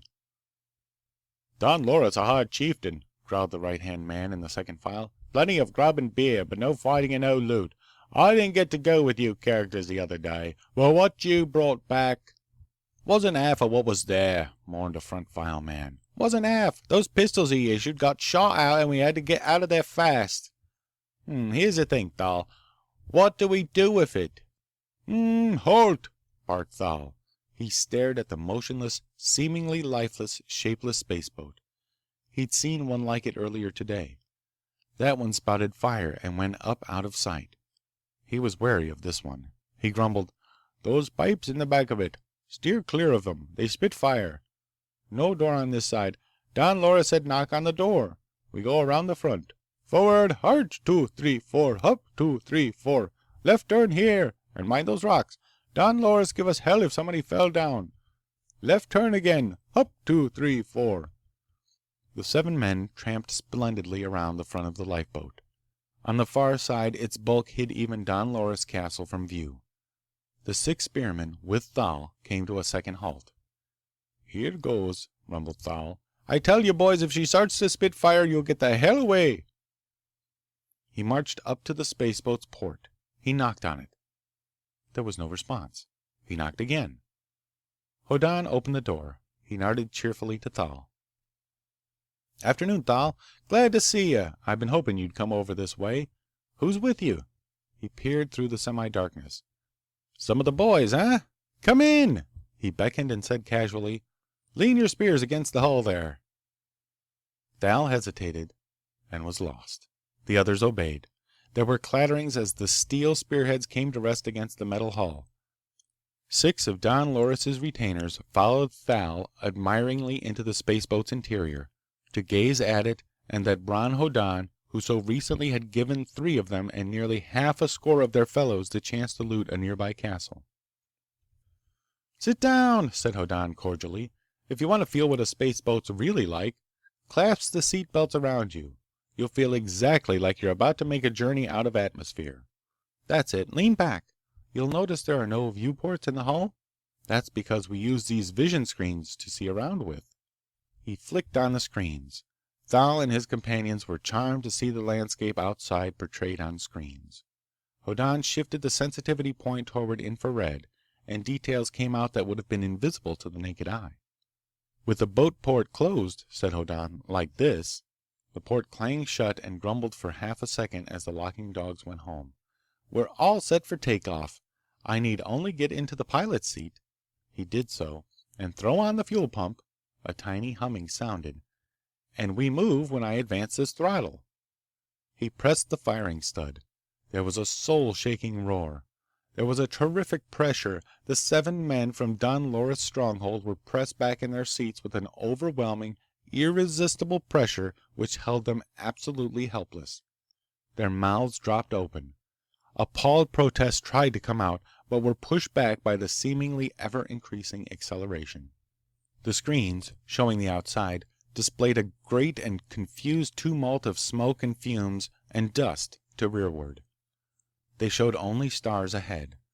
Those stars grew brighter and brighter as the roar of the rockets diminished to a merely deafening sound. Suddenly, the disk of the local sun appeared, rising above the horizon to the west. The spaceboat, naturally, overtook it as it rose into an orbit headed east to west instead of the other way about. Presently, Hoddan turned off the fuel pump. He turned to look thoughtfully at the 7 men. They were very pale. They sat unanimously very still, because they could see in the vision plates that a strange, mottled, again sunlit surface flowed past them with an appalling velocity. They were very much afraid that they knew what it was. They did. It was the surface of the planet Darth, well below them. "I'm glad you boys came along," said Hoddan. "We'll catch up with the fleet in a moment or two. The pirate fleet, you know. I'm very pleased with you. Not many groundlings would volunteer for space piracy, not even with the loot there is in it." Thal choked slightly, but no one else made a sound. No one even protested. Protest would have been no use. There were looks of anguish, but nothing else, because Hoddan was the only one in the spaceboat who had the least idea of how to get it down again. His passengers had to go along for the ride he'd taken them for, no matter where it led. Numbly, they waited for what would befall. Chapter 8. Hoddan did not worry about his followers, captives, noting the obsolescence of the space fleet into which they presently drifted. Ancient hulks and impractical oddities did not seem antique or freakish to them. They had no standards in such matters. The planet Darth seemed slightly off to one side in space, at some times, and at others it seemed underfoot, while at others it looked directly overhead. At all times it moved visibly, while the spaceboat and the ships in orbit seemed merely to float in nearly fixed positions. When the dark part of Darth appeared to roll toward the spaceboat again, all the bright specks which were ships about them winked out of sight, and there were only faraway stars and a vast blackness off to one side, like nothingness made visible.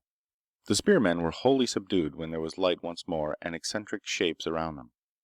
There was a ring ship, the hull like a metal wheel with a huge tire, with pipe passages from the tier part to the hub, where the control room was located. It seemed unbelievable that such a relic could still exist, dating as it did from the period before gravity fields could be put into spacecraft. It would have provided a crazy sort of gravity by spinning as it limped from one place to the other. Whoever had collected this fleet for the emigrants from Colon must have required only one thing, that there be a hull.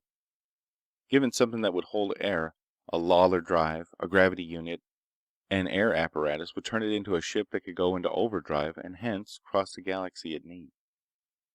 Those who bargained with the emigrants had been content to furnish nothing more than that. But this could not be appreciated by Hoddan's involuntary crew. The spaceboat drew up alongside the gigantic hulk which was the leader's. The 7 Darthians were still numbed by their kidnapping and the situation in which they found themselves. They looked with dull eyes at the mountainous object they approached. It had actually been designed as a freighter carrier of space, intended to carry smaller craft to fight non-existent warships under conditions which never came about. It must have been sold for scrap a couple of 100 years since, and patched up for this immigration. Hoddan waited for the huge door to open. It did. He headed into the opening, noticing as he did so that an object 2 or 3 times the size of the spaceboat was already there. It cut down the room for maneuvering, but a thing once done is easier thereafter. Hoddan got the boat inside, and there was a very small scraping and the great door closed before the boat could drift out again. Hoddan turned to his companions, followers, victims, once the spaceboat was still. "This," he said in a manner which could only be described as one of smiling ferocity, "is a pirate ship, belonging to the pirate fleet we passed through on the way here. It's manned by characters so murderous that their leaders don't dare land anywhere away from their home star cluster, or all the galaxy would combine against them, to exterminate them or be exterminated. You've joined that fleet. You're going to get out of this boat and march over that ship yonder. Then you're going to be space pirates under me." They quivered, but did not protest. "I'll try you for one voyage," he told them.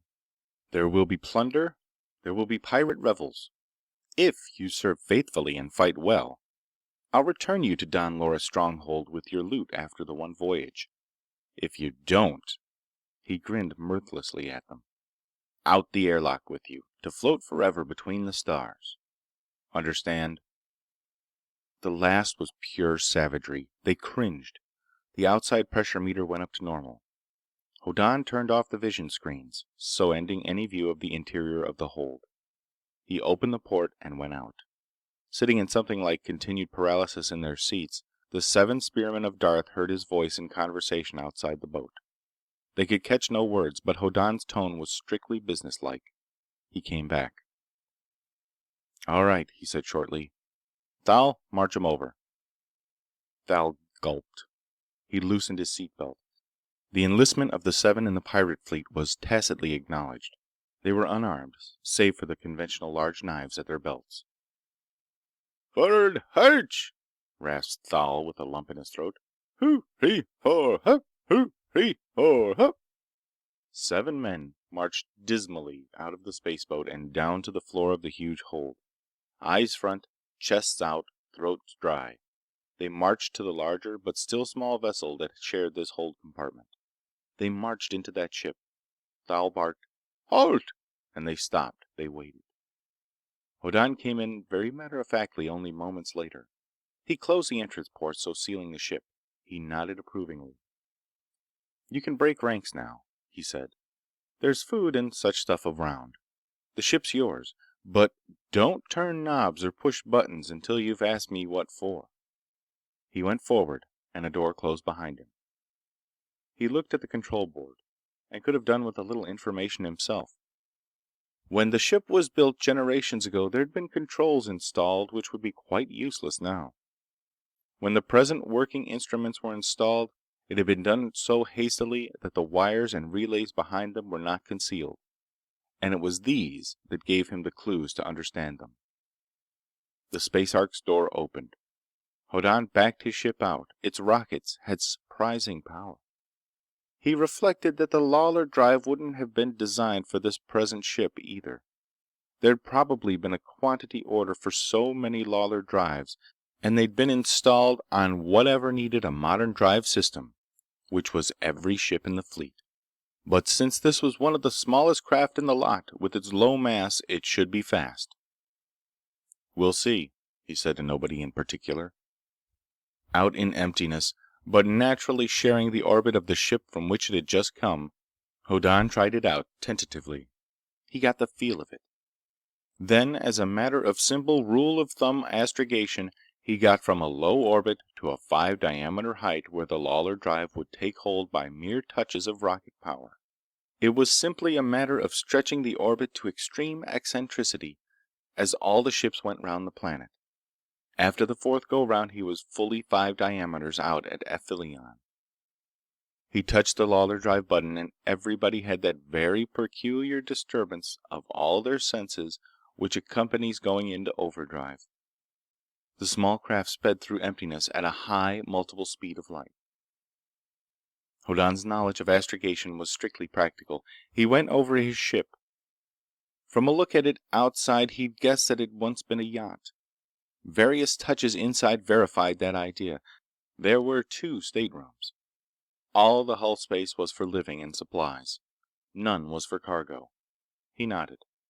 There was a faint mustiness about it, but there'd been a time when it was some rich man's pride.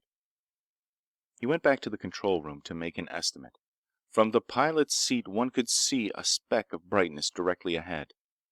Infinitesimal dots of brightness appeared, grew swiftly brighter, and then darted outward. As they darted, they disappeared because their motion became too swift to follow. There were, of course, methods of measuring this phenomenon so that one could get an accurate measure of one's speed in overdrive.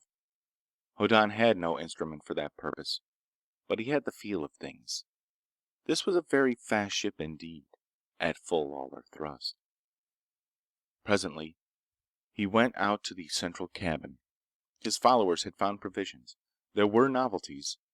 Hydroponic fruit, for instance. And they'd gloomily stuffed themselves. They were almost resigned now. Memory of the loot he'd led other men to at Gex Castle inclined them to be hopeful. But they looked uneasy when he stopped where they were gathered. "Well?" he asked sharply. Thal swallowed. "We've been companions, Bron Hoddan," he said unhappily. "We fought together in great battles, 2 against 50, and we plundered the slain." "True enough," agreed Hoddan. If Thal wanted to edit his memories of the fighting at the spaceport, that was all right with him. Now we're headed for something much better. "But what?" asked Thal miserably. "Here we are, high above our native world." "Oh no," said Hoddan. "You couldn't even pick out its sun from where we are now." Thal gulped. "I do not understand what you want with us," he protested. "We are not experienced in space. We are simple men."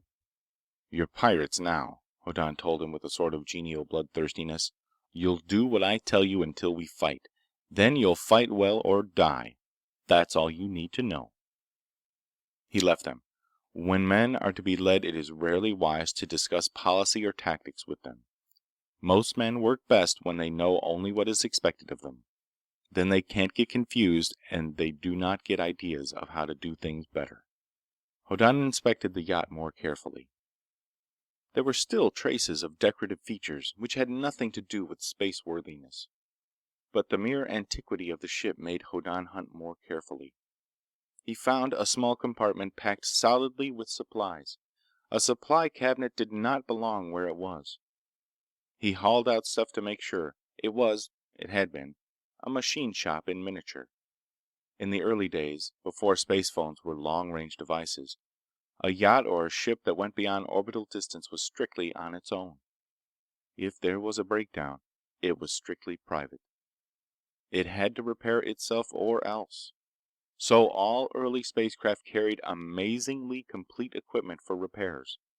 Only liners are equipped that way in recent generations, and it is almost unheard of for their tool shops to be used. But there was the remnant of a shop on the yacht that Hoddan had in his hand for an errand to Walden. He'd told the emigrant leaders that he went to ask for charity. He'd just assured his followers that the journey was for piracy. Now, he began to empty the cubbyhole of all the items that had been packed into it for storage. It had been very ingenious, this miniature repair shop. The lathe was built in with strength members of the walls as part of its structure. The drill press was recessed. The welding apparatus had its coils and condensers under the floor. The briefest of examinations showed the condensers to be in bad shape, and the coils might be hopeless. But there was good material used in the old days. Hoddan began to have quite unreasonable hopes. He went back to the control room to meditate. He'd had a reasonably sound plan of action for the pirating of a space liner, even though he had no weapons mounted on the ship, nor anything more deadly than stun pistols for his reluctant crew. but he'd considered it likely that he could make the same sort of landing with this yacht that he'd already done with the spaceboat, which should be enough. If he waited off Walden until a liner went down to the planet's great spaceport, he could try it. He would go into a close orbit around Walden, which would bring him, very low, over the landing grid within an hour or so of the liner's landing. He'd turn the yacht end for end and apply full rocket power for deceleration. The yacht would drop like a stone into the landing grid. Everything would happen too quickly for the grid crew to think of clapping a force field on it, or for them to manage it if they tried. He'd be aground before they realized it. The rest was simply fast action. Hoddan and 7 Darthians, stun pistols humming, would tumble out of the yacht and dash for the control room of the grid. Hoddan would smash the controls. Then they'd rush the landed liner, seize it, shoot down anybody who tried to oppose them, and seal up the ship. And then they'd take off. On the liner's rockets, which were carried for emergency landing only, but could be used for a single takeoff. After one such use, they'd be exhausted. And with the grid's controls smashed, nobody could even try to stop them. It wasn't a bad idea. He had a good deal of confidence in it. It was the reason for his Darthian crew. Nobody'd expect such a thing to be tried, so it almost certainly could be done. But it did have the drawback that the yacht would have to be left behind, a dead loss when the liner was seized. Hoddan thought it over soberly. Long before he reached Walden, of course, he could have his own crew so terrified that they'd fight like fiends for fear of what he might do to them if they didn't. But if he could keep the space yacht also... He nodded gravely. He liked the new possibility. If it didn't work, there was the first plan in reserve. In any case, he'd get a modern space liner and a suitable cargo to present to the emigrants of Colin. And afterward... There were certain electronic circuits which were akin. The Lawler drive unit formed a force field, a stress in space, into which a nearby ship necessarily moved. The faster-than-light angle came from the fact that it worked like a donkey trotting after a carrot held in front of him by a stick. The ship moving into the stressed area moved the stress. The force fields of a landing grid were similar. A tuning principle was involved, but basically a landing grid clamped an area of stress around a spaceship, and the ship couldn't move out of it. When the landing grid moved, the stressed area up or down, why, that was it. All of this was known to everybody. But a third trick had been evolved on Zan. It was based on the fact that ball lightning could be generated by a circuit fundamentally akin to the other two. Ball lightning was an area of space so stressed that its energy content could leak out only very slowly. Unless it made contact with a conductor, when all bets were off, it blew.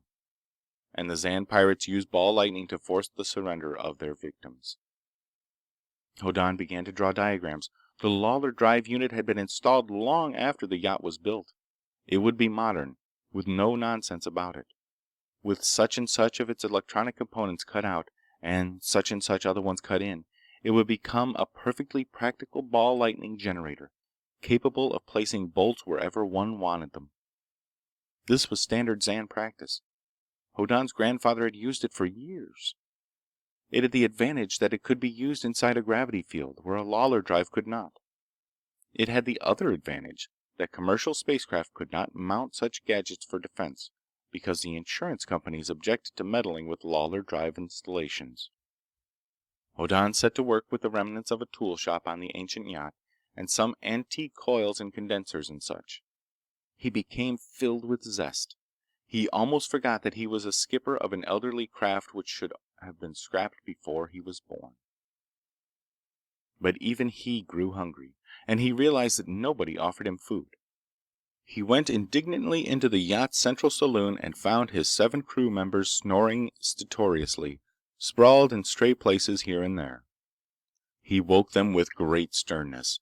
He set them furiously to work on that housekeeping, including meals, which can be neglected in a feudal castle because strong outside winds blow smells away and dry up smelly objects, but which must be practiced in a spaceship. He went back to work. Suddenly he stopped and meditated afresh, and ceased his actual labor to draw a diagram which he regarded with great affection. he returned to his adaptation of the Lawler drive to the production of ball lightning. It was possible to wind coils. A certain percentage of the old condensers held a charge. He tapped the drive unit for brazing current, and the drill press became a die stamping device for small parts. He built up the elements of a vacuum tube such as is normally found only in a landing grid control room. He set up a vacuum valve arrangement in the base of a large glass jar. He put that jar in the boat's airlock, bled the air to emptiness, and flashed the tube's quaint elements. He brought it back and went out of overdrive while he hooked the entire new assembly into the drive circuit, with cutouts and switches to be operated from the yacht's instrument board. Finished, he examined the stars. The nearby suns were totally strange in their arrangement, but the coal sack area was a space mark good for half a sector of the galaxy. There was a condensation in the nearer rim for a second bearing, and a certain calcium cloud with a star cluster behind it was as good as a highway sign for locating oneself. He lined up the yacht again and went into overdrive once more. 2 days later, he came out, again surveyed the cosmos, again went into overdrive, again came out, once more made a hop in faster-than-light travel, and he was in the solar system of which Walden was the ornament and pride. He used the telescope and contemplated Walden on its screen. The space yacht moved briskly toward it. His 7 Darthian crewmen, aware of coming action, dolefully sharpened their 2-foot knives. They did not know what else to do, but they were far from happy. Hoddan shared their depression. Such gloomy anticipations before stirring events are proof that a man is not a fool. Hoddan's grandfather had been known to observe that when a man can imagine all kinds of troubles and risks and disasters ahead of him, he is usually right. Hoddan shared that view, but it would not do to back out now. He examined Walden painstakingly while the yacht sped on. He saw an ocean come out of the twilight zone of dawn. By the charts, the capital city and the spaceport should be on that ocean's western shore. After a suitable and very long interval, the sight of the capital city came around the edge of the planet. From a bare 100,000 miles, Hoddan stepped up magnification to its limit and looked again. Then Walden more than filled the telescope's field. He could see only a very small fraction of the planet's surface. He had to hunt before he found the capital city again. Then it was very clear. He saw the curving lines of its highways and the crisscross pattern of its streets. Buildings as such, however, did not show, but he made out the spaceport and the shadow of the landing grid, and in the very center of that grid there was something silvery which cast a shadow of its own. A ship. A liner. There was a tap on the control room door. Thal. "Anything happening?" he asked uneasily. "I just sighted the ship we're going to take," said Hoddan. Thal looked unhappy. He withdrew. Hoddan plotted out the extremely roundabout course he must take to end up with the liner and the yacht traveling in the same direction and the same speed, so capture would be possible. He put the yacht on the line required. He threw on full power. Actually, he headed partly away from his intended victim. The little yacht plunged forward. Nothing seemed to happen. Time passed. Hoddan had nothing to do but worry. He worried. Thal tapped on the door again. "About time to get ready to fight?" he asked dolefully. "Not yet," said Hoddan. "I'm running away from our victim now." Another half hour. That course changed. The yacht was around behind Walden. The whole planet lay between it and its intended prey. The course of the small ship curved now. It would pass almost close enough to clip the topmost tips of Walden's atmosphere. There was nothing for Hoddan to do but think morbid thoughts. He thought them. The Lawler drive began to burble. He cut it off. He sat gloomily in the control room, occasionally glancing at the nearing expanse of rushing, mottled surface presented by the now nearby planet. Its attraction bent the path of the yacht. It was now a parabolic curve. Presently, the surface diminished a little. The yacht was increasing its distance from it. Hoddan used the telescope. He searched the space ahead with a full-width field. He found the liner. It rose steadily. The grid still thrust it upward with an even, continuous acceleration. It had to be not less than 40,000 miles out before it could take to overdrive, but at that distance it would have an outward velocity which would take it on out indefinitely. At 10,000 miles, certainly, the grid fields would let go. They did. Hoddan could tell because the liner had been pointed base down toward the planet when the force fields picked it up. Now it wobbled slightly. It was free. It was no longer held solidly. From now on, it floated up on momentum. Hoddan nibbled at his fingernails. There was nothing to be done for 40 minutes more. Presently, there was nothing to be done for 30. For 20. 10. 5. 3. 2. The liner was barely 20 miles away when Hoddan fired his rockets. They made a colossal cloud of vapor in emptiness. The yacht stirred faintly, shifted deftly, lost just a suitable amount of velocity, which now was nearly straight up from the planet, and moved with precision and directness toward the liner. Hoddan stirred his controls and swung the whole small ship. Here, obviously, he could not use the space drive for its proper purpose, but a switch cut out certain elements of the Lawler unit and cut in those others which made the modified drive unit into a ball lightning projector. A flaming speck of pure incandescence sped from the yacht through emptiness. It would miss. No. Hoddan swerved it. It struck the liner's hull. It would momentarily paralyze every bit of electric equipment in the ship. It would definitely not go unnoticed. "Calling liner," said Hoddan painfully into a microphone. "Calling liner. We are pirates attacking your ship. You have 10 seconds to get into your lifeboats or we will hull you." He settled back, again nibbling at his fingernails. He was acutely disturbed. At the end of 10 seconds, the distance between the two ships was perceptibly less. He flung a second ball lightning bolt across the diminished space. He sent it whirling round and round the liner in a tight spiral. He ended by having it touch the liner's bow. Liquid light ran over the entire hull. "Your 10 seconds are up," he said worriedly, "if you don't get out." But then he relaxed. A boat blister on the liner opened. The boat did not release itself. It could not possibly take on its complement of passengers and crew in so short a time. The opening of the blister was a sign of surrender. The two first ball lightning bolts were miniatures. Hoddan now projected a full-size ball. It glittered viciously in emptiness, the plasma gas necessary for its existence furnishing a medium for radiation. It sped toward the liner and hung off its side, menacingly. The yacht from Darth moved steadily closer. 5 miles. 2. "All out," said Hoddan regretfully. "We can't wait any longer." A boat darted away from the liner. A second, a third, a fourth, a fifth. The last boat lingered desperately. The yacht was less than a mile away when it broke free and plunged frantically toward the planet it had left a little while before. The other boats were already streaking downward, trails of rocket fumes expanding behind them. The crew of the landing grid would pick them up for safe and gentle landing. Hoddan sighed in relief. He played delicately upon the yacht's rocket controls. He carefully maneuvered the very last of the novelties he had built into an originally simple Lawler drive unit. The two ships came together with a distinct clanking sound. It seemed horribly loud. Thal jerked to open the door, ashen white. We hit something. When do we fight?" Hoddan said ruefully. "I forgot. The fighting's over, but bring your stun pistols. Nobody'd stay behind, but somebody might have gotten left." He rose to take over the captured ship. Chapter 9. Normally, at overdrive cruising speed, it would be a week's journey from Walden to the planet Krim. Hoddan made it in 5 days. There was reason. He wanted to beat the news of his piracy to Krim.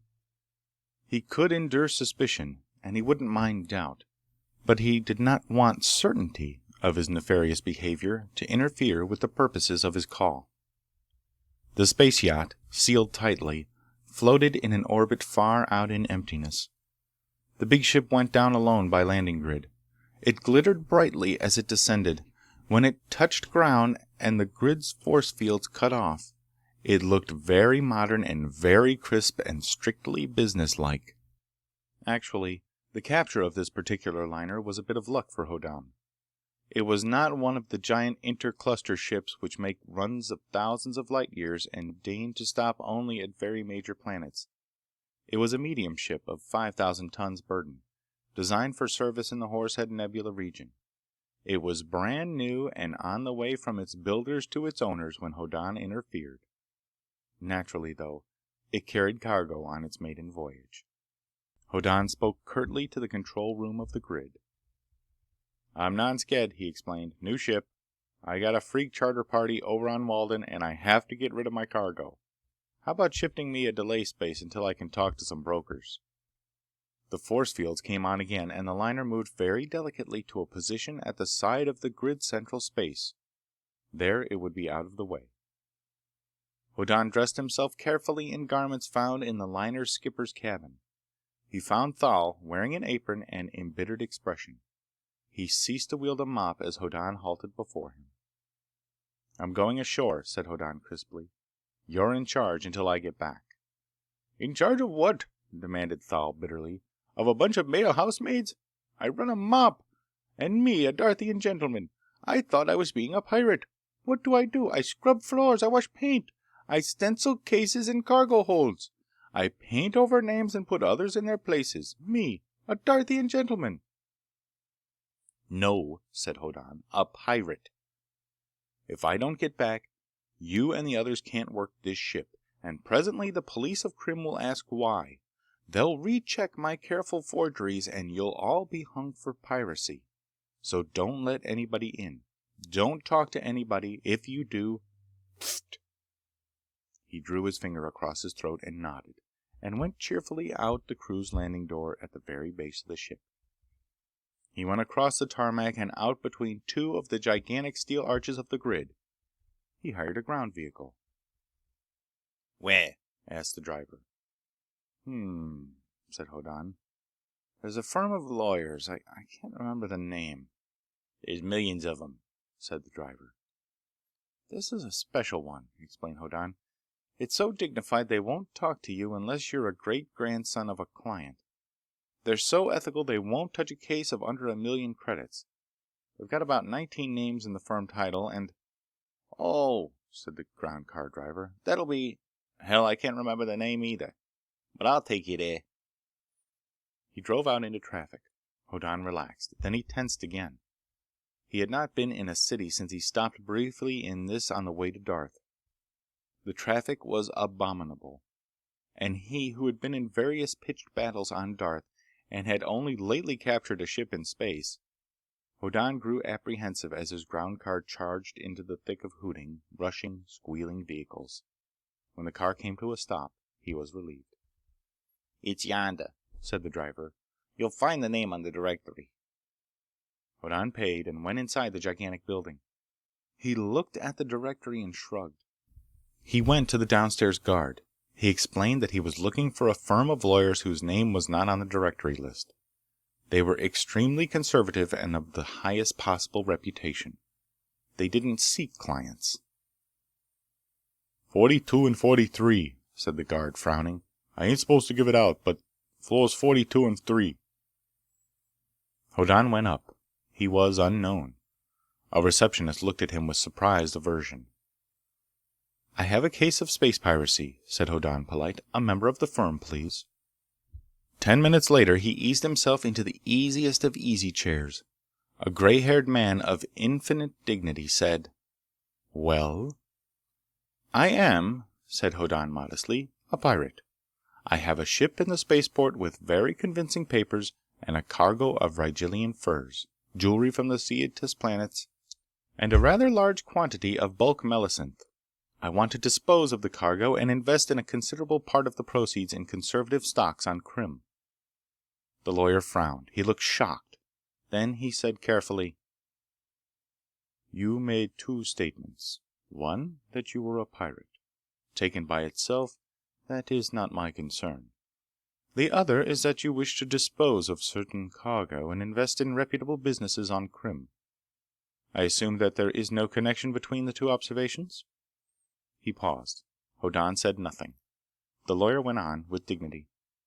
"Of course, our firm is not in the brokerage business. However, we can represent you in your dealing with local brokers. And obviously we can advise you. I also wish to buy," said Hoddan, "a complete shipload of agricultural machinery, a microfilm technical library, machine tools, vision tape technical instructors and libraries of tapes for them, generators, and such things." Said the lawyer. "I will send one of our clerks to examine your cargo, so he can deal properly with the brokers. You will tell him in detail what you wish to buy." Hoddan stood up. "I'll take him to the ship now." He was mildly surprised at the smoothness with which matters proceeded. He took a young clerk to the ship. He showed him the ship's papers as edited by himself. He took him through the cargo holds. He discussed in some detail what he wished to buy. When the clerk left, Thal came to complain again. "Look here," he said bitterly. "We've scrubbed this ship from one end to the other. There's not a speck or a finger mark in it. And we're still scrubbing. We captured this ship. Is this pirate revels?" Hoddan said, "There's money coming. I'll let you boys ashore with some cash in your pockets presently." Brokers came, escorted by the lawyer's clerk. They squabbled furiously with him, but the dignity of the firm he represented was extreme. There was no suspicion. No overt suspicion, anyhow, and the furs went. The clerk painstakingly informed Hoddan that he could draw so much. More brokers came. The jewelry went. The lawyer's clerk jotted down figures and told Hoddan the net. The bulk Melisynth was taken over by a group of brokers, none of whom could handle it alone. Hoddan drew cash and sent his Darthians ashore with 1,000 credits apiece. With bright and shining faces, they headed for the nearest bars. "As soon as my ship's loaded," Hoddan told the clerk, "I want to get them out of jail." The clerk nodded. He brought salesmen of agricultural machinery, representatives of microfilm libraries, manufacturers of generators, vision tape instructors, and allied lines. Hoddan bought painstakingly. Delivery was promised for the next day. "Now," said the clerk, "about the investments you wish to make with the balance?" "I'll want a reasonable sum in cash," said Hoddan reflectively. "But, well, I've been told that insurance is a fine conservative business. As I understand it, most insurance organizations are divided into divisions which are separately incorporated. There will be a life insurance division, a casualty division, and so on. Is that right? And one may invest in any of them separately?" The clerk said impassively, "I was given to understand, sir, that you are interested in risk insurance. Perhaps especially risk insurance covering piracy. I was given quotations on the risk insurance divisions of all crim companies. Of course, those are not very active stocks, but if there were a rumor of a pirate ship acting in this part of the galaxy, one might anticipate—" "I do," said Hoddan. "Let's see. My cargo brought so much. My purchases will come to so much. My legal fees, of course. I mentioned a sum in cash. Yes, this will be the balance, more or less, which you will put in the stocks you've named. But since I anticipate activity in them, I'll want to leave some special instructions." He gave a detailed, thoughtful account of what he anticipated might be found in news reports of later dates. The clerk noted it all down impassively. Hoddan added instructions. "Yes, sir," said the clerk without intonation when he was through. "If you will come to the office in the morning, sir, the papers will be drawn up and the matters can be concluded. Your new cargo can hardly be delivered before then, and if I may say so, sir, your crew won't be ready. I'd estimate 2 hours of festivity for each man and 14 hours for recovery." "Thank you," said Hoddan. "I'll see you in the morning." He sealed up the ship when the lawyer clerk departed. Then he felt lonely. He was the only living thing in the ship. His footsteps echoed hollowly. There was nobody to speak to, not even anybody to threaten. He'd done a lot of threatening lately. He went forlornly to the cabin once occupied by the liner's former skipper. His loneliness increased. He began to feel those daunting self-doubts such as plague the most unselfish and conscientious people. His actions to date, of course, did not trouble him. Today's actions were the ones which bothered his conscience. He felt that they were not quite adequate. The balance left in the lawyer's hands would not be nearly enough to cover a certain deficit, which in justice he felt himself bound to make up. It had been his thought to make this enterprise self-liquidating, everybody concerned making a profit, including the owners of the ship and cargo he had pirated. But he wasn't sure. He reflected that his grandfather would not have been disturbed about such a matter. That elderly pirate would have felt wholly at ease. It was his conviction that piracy was an essential part of the working of the galaxy's economic system. Hoddan, indeed, could remember him saying precisely, snipping off the ends of his words as he spoke.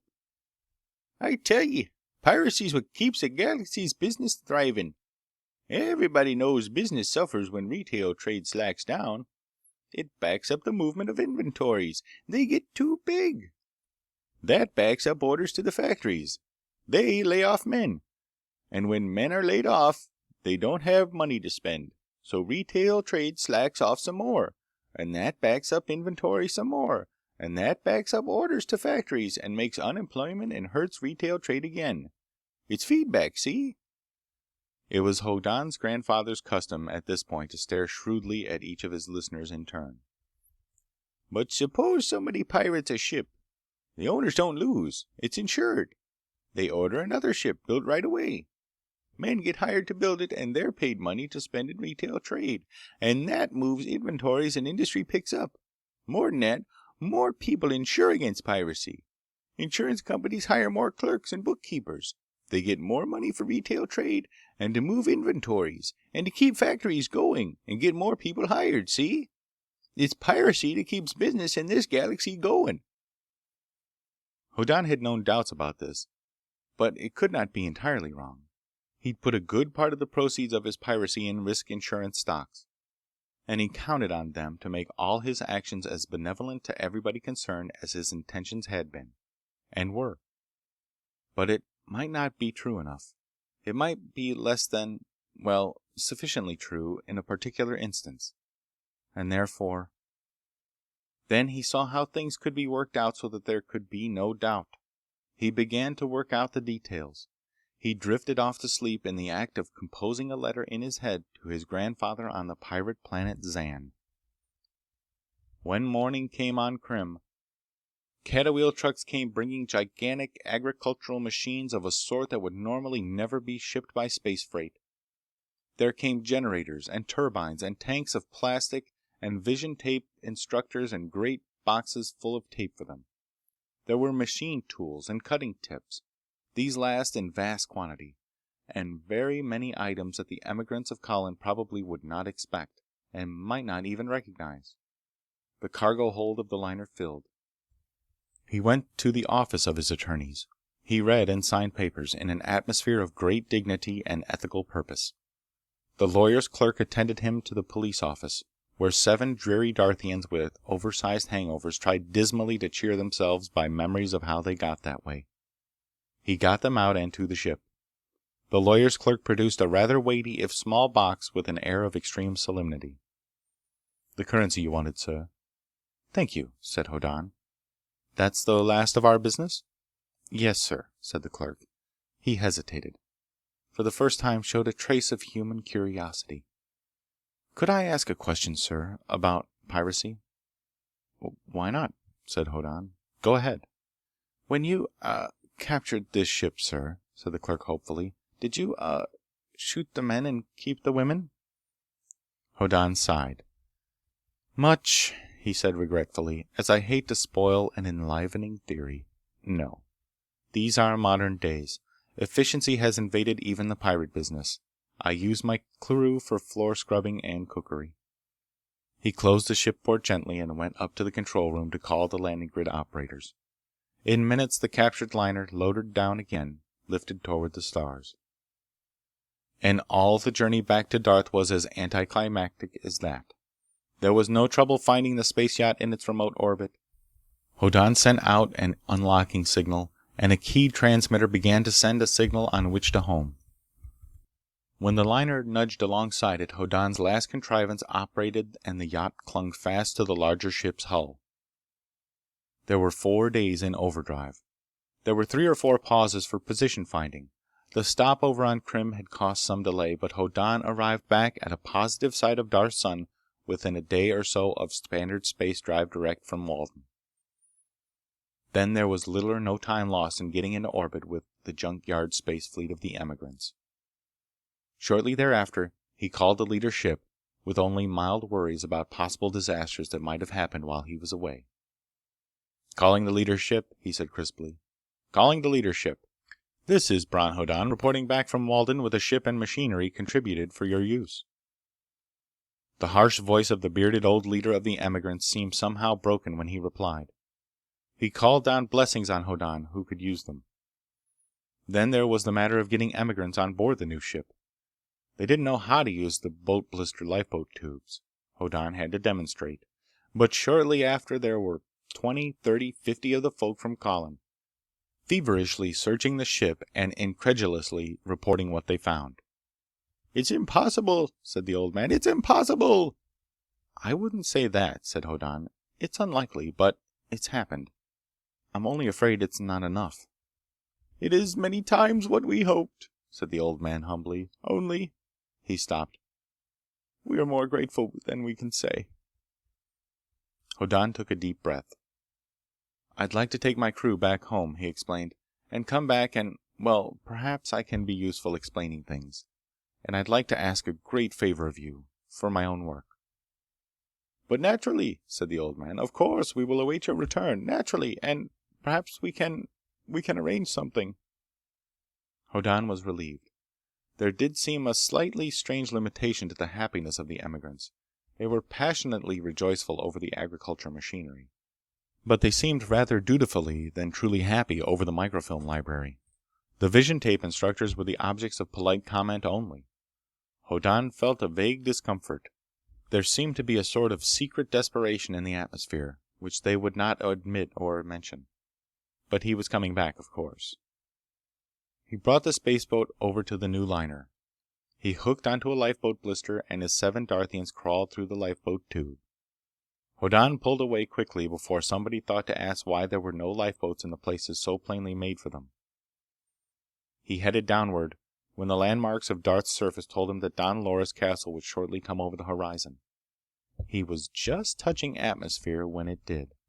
The boat's rocket tanks had been refilled, and he burned fuel recklessly to make a dramatic landing within 100 yards of the battlements where Fani had once thoughtfully had a coil of rope ready for him.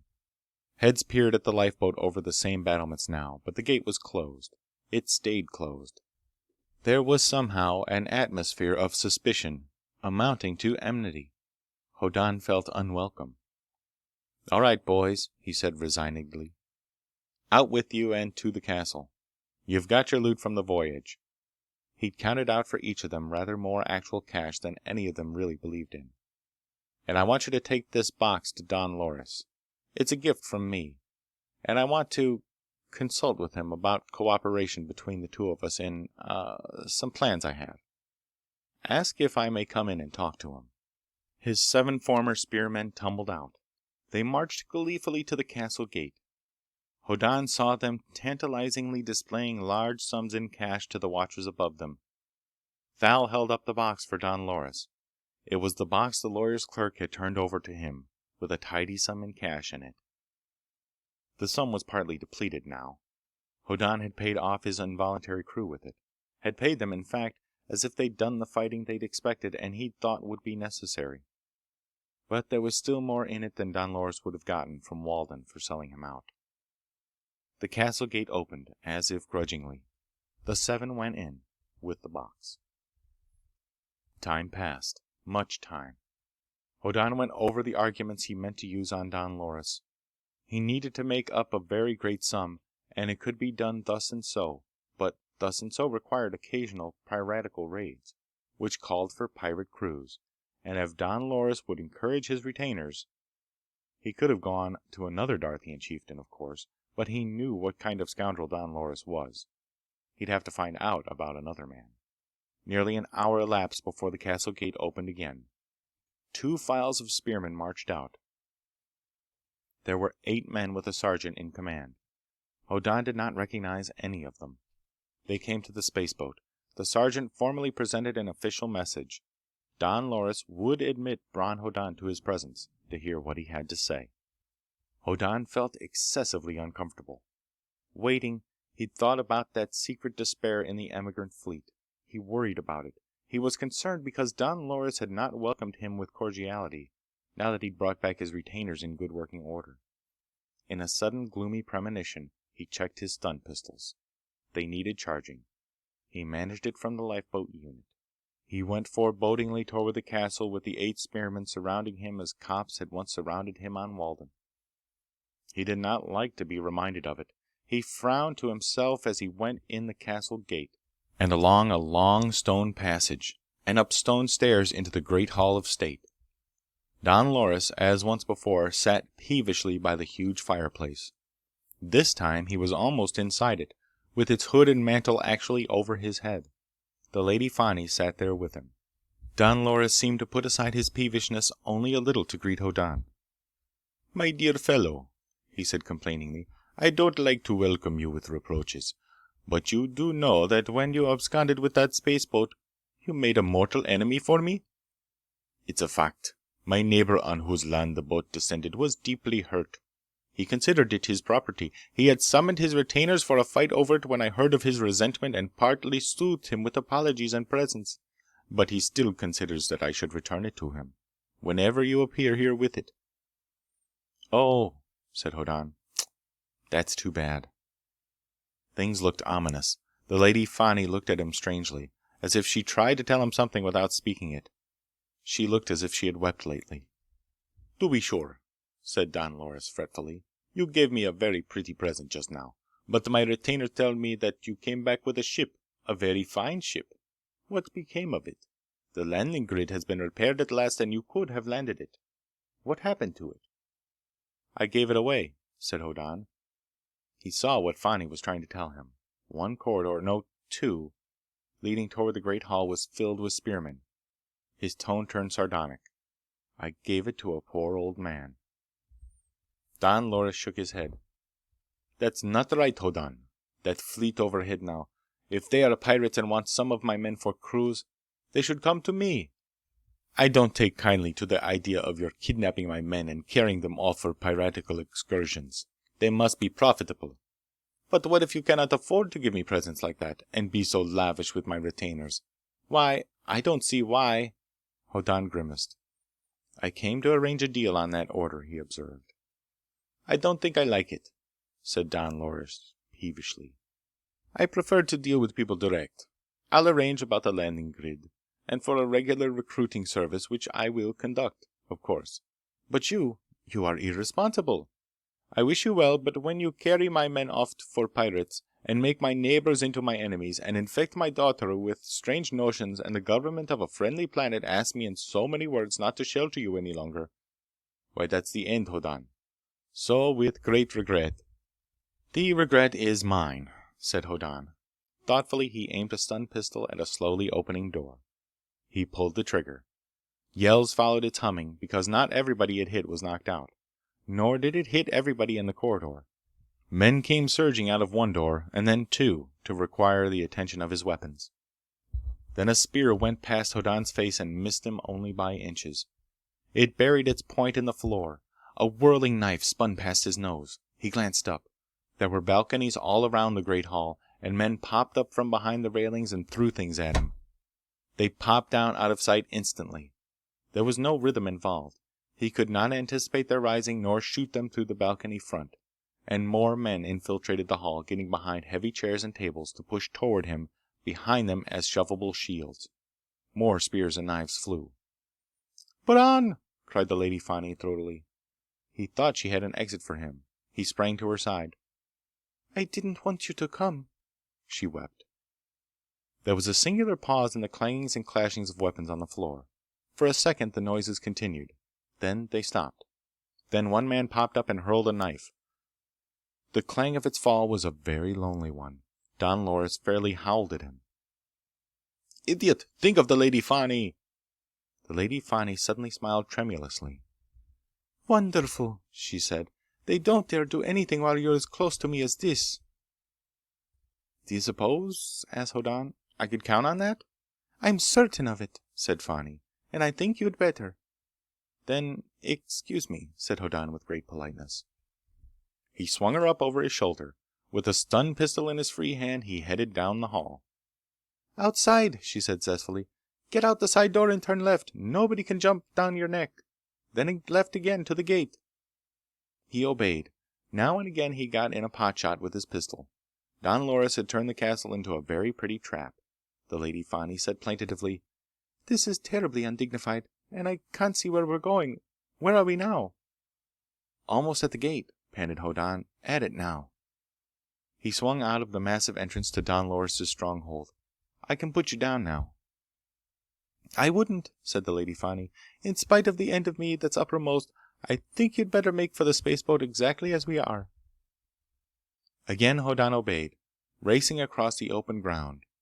Howls of fury followed him. It was evidently the opinion of the castle that the Lady Fani was to be abducted in the place of the 7 returned spearmen.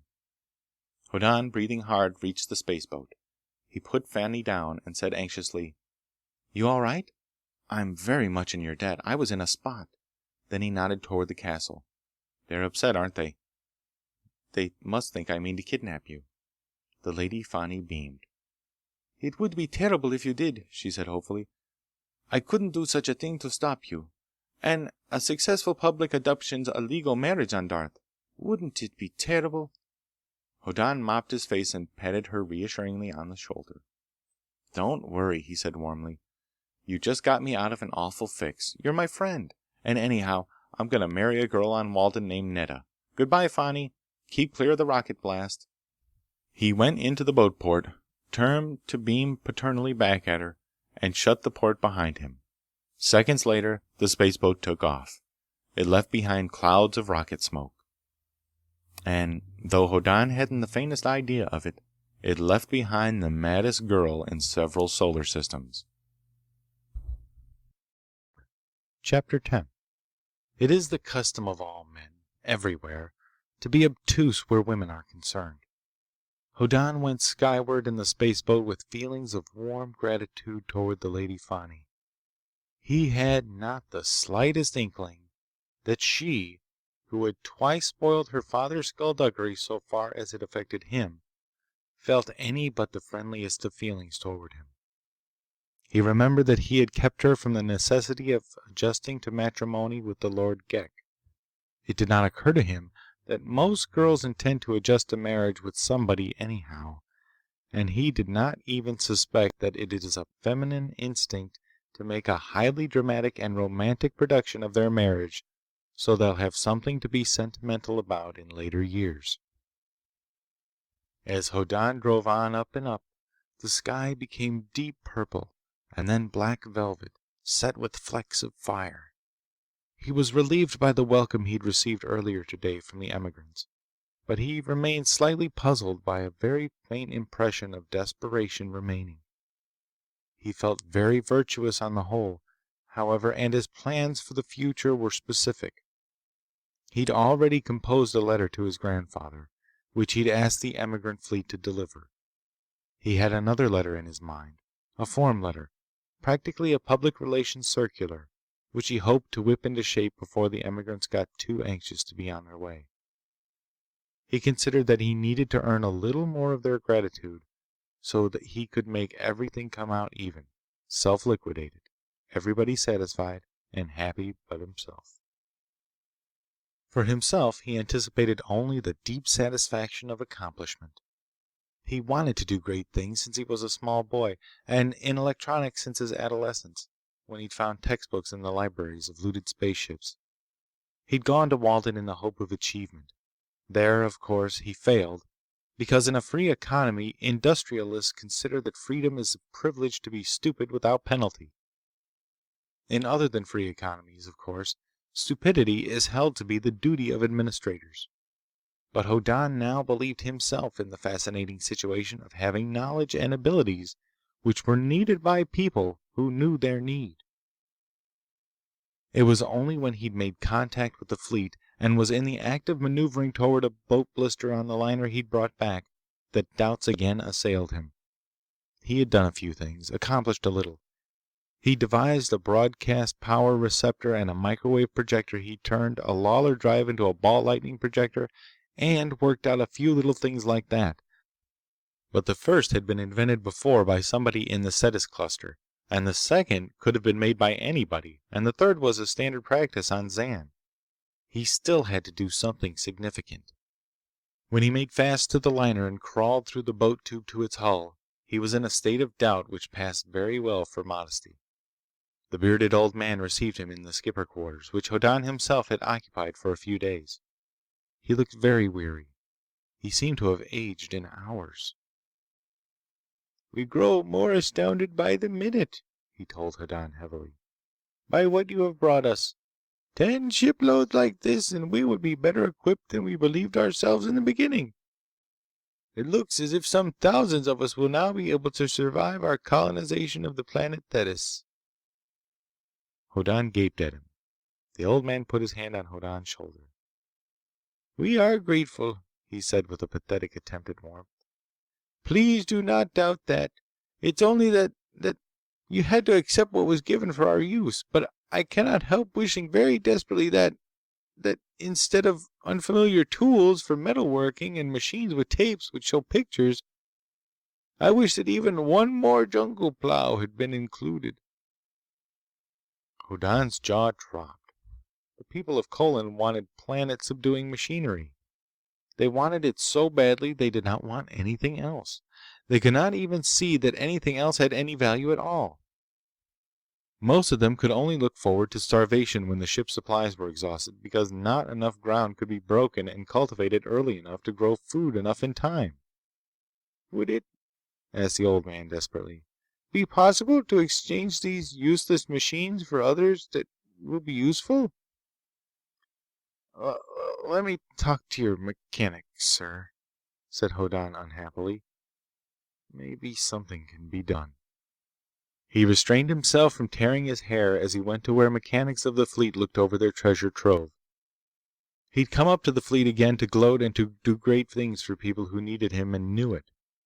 But he faced the hopelessness of people to whom his utmost effort seemed mockery because it was so far from being enough.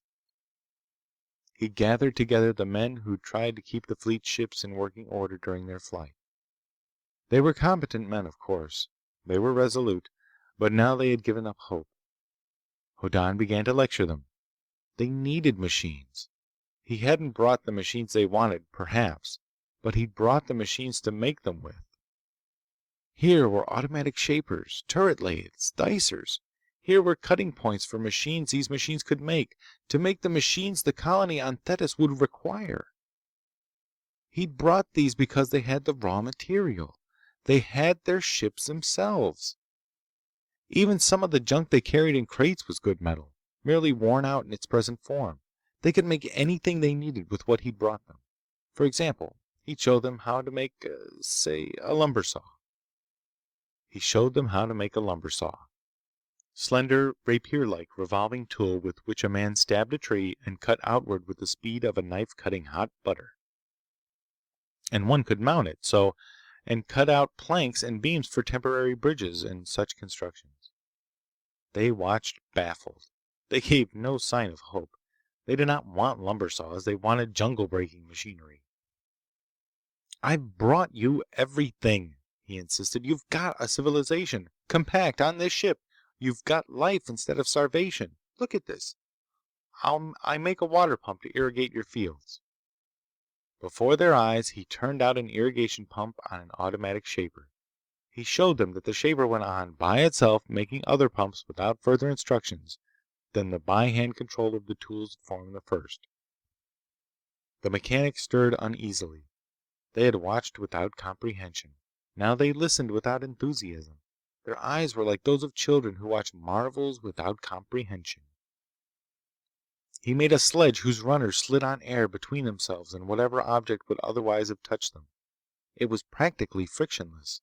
He made a machine to make nails, utterly simple. He made a power hammer which hummed and pushed nails into any object that needed to be nailed. He made— He stopped abruptly and sat down with his head in his hands. The people of the fleet faced so overwhelming a catastrophe that they could not see into it. They could only experience it. As their leader would have been unable to answer questions about the fleet's predicament before he poured out the tale in the form it had taken in his mind, now these mechanics were unable to see ahead. They were paralyzed by the completeness of the disaster before them.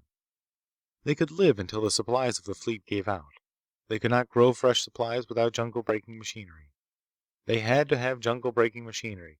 They could not imagine wanting anything less than jungle-breaking machinery. Hoddan raised his head. The mechanics looked dully at him. "You men do maintenance?" he asked. "You repair things when they wear out on the ships? Have you run out of some materials you need for repairs?" After a long time, a tired-looking man said slowly, "On the ship I came from, we're having trouble. Our hydroponic garden keeps the air fresh, of course, but the water circulation pipes are gone, rusted through. We haven't got any pipe to fix them with. We have to keep the water moving with buckets." Hoddan got up. He looked around him. He hadn't brought hydroponic garden pipe supplies, and there was no raw material. He took a pair of power snips and cut away a section of cargo space wall lining. He cut it into strips. He asked the diameter of the pipe. Before their eyes, he made pipe, spirally wound around a mandrel and line welded to solidity. "I need some of that on my ship," said another man. The bearded man said heavily, "Well, make some and send it to the ships that need it." "No," said Hoddan. "We'll send the tools to make it. We can make the tools here. There must be other kinds of repairs that can't be made. With the machines I've brought, we'll make the tools to make the repairs. Picture tape machines have reels that show exactly how to do it." It was a new idea. The mechanics had other and immediate problems beside the overall disaster of the fleet. Pumps that did not work. Motors that heated up. They could envision the meeting of those problems, and they could envision the obtaining of jungle plows. But they could not imagine anything in between. They were capable of learning how to make tools for repairs. Hoddan taught them. In one day there were 5 ships being brought into better operating condition. For ultimate futility, because of what he'd brought. 2 days. 3. Mechanics began to come to the liner. Those who'd learned first pompously passed on what they knew. On the 4th day, somebody began to use a vision tape machine to get information on a fine point in welding. On the 5th day, there were lines of men waiting to use them. On the 6th day, a mechanic on what had been a luxury passenger liner on the other side of the galaxy, but it was scores of years ago, asked to talk to Hoddan by spacephone. He'd been working feverishly at the minor repairs he'd been unable to make for so long. To get material, he pulled a crate off one of the junk machines supplied the fleet. He looked it over. He believed that if this piece were made new, and that replaced with sound metal, the machine might be usable.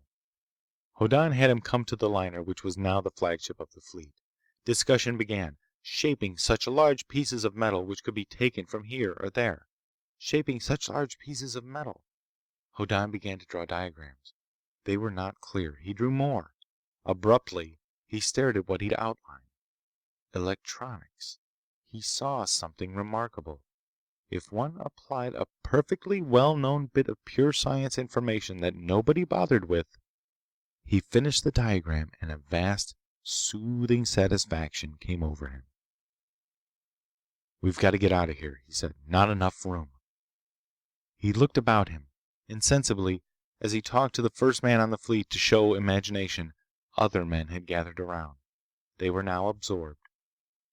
"I think," said Hoddan, "that we can make an electronic field that'll soften the cementite between the crystals of steel, without heating up anything else. If it works, we can make die forgings and die stampings with plastic dies. And then that useless junk you've got can be rebuilt."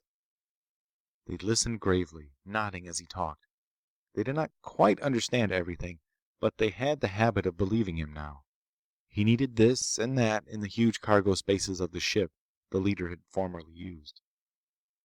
"Huh," said Hoddan. How about duplicating these machines and sending them over? They looked estimatingly at the tool shop equipment. It could be made to duplicate itself. The new machine shop in the ancient arc of space made another shop for another ship. In the other ship, that tool shop would make another for another ship, which in turn... By then, Hoddan had a cold metal die stamper in operation. It was very large. It drew on the big ship's drive unit for power. One put a rough mass of steel in place between plastic dies. One turned on the power. For the tenth of a second, no longer, the steel was soft as putty. Then it stiffened and was warm. But in that tenth of a second, it had been shaped with precision. It took 2 days to duplicate the jungle plow Hoddan had first been shown, in new sound metal. But after the first one worked triumphantly, they made 40 of each part at a time and turned out jungle plow equipment enough for the subjugation of all of Thetis' forests. There were other enterprises on hand, of course. A mechanic who stuttered horribly had an idea. He could not explain it or diagram it, so he made it. It was an electric motor very far ahead of those in the machines of Colin. Hoddan waked from a catnap with a diagram in his head. He drew it half asleep, and later looked and found that his unconscious mind had designed a power supply system which made Walden's look rather primitive. During the first 6 days, Hoddan did not sleep to speak of, and after that he merely catnapped when he could. But he finally agreed with the emigrants' leader, now no longer fierce, but fiercely triumphant, that he thought they could go on. And he would ask a favor. He propped his eyelids open with his fingers and wrote the letter to his grandfather that he'd composed in his mind in the liner on Krim. He managed to make one copy, unaddressed, of the public relations letter that he'd worked out at the same time. He put it through a facsimile machine and managed to address each of 50 copies. Then he yawned uncontrollably. He still yawned when he went to take leave of the leader of the people of Colin. That person regarded him with warm eyes. "I think everything's all right," said Hoddan exhaustedly. "You've got a dozen machine shops now, and they are multiplying themselves. And you've got some enthusiastic mechanics now, who are drinking in the vision tape stuff and finding out more than they guessed there was. And they're thinking now and then for themselves. I think you'll make it." The bearded man said humbly, "I waited until all you said was well. Will you come with us?" "No, said Hoddan. He yawned again. "I've got my work here. There's an obligation I have to meet." "It must be very admirable work," said the old man wistfully. "I wish we had some young men like you among us." "You have," said Hoddan. "They will be giving you trouble presently." The old man shook his head, looking at Hoddan very affectionately indeed. "We will deliver your letters," he said warmly. "First to Krim, and then to Walden. Then we will go on and let you down your letter and gift to your grandfather on Zan. Then we will go on toward Thetis. Our mechanics will work at building machines while we are in overdrive, but also they will build new tool shops and train new mechanics, so that every so often we will need to come out of overdrive to transfer the tools and the men to the new ships." Hoddan nodded exhaustedly. This was right. "So," said the old man contentedly, "we will simply make those transfers in orbit about the planets for which we have your letters. But you will pardon us if we only let down your letters and do not visit those planets? We have prejudices." "Perfectly satisfactory," said Hoddan. "So I'll—" "The mechanics you have trained," said the old man proudly, "have made a little ship ready for you. It's not much larger than your spaceboat, but it is fit for travel between suns, which will be convenient for your work. I hope you will accept it.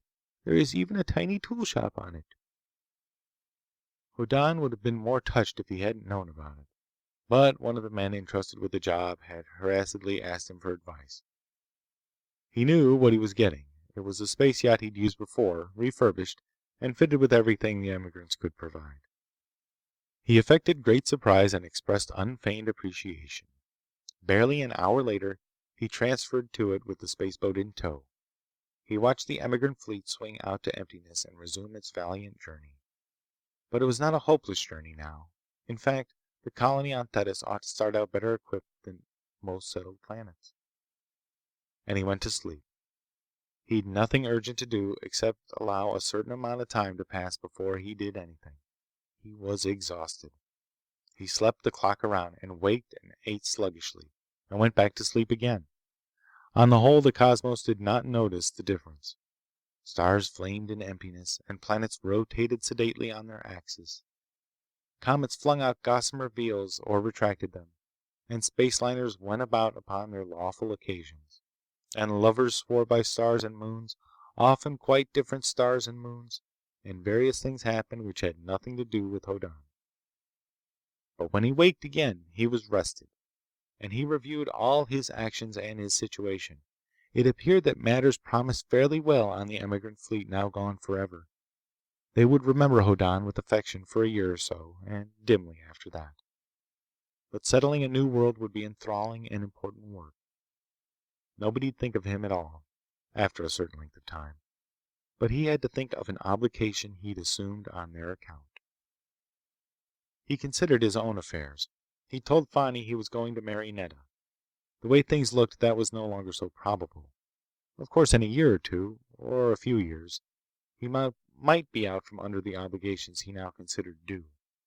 In time, even the Waldenian government would realize that death rays don't exist, and a lawyer might be able to clear things for his return to Walden, but Nedda was a nice girl.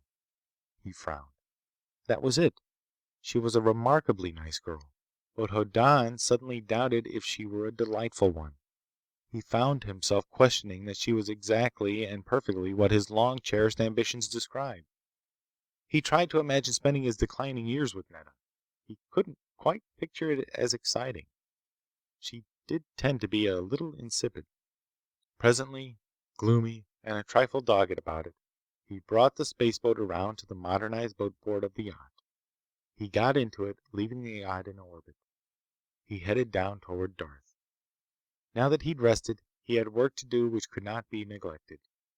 To carry out that work, he needed a crew able and willing to pass for pirates for a pirate's pay, and there were innumerable castles on Darth, with quite as many shifty noblemen, and certainly no fewer plunder-hungry Darthian gentlemen hanging around them. But Don Loris Castle had one real advantage, and one which existed only in Hoddan's mind. Don Loris' retainers did know that Hoddan had led their companions to loot. Large loot.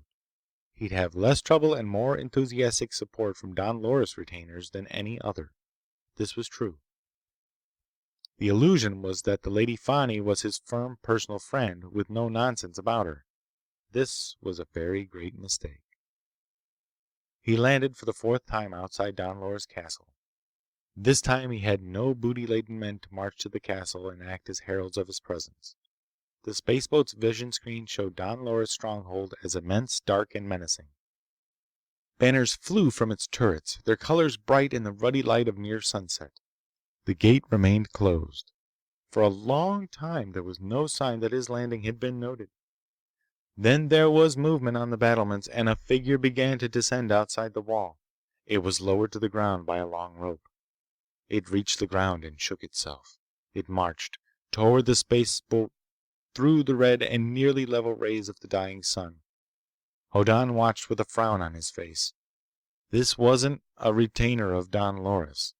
It assuredly wasn't Fani. He couldn't even make out its gender until the figure was very near. Then he looked astonished. It was his old friend Derek, arrived on Darth a long while since in the spaceboat Hoddan had been using ever since. Derek had been his boon companion in the days when he expected to become rich by splendid exploits in electronics. Derek was also the character who'd conscientiously told the cops on Hoddan when they found his power receptor sneaked into a mid-continent station and a stray corpse coincidentally outside. He opened the boat port and stood in the opening. Derek had been a guest, anyhow an inhabitant, of Don Loris Castle for a good long while now. Hoddan wondered if he considered his quarters cozy. "Evening, Derek," said Hoddan cordially. "You're looking well." "I don't feel it," said Derek dismally. "I feel like a fool in Castle yonder, and the high police official I came here with has gotten grumpy and snaps when I try to speak to him." Hoddan said gravely, "I'm sure the Lady Fani—" A tigress, said Derek bitterly. We don't get along. Looking at Derek, Hoddan found himself able to understand why. Derek was the sort of friend one might make on Walden for lack of something better. He was well-meaning. He might be capable of splendid things, even heroism, but he was horribly, terribly, appallingly civilized.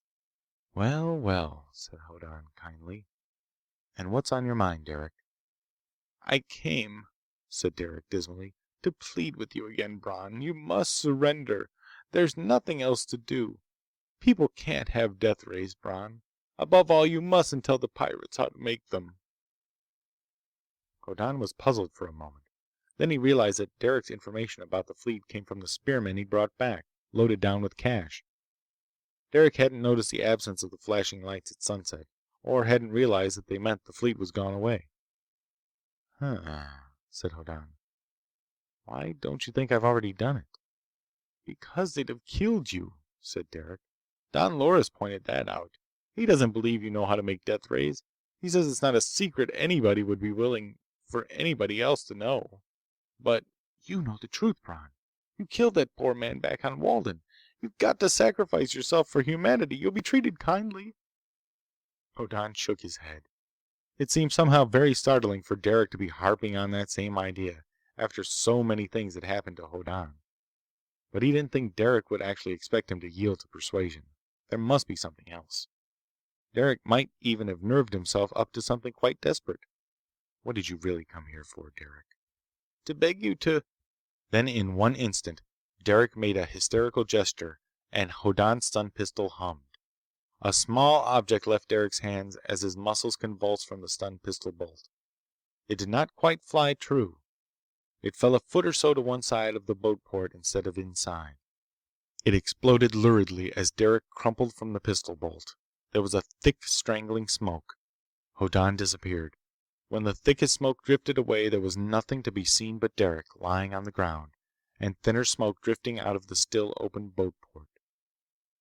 Nearly half an hour later, figures came very cautiously toward the spaceboat. Thal was their leader. His expression was mournful and depressed. Other brawny retainers came uncertainly behind him. At a nod from Thal, two of them picked up Derek and carted him off toward the castle. I guess he got it, said Thal dismally. He peered in. He shook his head. Wounded maybe, and crawled off to die. He peered in again and shook his head once more. No sign of him. A spearman just behind Thal said, Dirty trick.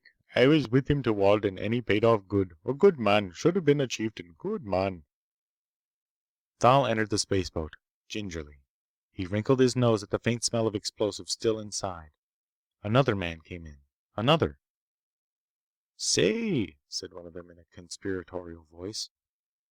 We got our share of that loot from Walden. Bet he had a share too. What'd he do with it? He could have kept it in this boat here. We could take a quick look. What Don Loris don't know don't hurt him. I'm going to find Hoddan first, said Thal with dignity. We don't have to carry him outside so Don Loris knows we're looking for loot, but I'm going to find him first. There were other men in the spaceboat now, a full dozen of them. Their spears were very much in the way. The boat door closed quietly. Don Loris' retainers stared at each other. The locking dogs grumbled for half a second, sealing the door tightly. Don Loris' retainers began to babble protestingly. There was a roaring outside. The spaceboat stirred. The roaring rose to thunder. The boat lurched. It flung the spearmen into a sprawling, swearing, terrified heap at the rear end of the boat's interior. The boat went on out to space again. In the control room, Hoddan said dourly to himself, I'm in a rut. I've got to figure out some way to ship a pirate crew without having to kidnap them. This is getting monotonous. Chapter 11. There was a disturbing air which was shared by all the members of Hoddan's crew on the way to Walden. It was not exactly reluctance, because there was a self-evident enthusiasm over the idea of making a pirate voyage under him. So far as past enterprises were concerned, Hoddan, as a leader, was the answer to a Darthian gentleman's prayer. The partial looting of Ghek's castle alone would have made him a desirable leader, but a crew of 7 returned from space had displayed currency which amounted to the wealth of fabled Ind. Nobody knew what Ind was any longer, but it was a synonym for fabulous and uncountable riches. When men went off with Hoddan, they came back rich. But nevertheless, there was an uncomfortable sort of atmosphere in the removed yacht. They transshipped from the spaceboat to the yacht through lifeboat tubes, and they were quite docile about it because none of them knew how to get back to ground. Hoddan left the spaceboat with a triggerable timing signal set for use on his return. He'd done a similar thing off Krim. He drove the little yacht well out, until Darth was only a spotted ball with visible clouds and ice caps. Then he lined up for Walden, direct, and went into overdrive. Within hours, he noted the disturbing feel of things. His followers were not happy. They moped. They sat in corners and submerged themselves in misery. Large, massive men with drooping blonde mustaches, ideal characters for the roles of pirates, tended to squeeze tears out of their eyes at odd moments. When the ship was 12 hours on its way, the atmosphere inside it was funereal. The spearmen did not even gorge themselves on the food with which the yacht was stocked, and when a Darthian gentleman lost his appetite, something had to be wrong. He called Thal into the control room.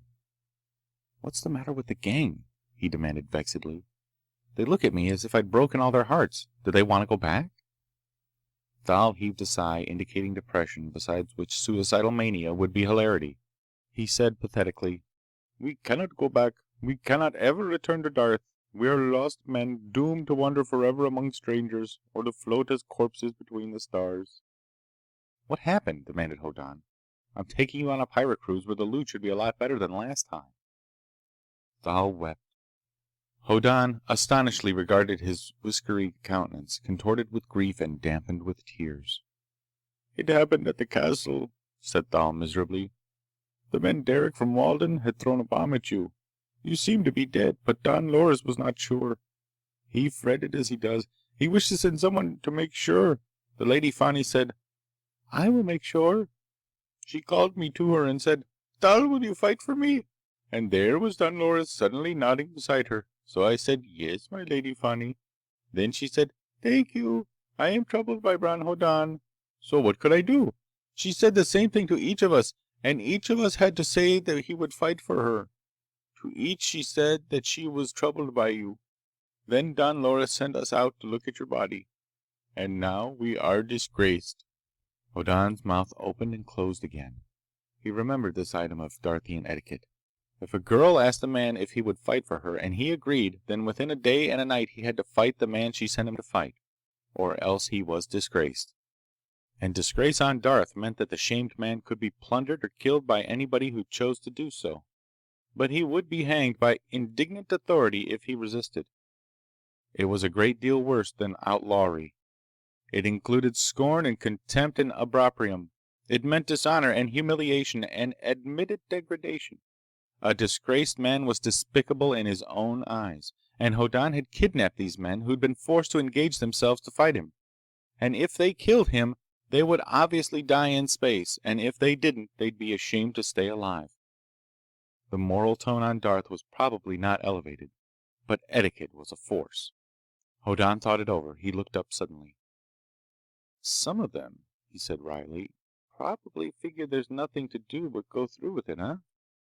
"Yes," said Thal dismally. "Then we will all die." Said Hoddan. "The obligation is to fight. If you fail to kill me, that's not your fault, is it? If you're conquered, you're in the clear?"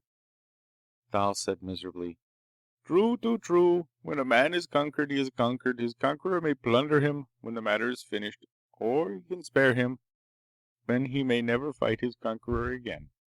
"Draw your knife," said Hoddan. "Come at me." Thal bewilderedly made the gesture. Hoddan leveled a stun pistol and said, "Bzzzt. You're conquered. You came at me with your knife, and I shot you with my stun pistol. It's all over, right?" Thal gaped at him. Then he beamed. He expanded. He gloated. He frisked. He practically wagged a non-existent tail in his exuberance. He'd been shown an out when he could see none. "Send in the others one by one," said Hoddan. "I'll take care of them. But Thal, why did the Lady Fani want me killed?" Thal had no idea, but he did not care. Hoddan did care. He was bewildered and inclined to be indignant. A noble friendship like theirs, a spearman, came in and saluted. Hoddan went through a symbolic duel, which was plainly the way the thing would have happened in reality. Others came in and went through the same process. Two of them did not quite grasp that it was a ritual, and he had to shoot them in the knife arm. Then he hunted in the ship's supplies for ointment for the blisters that would appear from stun pistol bolts at such short range. As he bandaged the places, he again tried to find out why the Lady Fani had tried to get him carved up by the large-bladed knives all Darthian gentlemen wore, but nobody could enlighten him. But the atmosphere improved remarkably. Since each theoretic fight had taken place in private, nobody was obliged to admit a compromise with etiquette. Hoddan's followers ceased to brood. They developed huge appetites. Those who had been aground on Krim told zestfully of the monstrous hangovers they'd acquired there. It appeared that Hoddan was revered for the size of the benders he enabled his followers to hang on. But there remained the fact that the Lady Fani had tried to get him massacred. He puzzled over it. The little yacht sped through space toward Walden. He tried to think how he'd offended Fani. He could think of nothing. He set to work on a new electronic setup which would make still another modification of the Lawler space drive possible. In the others, groups of electronic components were cut out and others substituted in rather tricky fashion from the control board. This was trickiest of all. It required the homemade vacuum tube to burn steadily when in use. But it was a very simple idea. Lawler drive and landing grid force fields were formed by not dissimilar generators, and ball lightning force fields were in the same general family of phenomena. Suppose one made the field generator that had to be on a ship if it was to drive at all, capable of all those allied, associated, similar force fields. If a ship could make the fields that landing grids did, it should be useful to pirates. Hoddan's present errand was neither pure nor simple piracy, but piracy it would be. The more he considered the obligation he'd taken on himself when he helped the emigrant fleet, the more he doubted that he could lift it without long struggle. He was preparing to carry on that struggle for a long time. He'd more or less resigned himself to the postponement of his personal desires. Netta, for example. He wasn't quite sure. Perhaps, after all... But time passed, and he finished his electronic job. He came out of overdrive and made his observations and corrected his course.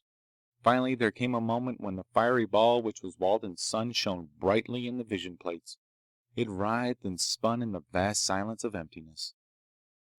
Hoddan drove to a point still above the 5-diameter limit of Walden. He interestedly switched on the control which made his drive unit manufacture landing grid type force fields. He groped for Walden, and felt the peculiar rigidity of the ship when the field took hold somewhere underground. He made an adjustment, and felt the ship respond. Instead of pulling ship to ground, in the setup he'd made, the new force fields pulled the ground toward the ship. When he reversed the adjustment, instead of pushing the ship away to empty space, the new field pushed the planet. There was no practical difference, of course. The effect was simply that the space yacht now carried its own landing grid. It could descend anywhere and ascend from anywhere, without using rockets. Moreover, it could hover without using power. Hoddan was pleased. He took the yacht down to a bare 400-mile altitude. He stopped it there. It was highly satisfactory. He made quite certain that everything worked as it should. Then he made a call on the space communicator. "Calling ground," said Hoddan. "Calling ground. Pirate ship calling ground." He waited for an answer. Now he'd find out the result of very much effort and planning. He was apprehensive, of course. There was much responsibility on his shoulders. There was the liner he'd captured and looted and given to the emigrants. There were his followers on the yacht, now enthusiastically sharpening their 2-foot knife blades in expectation of loot. He owed these people something. For an instant he thought of the Lady Fani and wondered how he could make reparation to her for whatever had hurt her feelings, so she tried to get his throat cut. A whining, bitterly unhappy voice came to him. "Pirate ship," said the voice plaintively. "We've received the fleet's warning. Please state where you intend to descend, and we will take measures to prevent disorder. Repeat, please state where you intend to descend, and we will take measures to prevent disorder." Hoddan drew a sharp breath of relief. He named a spot. A high-income residential small city some 40 miles from the planetary capital. He set his controls for a very gradual descent. He went out to where his followers made grisly zinging noises where they honed their knives. "We'll land," said Hoddan sternly, "in about 3/4 of an hour. You will go ashore and loot in parties of not less than 3. Thal, you will be ship guard and receive the plunder and make sure nobody from Walden gets on board. You will not waste time committing atrocities on the population." He went back to the control room. He turned to general communication bands and listened to the broadcast down below. Special emergency bulletin, boomed a voice. Pirates are landing in the city of Ensfield, 40 miles from Walden City. The population is instructed to evacuate immediately, leaving all action to the police. Repeat, the population will evacuate Ensfield, leaving all action to the police. Take nothing with you. Take nothing with you. Leave at once. Hoddan nodded approvingly. The voice boomed again. Special emergency bulletin. Pirates are landing. Evacuate. Take nothing with you. Leave at once. He turned to another channel. An excited voice barked, "Seems to be the only one pirate ship which has been located hovering in an unknown manner over Ensfield. We are rushing camera crews to the spot and will try to give on-the-spot as-it-happens coverage of the landing of pirates on Walden, their looting of the city of Ensfield, and the traffic jams inevitable in the departure of the citizens before the pirate ship touches ground. For background information on this most exciting event in planetary history, I take you to our editorial rooms." Another voice took over instantly. "It will be remembered that some days since the gigantic pirate fleet then overhead sent down a communication to the planetary government, warning that single ships would appear to loot and giving notice that any resistance—" Hoddan felt a contented, heartwarming glow. The emigrant fleet had most faithfully carried out its leader's promise to let down a letter from space while in orbit around Walden. The emigrants, of course, did not know the contents of the letter. They would not send anybody down to ground because of the temptations to sin in societies other than their own. Blithely and cheerfully and dutifully, they would give the appearance of monstrous piratical strength. They would awe Walden thoroughly. And then they'd go on, faithfully leaving similar letters and similar impressions on Krim and Lohala and Tralee and Famagusta and throughout the coal-sack stars until the stock of addressed missives ran out. They would perform this kindly act out of gratitude to Hoddan. And every other planet they visited would be left with the impression that the fleet overhead was that of bloodthirsty space marauders who would presently send single ships to collect loot, which must be yielded without resistance.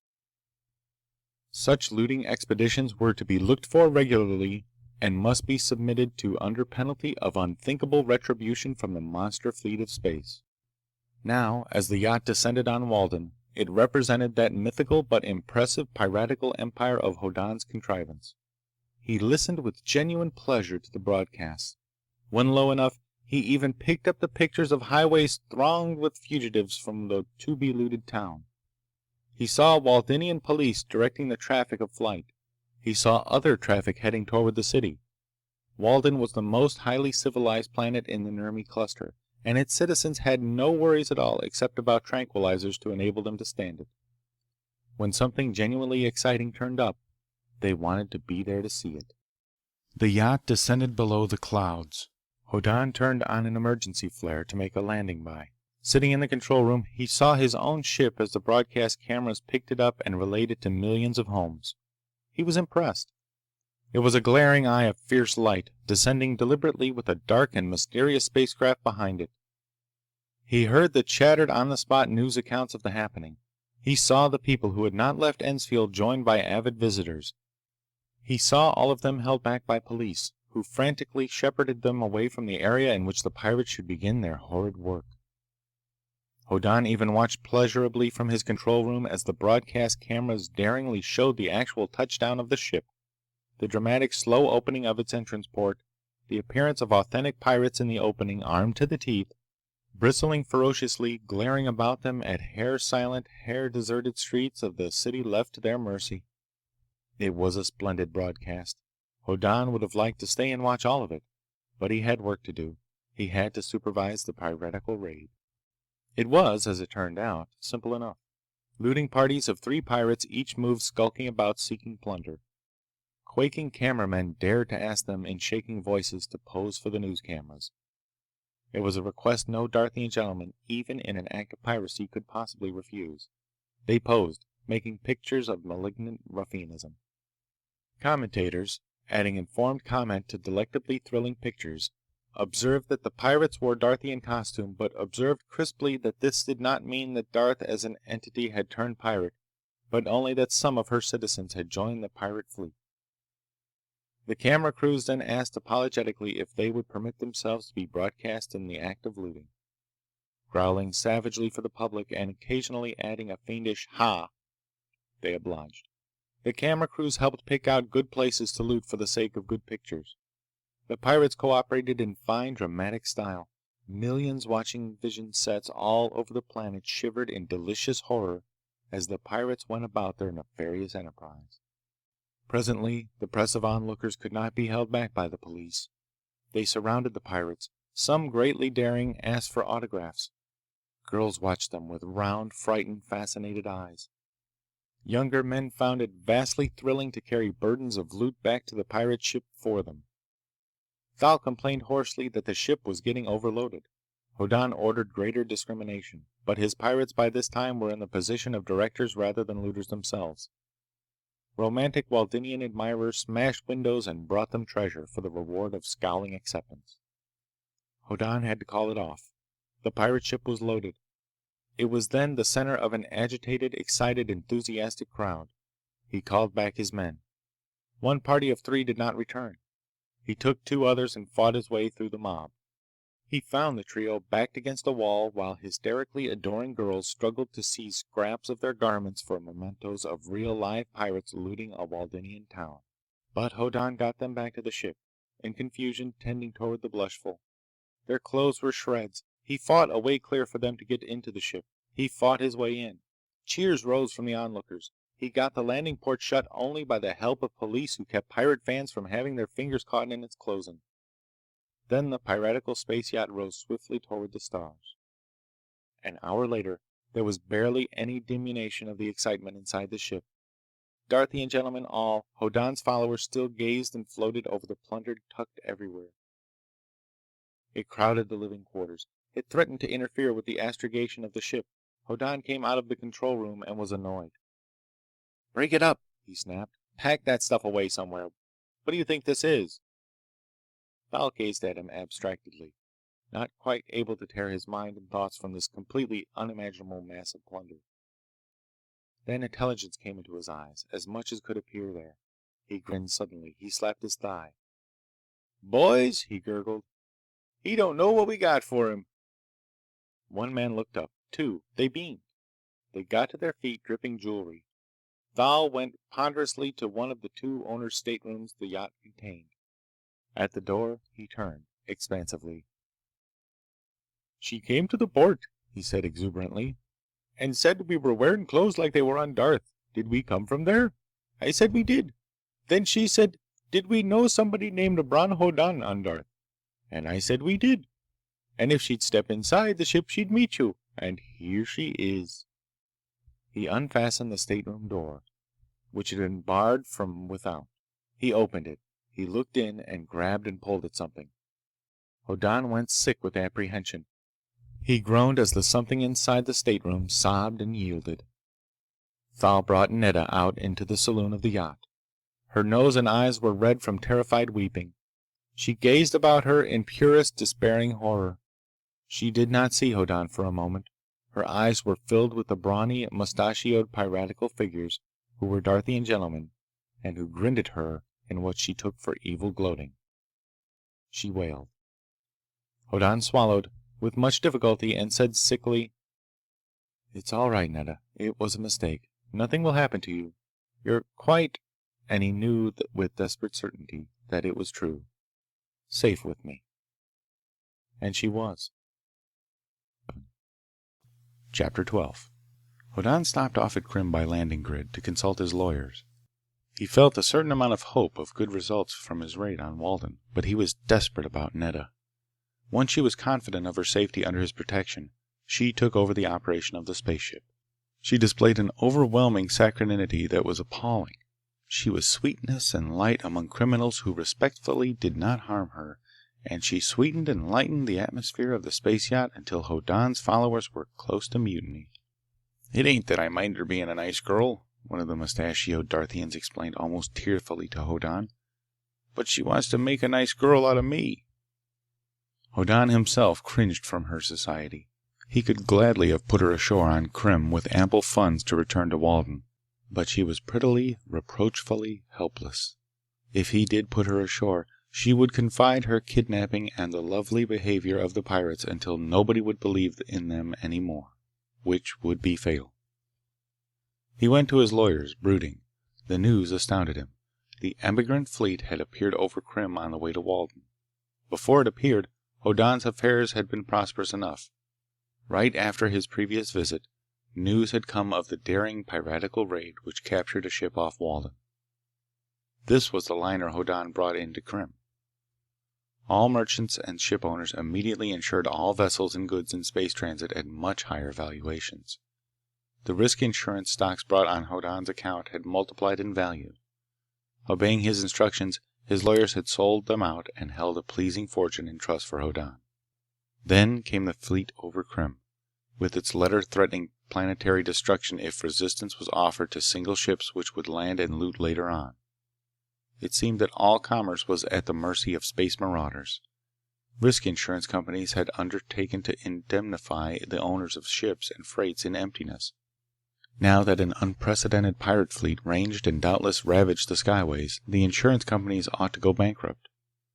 Owners of stock in them dumped it at any price to get rid of it. In accordance with Hoddan's instructions, though, his lawyers had faithfully, if distastefully, brought it in. To use up the funds available, they had to buy up not only all the stock of all the risk insurance companies of Krim, but all stock in all off-planet companies owned by investors on Krim. Then time passed, and ships in space arrived unmolested in port. Cargoes were delivered intact. Insurers observed that the risk insurance companies had not collapsed and could still pay off if necessary. They continued their insurance. Risk companies appeared financially sound once more. They had more business than ever, and no more claims than usual. Suddenly, their stocks went up, or rather, what people were willing to pay for them went up, because Hoddan had forbidden the sale of any stock after the pirate fleet appeared. Now he asked hopefully if he could reimburse the owners of the ship he'd captured off Walden. He could. Could he pay them even the profit they'd made between the loss of their ship and the arrival of a replacement? He could. Could he pay off the shippers of Rigelian furs and jewelry from the Cetus stars, and the owners of the bulk melicynth that had brought so good a price on Krim? He could. In fact, he had. The insurance companies he now owned lock, stock, and barrel had already paid the claims on the ship and its cargo, and it would be rather officious to add to that reimbursement. Hoddan was abruptly appalled. He insisted on a bonus being paid regardless, which his lawyers had some trouble finding a legal fiction to fit. Then he brooded over his position. He wasn't a businessman. He hadn't expected to make out so well. He thought to have to labor for years, perhaps, to make good the injury he'd done the ship owners and merchants in order to help the emigrants from Colon. But it was all done, and here he was with a fortune and the framework of a burgeoning financial empire. He didn't like it. Gloomily, he explained matters to his attorneys.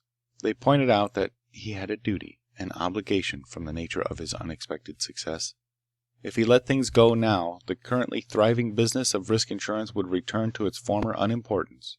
His companies had taken on extra help. More bookkeepers and accountants worked for him this week than last. More mail clerks, secretaries, janitors, and scrub women. Even more vice presidents. He would administer a serious blow to the economy of Krim if he caused a slackening of employment by letting his companies go to pot. A slackening of employment would cause a drop in retail trade, an increase in inventories, a depression in industry. Hoddan thought gloomily of his grandfather. He'd written to the old gentleman, and the emigrant fleet would have delivered the letter. He couldn't disappoint his grandfather. He morbidly accepted his attorney's advice, and they arranged immediately to take over the 41st as well as the 42nd and 3rd floors of the building their offices were in. Commerce would march on. And Hoddan headed for Darth. He had to return his crew, and there was something else. Several somethings else. He arrived in that solar system and put his yacht in a search orbit. listening for the call signal the spaceboat should give for him to home on. He found it, deep within the gravity field of Darth. He maneuvered to come alongside, and there was blinding light everywhere. Alarms rang, lights went out, instruments registered impossibilities. The rockets fired crazily, and the whole ship reeled. Then a voice roared out of the communicator.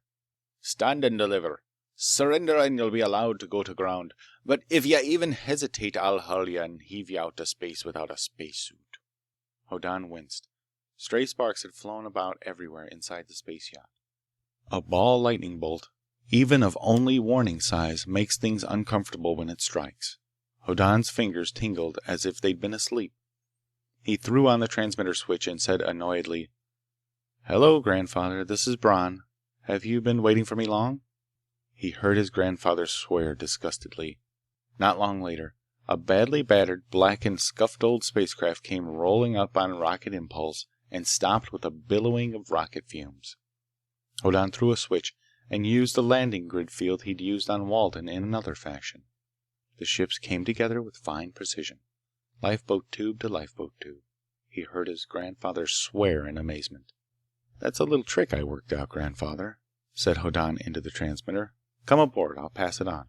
His grandfather presently appeared, scowling and suspicious. His eye shrewdly examined everything, including the loot tucked in every available space. He snorted. "All honestly come by," said Hoddan morbidly. "It seems I've got a license to steal. I'm not sure what to do with it." His grandfather stared at a placard on the wall. It said archly, "Remember, a lady is present." Netta had put it up. Said his grandfather.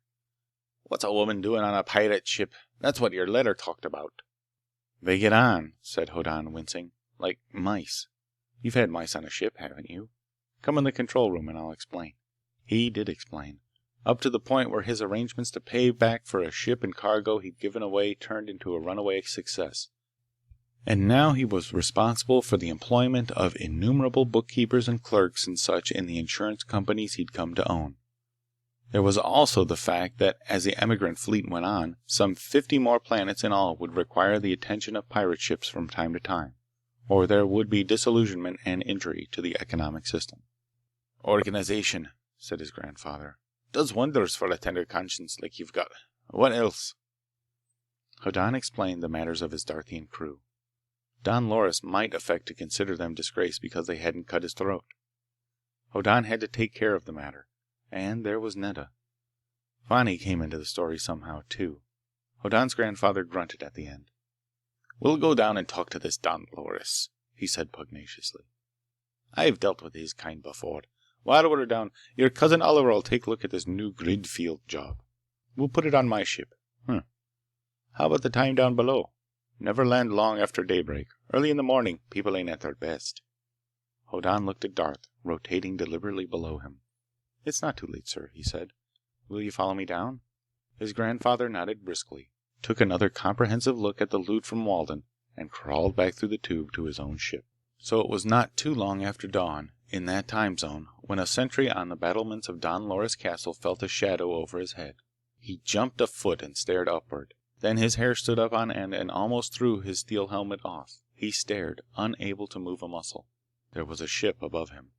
It was not a large ship, but he could not judge of such matters. It was not supported by rockets. It should have been falling horribly to smash him under its weight. It wasn't. Instead, it floated on with very fine precision, like a ship being landed by grid, and settled delicately to the ground some 50 yards from the base of the castle wall. Immediately thereafter there was a muttering roar. It grew to a howl, a bellow. It became thunder. It increased from that to a noise so stupendous that it ceased altogether to be heard, and it was only felt as a deep-toned battering at one's chest. When it ended, there was a second ship resting in the middle of a very large scorched place close by the first. Neither of these ships was a spaceboat. The silently landed vessel, which was the smaller of the two, was several times the sizes of the only spacecraft ever seen on Darth outside the spaceport. Its design was somehow suggestive of a yacht. The other, larger ship was blunt and soiled and space-worn, with patches on its plating here and there. A landing ramp dropped down from the battered craft. It neatly spanned the scorched and still smoking patch of soil. A port opened. Men came out, following a jaunty small figure with belligerent gray whiskers. They dragged an enigmatic object behind them. Hoddan came out of the yacht. His grandfather said waspishly, "This the castle?" He waved at the massive pile of cut gray stone, with the walls 20 feet thick and 60 high. "Yes, sir," said Hoddan. "Huh," snorted his grandfather. "Looks flimsy to me." He waved his hand again. "You remember your cousins." Familiar, matter-of-fact nods came from the men of the battered ship. Hoddan hadn't seen any of them for years, but they were his kin. They wore commonplace, workaday garments, but carried weapons slung negligently over their shoulders. They dragged the cryptic object behind them without particular formation or apparent discipline, but somehow they looked capable. Hoddan and his grandfather strolled to the castle gate, their companions a little to their rear. They came to the gate. Nothing happened. Nobody challenged. There was the feel of peevish refusal to associate with persons who landed in spaceships. "Shall we hail?" asked Hoddan. "Nah," snorted his grandfather. "I know his kind. Make him make the advances." He waved to his descendants. "Open it up." Somebody casually pulled back a cover and reached in and threw switches. "Found a power broadcast unit," grunted Hoddan's grandfather. "On a ship we took. Hooked it to the ship's space drive. When you can't use the space drive, you still got power. Your cousin Oliver whipped this thing up to use it." The enigmatic object made a spiteful noise. The castle gate shuddered and fell halfway from its hinges. The thing made a second noise. Stone splintered and began to collapse. Hoddan admired. 3 more unpleasing but not violently loud sounds. Half the wall on either side of the gate was rubble, collapsing partly inside and partly outside the castle's proper boundary. Figures began to wave hysterically from the battlements. Hoddan's grandfather yawned slightly. "I always like to talk to people," he observed, "when they're worrying about what I'm likely to do to them instead of what maybe they can do to me." Figures appeared on the ground level. They'd come out of a sally port to one side.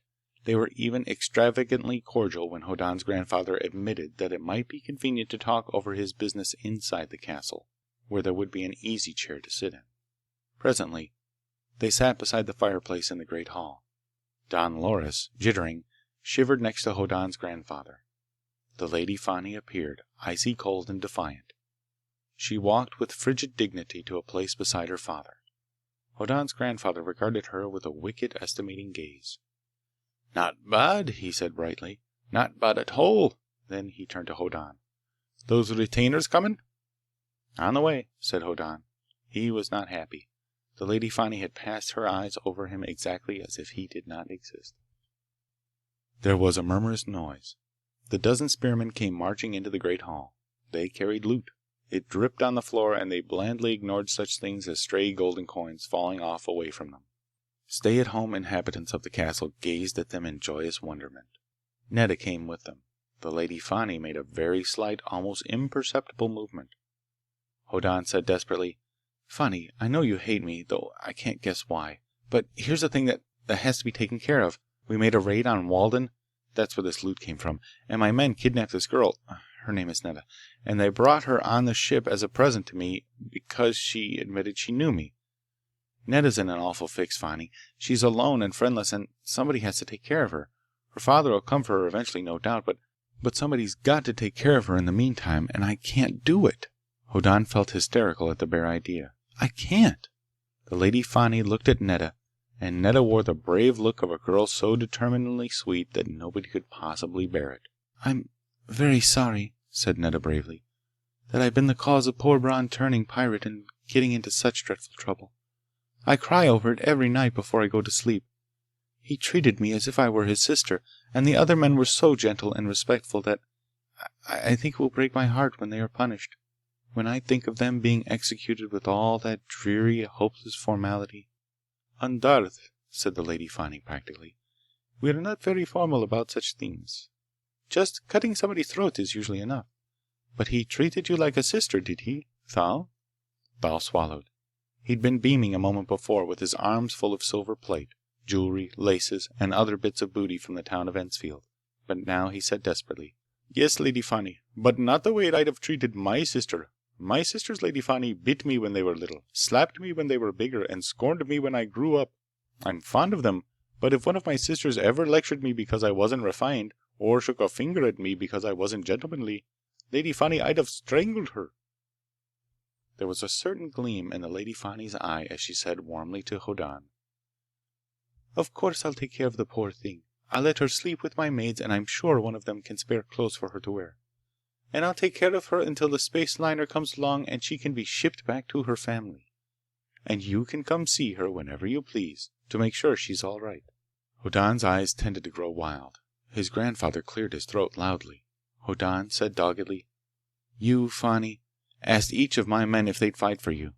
They said yes. You sent them to cut my throat. They didn't. But they're not disgraced. I want that clear. They're good men. They're not disgraced for failing to assassinate me." "Of course they aren't," conceded the Lady Fani sweetly. "Whoever heard of such a thing?" Hoddan wiped his forehead. Don Loris opened his mouth fretfully. Hoddan's grandfather forestalled him. "You've heard about that big pirate fleet that's been floating around these parts, huh? It's my grandson's. I run a squadron of it for him. Wonderful boy, my grandson. Bloodthirsty crews on those ships, but they love that boy. Very—" Don Loris caught his breath. "Very interesting. He likes your men," confided Hoddan's grandfather. "Used them twice. Says they make nice, well-behaved pirates. He's gonna give them stun pistols and cannon like the one that smashed your gate. Only men on Darth with guns like that. Seize the spaceport and put in power broadcast and make sure nobody else gets stun weapons. Run the country. Your men'll love it. Love that boy, too. Follow him anywhere. Loot." Don Loris quivered. It was horribly plausible. He'd had the scheme of the only stun weapon armed force on Darth himself. He knew his men tended to revere Hoddan because of the plunder his followers seemed always to acquire. Don Loris was in a very, very uncomfortable situation. Bored men from the battered spacecraft stood about his great hall. They were unimpressed. He knew that they, at least, were casually sure that they could bring his castle down about his ears in minutes if they chose. "But if my men—" Don Loris quavered. "What about me?" "Minor problem," said Hoddan's grandfather blandly.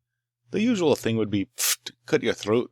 He rose. "Decide that later on, no doubt. Yes, Bron?" "I brought back my men," rolled Hoddan. "And Netta's taken care of. We're through here." He headed abruptly for the great hall's farthest door. His grandfather followed him briskly, and the negligent, matter-of-fact armed men who were mostly Hoddan's first and second cousins came after them. Outside the castle, Hoddan said angrily, "Why did you tell such a preposterous story, grandfather?" "It's not preposterous," said his grandfather. "Sounds like fun to me. You're tired now, Bron. Lots of responsibilities and such. Take a rest. You and your cousin Oliver get together and fix those new gadgets on my ship. I'll take the other boys for a run over to this spaceport town. The boys'll need a run ashore, and there might be some loot. Your grandmother's fond of homespun. I'll try to pick some up for her." Hoddan shrugged. His grandfather was a law unto himself. Hoddan saw his cousins bringing horses from the castle stables, and a very casual group went riding away as if on a pleasure excursion. As a matter of fact, it was. Thal guided them. For the rest of that morning and part of the afternoon, Hoddan and his cousin Oliver worked at the battered ship's Lawler drive. Hoddan was pleased with his cousin's respect for his device. He unfeignedly admired the cannon his cousin had designed. Presently, they reminisced about their childhood. It was pleasant to renew family ties like this. The riders came back about sunset. There were extra horses with loads. There were cheerful shoutings. His grandfather came into Hoddan's ship. "Brought back some company," he said. "Spaceliner landed while we were there. Friend of yours on it. Congenial fellow, Bron. Thinks well of you, too." A large figure followed his grandfather in. A large figure with snow-white hair. The amiable and relaxed interstellar ambassador to Walden. "Hard-gaited horses, Hoddan," he said wryly. "I want a chair and a drink. I traveled a good many light years to see you, and it wasn't necessary after all. I've been talking to your grandfather." "Glad to see you, sir," said Hoddan reservedly. His cousin Oliver brought glasses, and the ambassador buried his nose in his and said in satisfaction, "Ah, that's good. Capable man, your grandfather. I watched him loot that town. Beautifully professional job. He's got some homespun sheets for your grandmother. But about you." Hoddan sat down. His grandfather puffed and was silent. His cousins effaced themselves. The ambassador waved a hand. "I started here," he observed, "because it looked to me like you were running wild. That space fleet now, I know something of your ability. I thought you'd contrived some way to fake it. I knew there couldn't be such a fleet. Not really. That was a sound job you did with the emigrants, by the way. Most praiseworthy.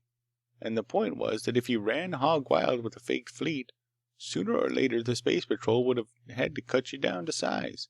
And you were doing much too good work to be stopped."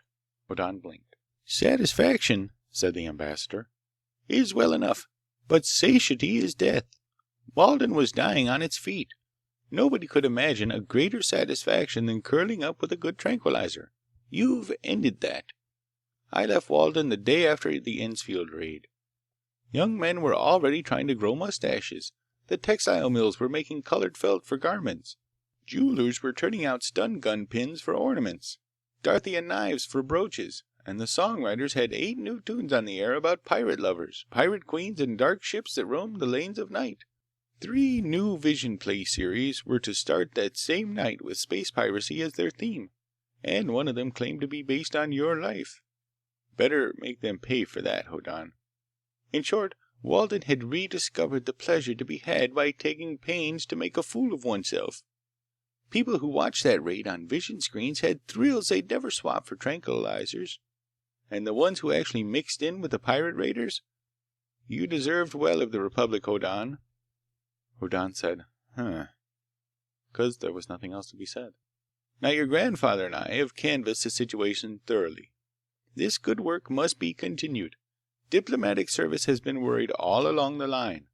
Now we've something to work up. Your grandfather will expand his facilities and snatch ships, land and loot, and keep piracy flying. Your job is to carry on the insurance business. The ships that will be snatched will be your ships, of course. No interference with legitimate commerce. The landing raids will be paid for by the interplanetary piracy risk insurance companies. You. In time, you'll probably have to get writers to do scripts for them, but not right away. You'll continue to get rich, but there's no harm in that as long as you reintroduce romance and adventure and daring do to a galaxy headed for a decline. Savages will not invent themselves if there are plenty of heroic characters, of your making, to slap them down." Hoddan said painfully, "I like working on electronic gadgets. My cousin Oliver and I have had some things we want to work on together." His grandfather snorted. One of the cousins came in from outside the yacht. Thal followed him, glowing.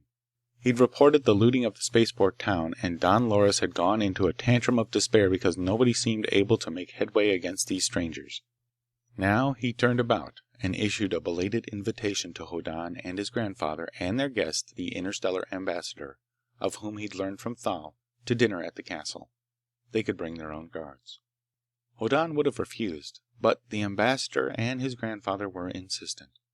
Ultimately, he found himself seated dreamily at a long table in a stone-walled room lighted by very smoky torches. Don Loris, jittering, displayed a sort of professional conversational charm. He was making an urgent effort to overcome the bad effect of past actions by conversational brilliance. The Lady Fani sat quietly with Jules at her throat. She looked most often at her plate. The talk of the oldsters became profound. They talked administration. They talked practical policies. They talked economics. The Lady Fani looked very bored as the talk went on after the meal was over. Don Loris said brightly to her, "My dear, you must be tedious. Young Hoddan looks uninterested too. Why don't you two walk on the battlements and talk about such things as persons your age might find interesting?" Hoddan rose gloomily. The Lady Fani, with a sigh of polite resignation, rose to accompany him. The ambassador said suddenly, "Hoddan, I forgot to tell you. They found out what killed that man outside the power station." When Hoddan showed no comprehension, the ambassador explained. "The man your friend Derek thought was killed by death rays? It develops that he had gotten a terrific load on, drunk, you know, and climbed a tree to escape the pink, purple, and green Dorias he thought were chasing him to gore him. He climbed too high, A branch broke, and he fell and was killed. I'll take it up with the court when I get back to Walden. No reason to lock you up anymore, you know. You might even sell the power board on using your receptor now. Thanks, said Hoddan politely. He added, Don Loris has that Derek and a cop from Walden here now. Tell them that, and they may go home. He accompanied the Lady Fani to the battlements. The stars were very bright. They strolled. Remembering his Darthians, he felt very unpopular.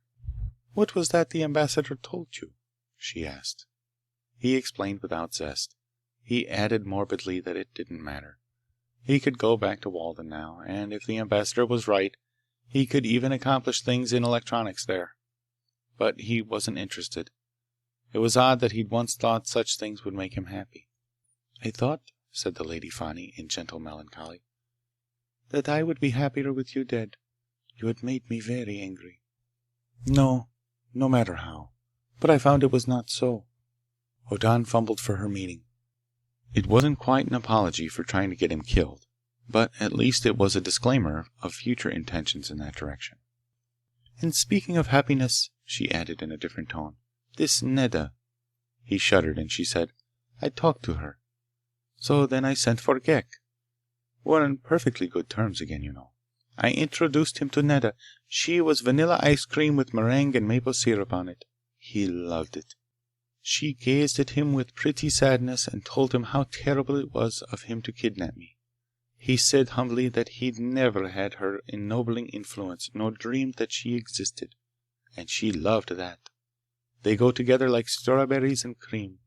I had to leave or stop being a lady. I think I made a match.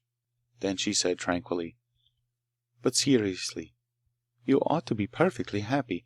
You've everything you've ever said you wanted, except a delightful girl to marry. Hoddan squirmed. We're old friends, said Fani kindly, and you did me a great favor once. I'll return it. I'll round up some really delightful girls for you to look over. I'm leaving, said Hoddan, alarmed. The only thing is, I don't know what type you like. Nedda isn't it. Hoddan shuddered.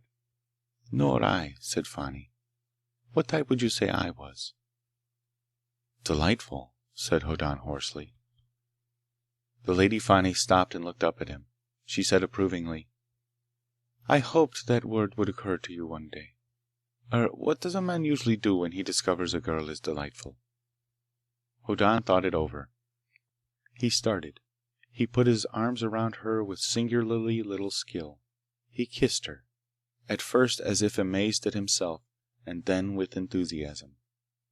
There were scraping sounds on the stone nearby. Footsteps. Don Loris appeared, gazing uncertainly about. Fani, he said plaintively. Hoddan? Our guests are going to the spaceships. I want to speak privately to Hoddan. Yes, said Hoddan. Don Loris peered blindly about. He kissed Fani again. I've been thinking, said Don Loris fretfully. I've made some mistakes, my dear boy, and I've given you an excellent reason to dislike me, but at the bottom I've always thought a great deal of you. And there seems to be only one way in which I can properly express how much I admire you. How would you like to marry my daughter? Hoddan looked down at Fani. She did not try to move away. What do you think of the idea, Fani? He asked. How about marrying me tomorrow morning? Of course not, said Fani indignantly. I wouldn't think of such a thing. I couldn't possibly get married before tomorrow afternoon. The end. End of The Pirates of Ersatz by Murry Leinster. Recording by Elliot Miller, Oswego, Illinois, November 2009.